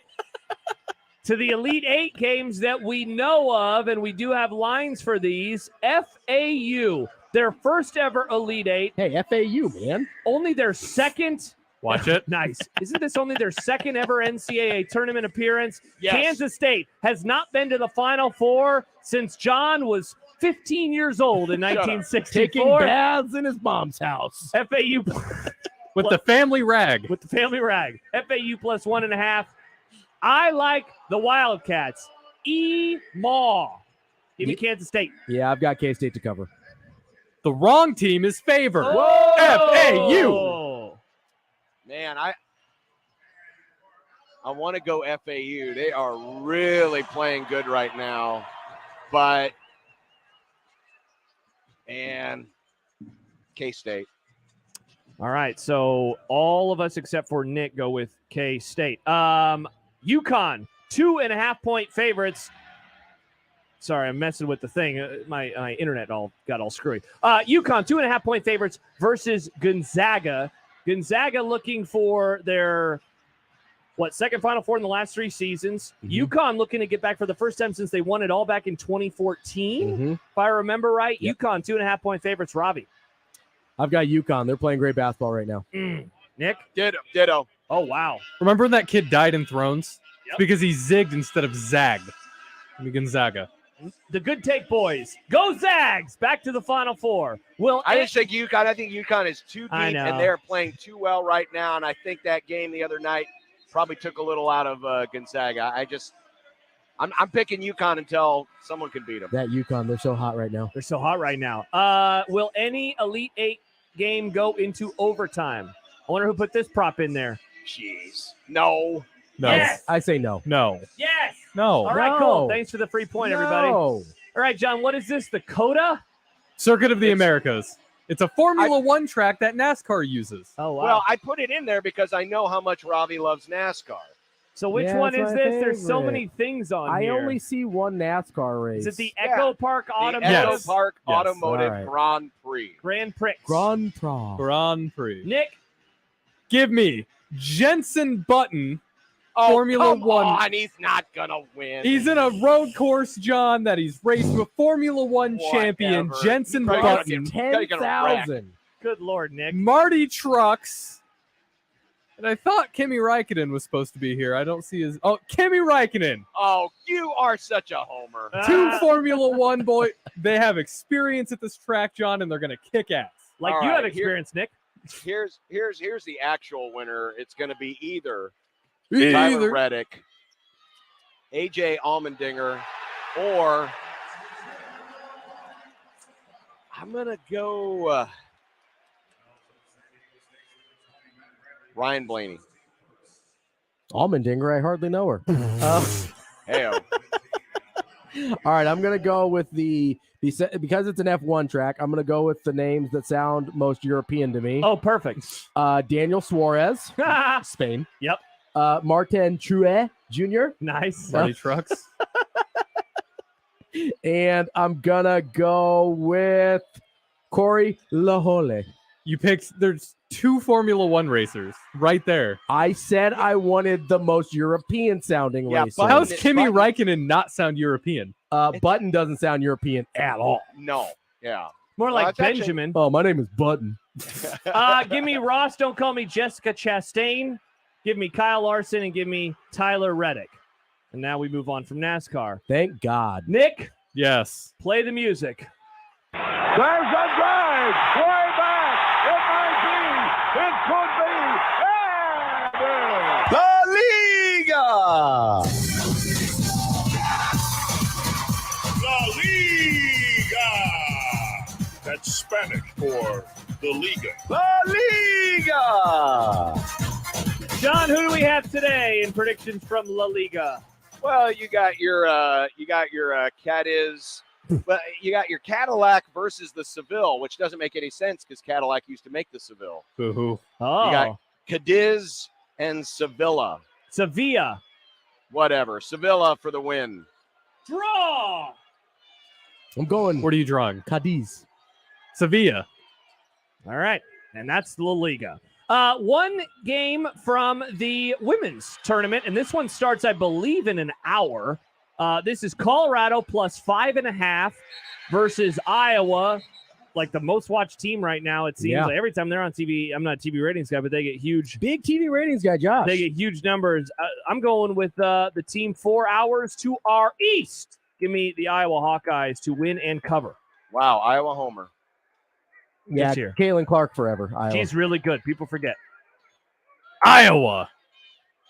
John, you gonna be a hippie and go with the weed smokers? You know what? Colorado was a winning place last week. Give me the Buffs because they're going to be inspired by Coach Prime. Wow, this one's for Coach Prime. That seems This unrelated, one's but for okay. Coach Prime. That'd be hilarious. We're all Louis. To the NBA we go. The KD-less Suns on the road. What do they say, Robbie? Light the beam. Light the beam. Light the beam. What does that mean? I don't know. All right. Like There's a beam. Lord of the There's Rings literally some kind of a beam in the building. And that they light it? Yeah. All right. The Kings on their way to like the playoffs for the first time in like as a 2 seed. Yeah, in a long time. Suns plus 4.5 at Sacramento. Sacramento on a Friday night. You can't expect to go into Sacramento on a Friday night and get a victory. Give me the Kings. Light the beam. Light the beam, John. Lighten the beam. Wow, the Beam Boys. Fine, Kings across the board. All right, we are 4 Kings. You get 4 Kings. That's a good pretty hand. good hand. Man, you get a couple more, and it's season 2 of Game of Thrones. Heyo. Our other NBA game, the Sixers, 5.5-point dogs at the Warriors, who won in controversial fashion, Robbie, on Wednesday. Didn't seem like a controversy to me. Anytime the Warriors win. Warriors are at home, so I'm going with the Warriors. Sixers cover, Warriors win. Warriors. I think I'm going to go with Josh on this one. I think Sixers cover, but Warriors win. Smart boys. So weird. John is like in the future. I don't know what's happening, but I hear cheering, and then I look over. Okay. Is it Well, still now, do you 3-2? Well, no, it's 6-3. Oh, wow. Should we put a clock on it here to see how far ahead I am? Yeah, that from works. Real time. All right, we're at a clock stoppage right now. Hold on, they're checking someone in. We're at a clock stoppage at 16:57. Oh my gosh, you're probably a good minute ahead of us then, because yeah. we're at 17:28 right now. Yeah. Wow, you are way ahead of us in the future. An NHL game for some reason. The Devils and Sabres. Nick, where are the Sabres located? Name don't an know. NFL team that you hate, that maybe upset you twice at the end of the season. Oh, are they New York? State. Buffalo. Bingo. There it is. The Sabres versus the Devils. Call me Putty, because I'm going with the Devils. My mom would be upset if I went with the Devil, so Nice. Sabres. John? Sabres. El Diablos. All right. So two of us are Devils. And then a couple props before we get to the game itself. Baylor Shireman. So I went on FanDuel, promo code 1620 or FanDuel.com/1620. Nice. And they had props on Shireman to make 2 threes, and that had minus juice. To make 3 threes, that had plus juice. So we set it right in the middle. John Bishop, over under 2.5 made threes. I mean, he's literally been on 2 made threes in each of the first 2 games of this tournament. Now, it's come on a lot of shots. Yep. I'm going to roll the dice here and say tonight will be a Baylor night. I'll take the over. Nick? Over. Robbie? Over for me as well. Wow. All right. That is 4 across the board. So congrats to the underbetters. Who will lead Creighton in scoring? Look, I'm just going to go off my last answer. I think that tonight's time is Shireman. I think the Baylor is going to have a really good game. I think he is going to be more of a hot shooter tonight, more of an efficient shooter tonight. He gets into the 20s. Baylor Shireman leads the way for Creighton. We've been waiting for a Trey Alexander game. It's a Trey Alexander game today. I also like Baylor. All right. A lot. It really depends on how effective Kalkbrenner is in staying out there when they go small, or if he is uber efficient. Now, they will trap the post a lot tonight. I think that could be problematic at times. So I'm going to lean away from Kalkbrenner tonight. I'm going to go with the other Ryan. I think Ryan Nembhard is playing really, really well right now. Give me R2. All right. And then finally, Creighton, 9.5-point favorites versus Princeton. 40 minutes away from their first ever Elite Eight, or at least first one in the modern tournament era. Nick, who wins? Who covers? I think Creighton wins, but I think Princeton will cover. Me? Yeah, I actually am gonna agree with Nick here. I think stylistically, Princeton, they are built to keep games close. So I'm gonna say Creighton wins, but Princeton covers.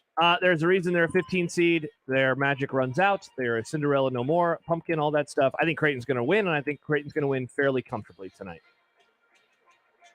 Creighton has been a great free throw shooting team, and I think it will. I think it'll be fairly snug throughout, but the Jays pull away by making their throws. I'll take the Jays to cover with the late cover. All right, so that is predictions. John, are you still going to be here for content? Or you got to go? I can be. I mean, we're at 15:48. We're at a TV timeout at 6-5 San Diego State. Perfect. All right, we'll get to some Unsportsmanlike content when we return as we count you down to Blue Jay Shoot-Around with Ravi Lula, who will then count you down to pregame with John Bishop and Nick Baugh. Hey, that's him. And then they'll count you down to the game. Yep. There you go.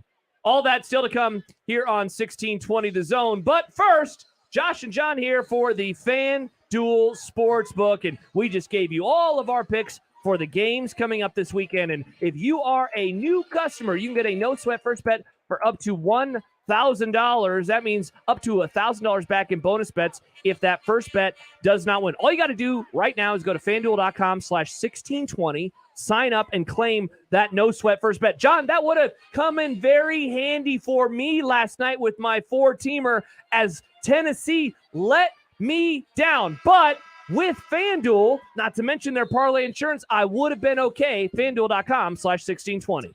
Yeah, there's some good ones tonight, but I do think that the favorites in 3 of the 4 games have the advantage. Bama, even though they are trailing right now, Houston, and the Blue Jays. But no matter what you do, don't forget that no sweat first bet. Just go to FanDuel.com/1620. Sign up today to claim that no sweat first bet. That's up to $1,000 back in bonus bets if that first bet doesn't win. So get in there right now. Don't miss your shot at a no sweat first bet up to $1,000. The promo code again is FanDuel.com/1620 at sign up. 21 plus and present in Iowa. First online real money wager only. $10 deposit required.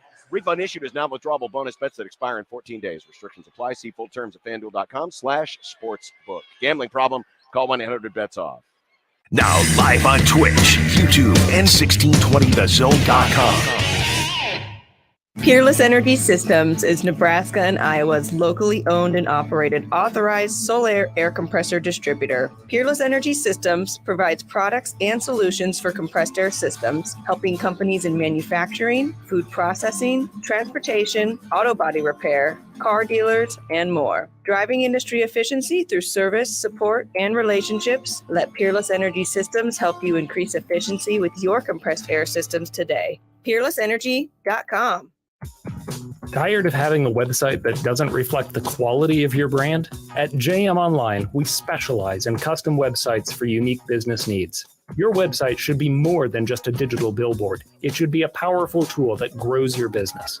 Awarded Omaha's best web developers in 2023, we're dedicated to local business success. So if you're ready to take your website to the next level, go to jmonline.com and request a call.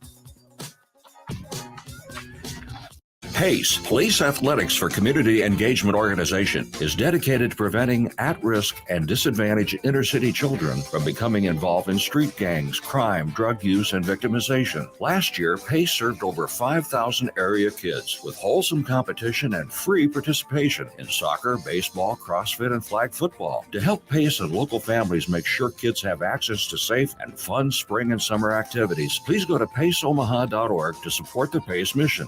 Thank you. Finding great people to hire is like trying to find a needle in a haystack. It's pretty difficult, right? Well, ZipRecruiter has mastered finding a needle in a haystack, so they take it to the next level. They make hiring so simple that it's like finding a needle in a needle stack. And that's why you should try ZipRecruiter for free at ZipRecruiter.com/radio. Here's what it's like to use ZipRecruiter. They have so many qualified candidates that it's easier to find the right ones for your roles. In fact, 4 out of 5 employers who post on ZipRecruiter get a quality candidate within the first day. That's a lot of needles. So how do they do it? ZipRecruiter's powerful technology sends you candidates who are a great match for your job, and you can even invite your top choices to apply. So if you want less hay and more needles, head to ZipRecruiter. And right now, you can try ZipRecruiter for free. That's right, free at ZipRecruiter.com/radio. That's ZipRecruiter.com/RADIO. ZipRecruiter.com/radio. ZipRecruiter, the smartest way to hire. Welcome to the After Hours Lounge on 1620 The Zone. There is no reason that a kid from this state with what is sitting down 45 minutes outside of Omaha has that weight room, that education, that stadium, the money behind those facilities should ever want to not go there. Catch After Hours 6 to 8 Monday through Friday, or as the sports schedule allows. Brought to you by Payne West on 1620 The Zone. 1620 The Zone's Unsportsmanlike Conduct is brought to you by Union Bank and Trust. Now back to the program. Look, I made you some Unsportsmanlike content. Unsportsmanlike content. Unsportsmanlike content. Content that's unsportsmanlike. All right, it is time for some topics that we didn't get to today, which is basically all of them. Let's go to Nick Grimm. Nick. Hello. What describes your feelings on Marquise Nowell's pass last night that gave Kansas State the ultimate lead they needed to win the game? I thought it was pretty sick. Sick is a good word to describe it. Very legal and very cool. John? Almost as sick as Nick's pronunciation of Marquise Noel's name. Oh, well, can't win them all. No, it was awesome. I mean, it just shows you that the communication, right? I mean, everyone was on the same page, and it came at the absolute perfect time. I know that the Gonzaga-UCLA game was really entertaining at the end, but for my money, K-State, Michigan State was the best game of the night. That's what we said earlier. Yep, for sure. couldn't agree more. Is there another side to this? Are there people that don't like the pass? What? No. Okay. No, it's just more what word would you use? Oh, yeah. You know, sick. like Yeah, knotted it was root. sick. Would you Yeah. call it a knotted root of a pass? I would not. No, because it was I'd cool. call it Lulahammer. Nice. NFL owners will vote next week on a plan to expand flex scheduling to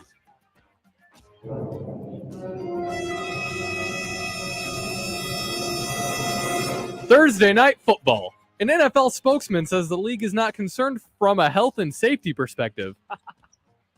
In all the lines of BS, is the league quoting anything about health and safety a steaming pile? What the hell? How can you have Thursday night flex scheduling? John, this makes no sense whatsoever. It is the dumbest thing ever. And I look, all the inconsistencies about the NFL. They do not care about player health and safety. That's number one. But number two, I am so tired of trying to devalue Sundays, right? If everyone else gets flex scheduling, how many good games is that going to leave on Sundays? Please leave Sundays alone. Leave Sundays alone.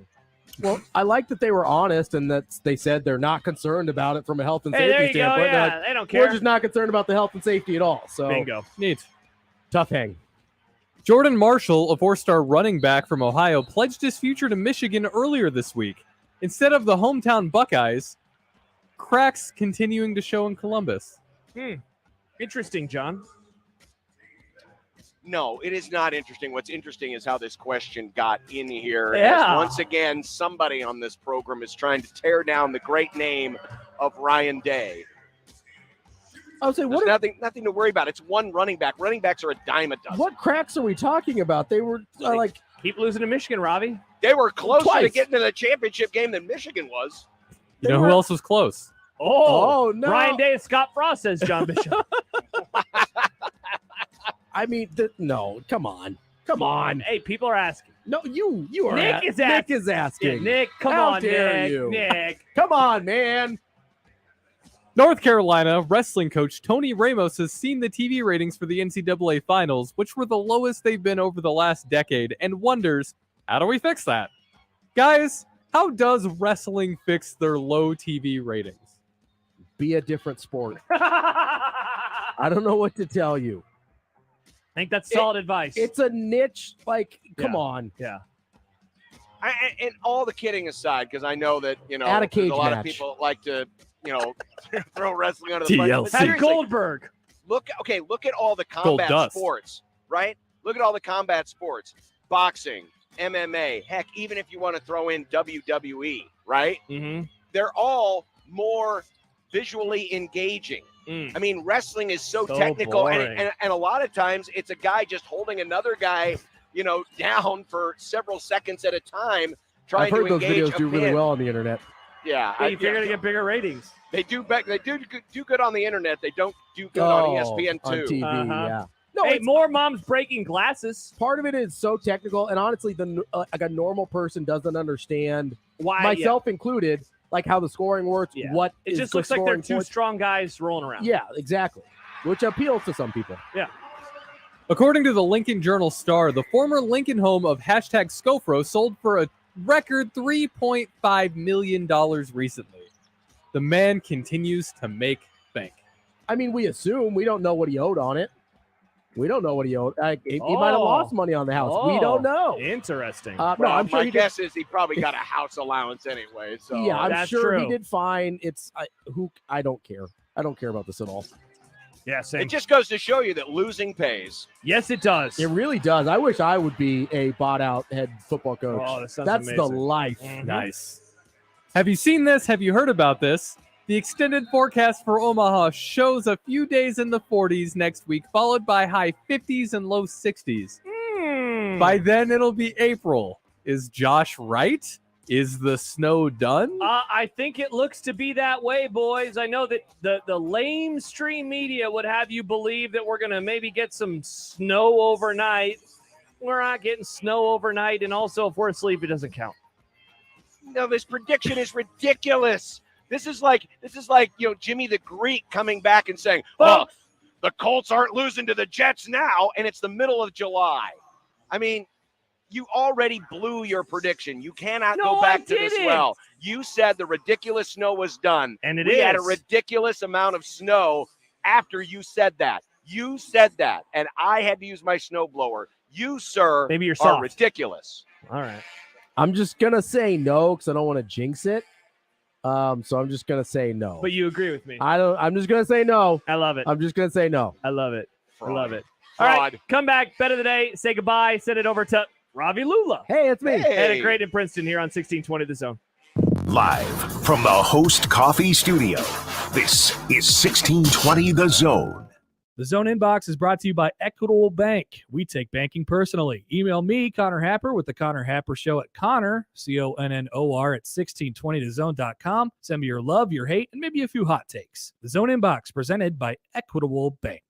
Hey, it's Nick Hanley for Woodhouse Mazda. Now, this is exciting. Coming soon to Woodhouse Place Mazda and Woodhouse Mazda, you can be the first to experience Mazda's flagship 3-row SUV, carefully crafted to exhilarate through a combination of design, technology, and performance with the launch of the first ever Mazda CX-90. Mazda introduces their first ever nationally available plug-in hybrid electric vehicle, a vehicle that meets the needs of your everyday with ample cargo space and under cargo storage area. Learn more at WoodhouseMazda.com.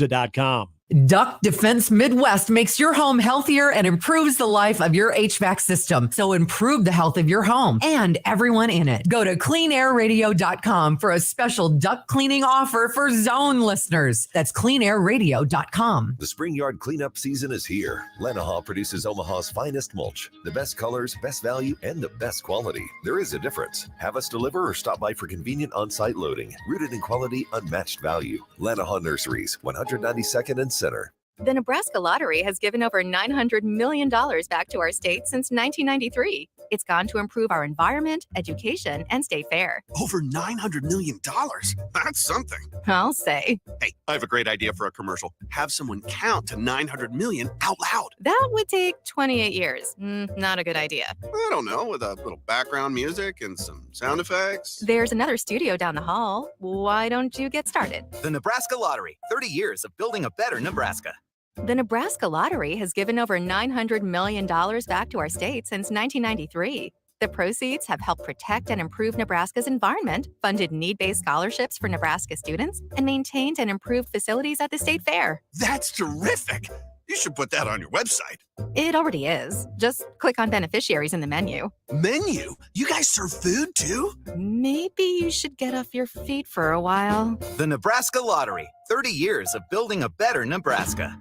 Ready to revolutionize your home's look? Smash those outdated windows and upgrade with J-Tech Construction, the official exterior and solar experts of the Huskers. For a limited time, qualified buyers enjoy no payments and 0 interest for a year. Plus, receive a free triple paint upgrade. Trust the best in the business and see why so many homeowners choose us. Contact us now and take the first step toward a stunning home transformation. The official exterior and solar experts of the Huskers, J-Tech Construction, your exterior experts. Homeowners have trusted Malarkey Shingles for years for beauty and long life. They've also trusted a local certified Malarkey Shingle residential contractor for years. Carp's Complete Home Exteriors. It's your roof. For the best, it's Carp's.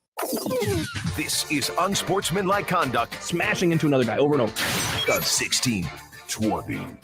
The Zone. And you know why I'm laughing, don't you? Now, it's time for the Unsportsmanlike Conduct Bet of the Day. Just a little bit under where some folks would like to see this one wind up. Brought to you by Peerless Energy Systems. All right, yesterday in the Peerless Energy Systems Bet of the Day, we were all screwed by one team each. John had UConn and Michigan State. Michigan State let him down. I had Kansas State, UConn, Tennessee, and Gonzaga. Tennessee let me down. Nick had Kansas State, Arkansas, FAU, and Gonzaga. Arkansas let him down. Boo. Somehow we had a combination of all the winners, and yet we all lost. Tonight, for this weekend, I'm going to go with Creighton to cover. Minus 10.5 is the updated line. The juice is minus 102. Oh, okay. I'm going to go. I can pick a game anytime this weekend, right? Bingo. Yep. I'm going to go Xavier plus 4.5. Nope. You know what? I want Xavier on the money line plus 150 to beat Texas. I'm going to take a Saturday parlay. Okay. K-State minus 1.5. UConn minus 2.5 at plus 272. Ooh. Nicholas? I'll do the Rubbin Racing. Kyle Busch to win at Coda plus 800. You didn't even pick him in the thing earlier. I didn't. Yeah. Wow. Weird move, man. Weird move. So bet of the day brought to you by Peerless Energy Systems. Iowa. We got Peerless. Oh, Peerless. We got a rock fight extraordinaire going on right here in this first game. Why are they using rocks? It's a basketball 11 combined fouls, and Brandon Miller of Alabama has 2 already. That's good news for SDSU. Yeah, it is. Let's go, Brandon. Chance Nick every night. He just picked up his 3rd foul. Oh, are you serious? Yes. No way. Miller has 3 fouls. Hold on. No, wasn't it foul? Nick's lying to me. No, it was on serious. Never mind. Everybody Yeah, it knows was you on can't Sears. trust that It was Nick on Ball. one. Yeah, but he still has 2. Still, yeah. Nick, 2. again, Nick does not get paid. He does not get paid by NRG. He doesn't care anymore. Much like Nick, neither of us work here. Neither of you have NRG media emails. All right. Well, John, we hope that you have an awesome call tonight. I do too. Thank you. Hope that you have a lovely time. Did you guys go to a good restaurant yesterday, or did you do the hot brown thing? Hot brown? No, I did not do a hot brown. John. We went to a sports bar because we wanted to go and watch the games last night. So had a great Nashville hot chicken sandwich in Louisville. Well, that's awesome.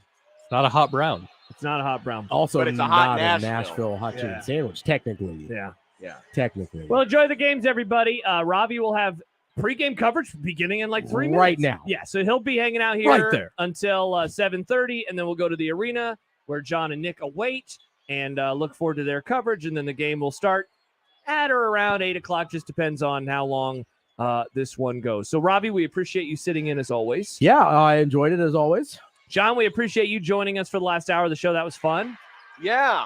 We'll have to do this more often. Maybe Yeah. next week in Houston. Oh. We can all be in one spot. Oh, or maybe we could all just go together. Let's all just go to Houston. Sleep on John's floor. Oh, we can go to Whataburger and We go steal to some signs. What a burger. Vengeance. What a burger. All Actually, right. I'm going to seek out an In-N-Out burger, and there's It's right there. superior French Ugh, Always right gross. there. Always Gross. right there. All right, for John Bishop from the arena, who'll be back on the air in 90 minutes. For Robbie Lula, Nick Grimm, I'm Josh Peterson. Have a great night. Enjoy the basketball. Have a good weekend. Enjoy everything that's about to happen. Yeah. Soak it up. Soak it up. Soak. Soak. Nick doesn't soak. Bye!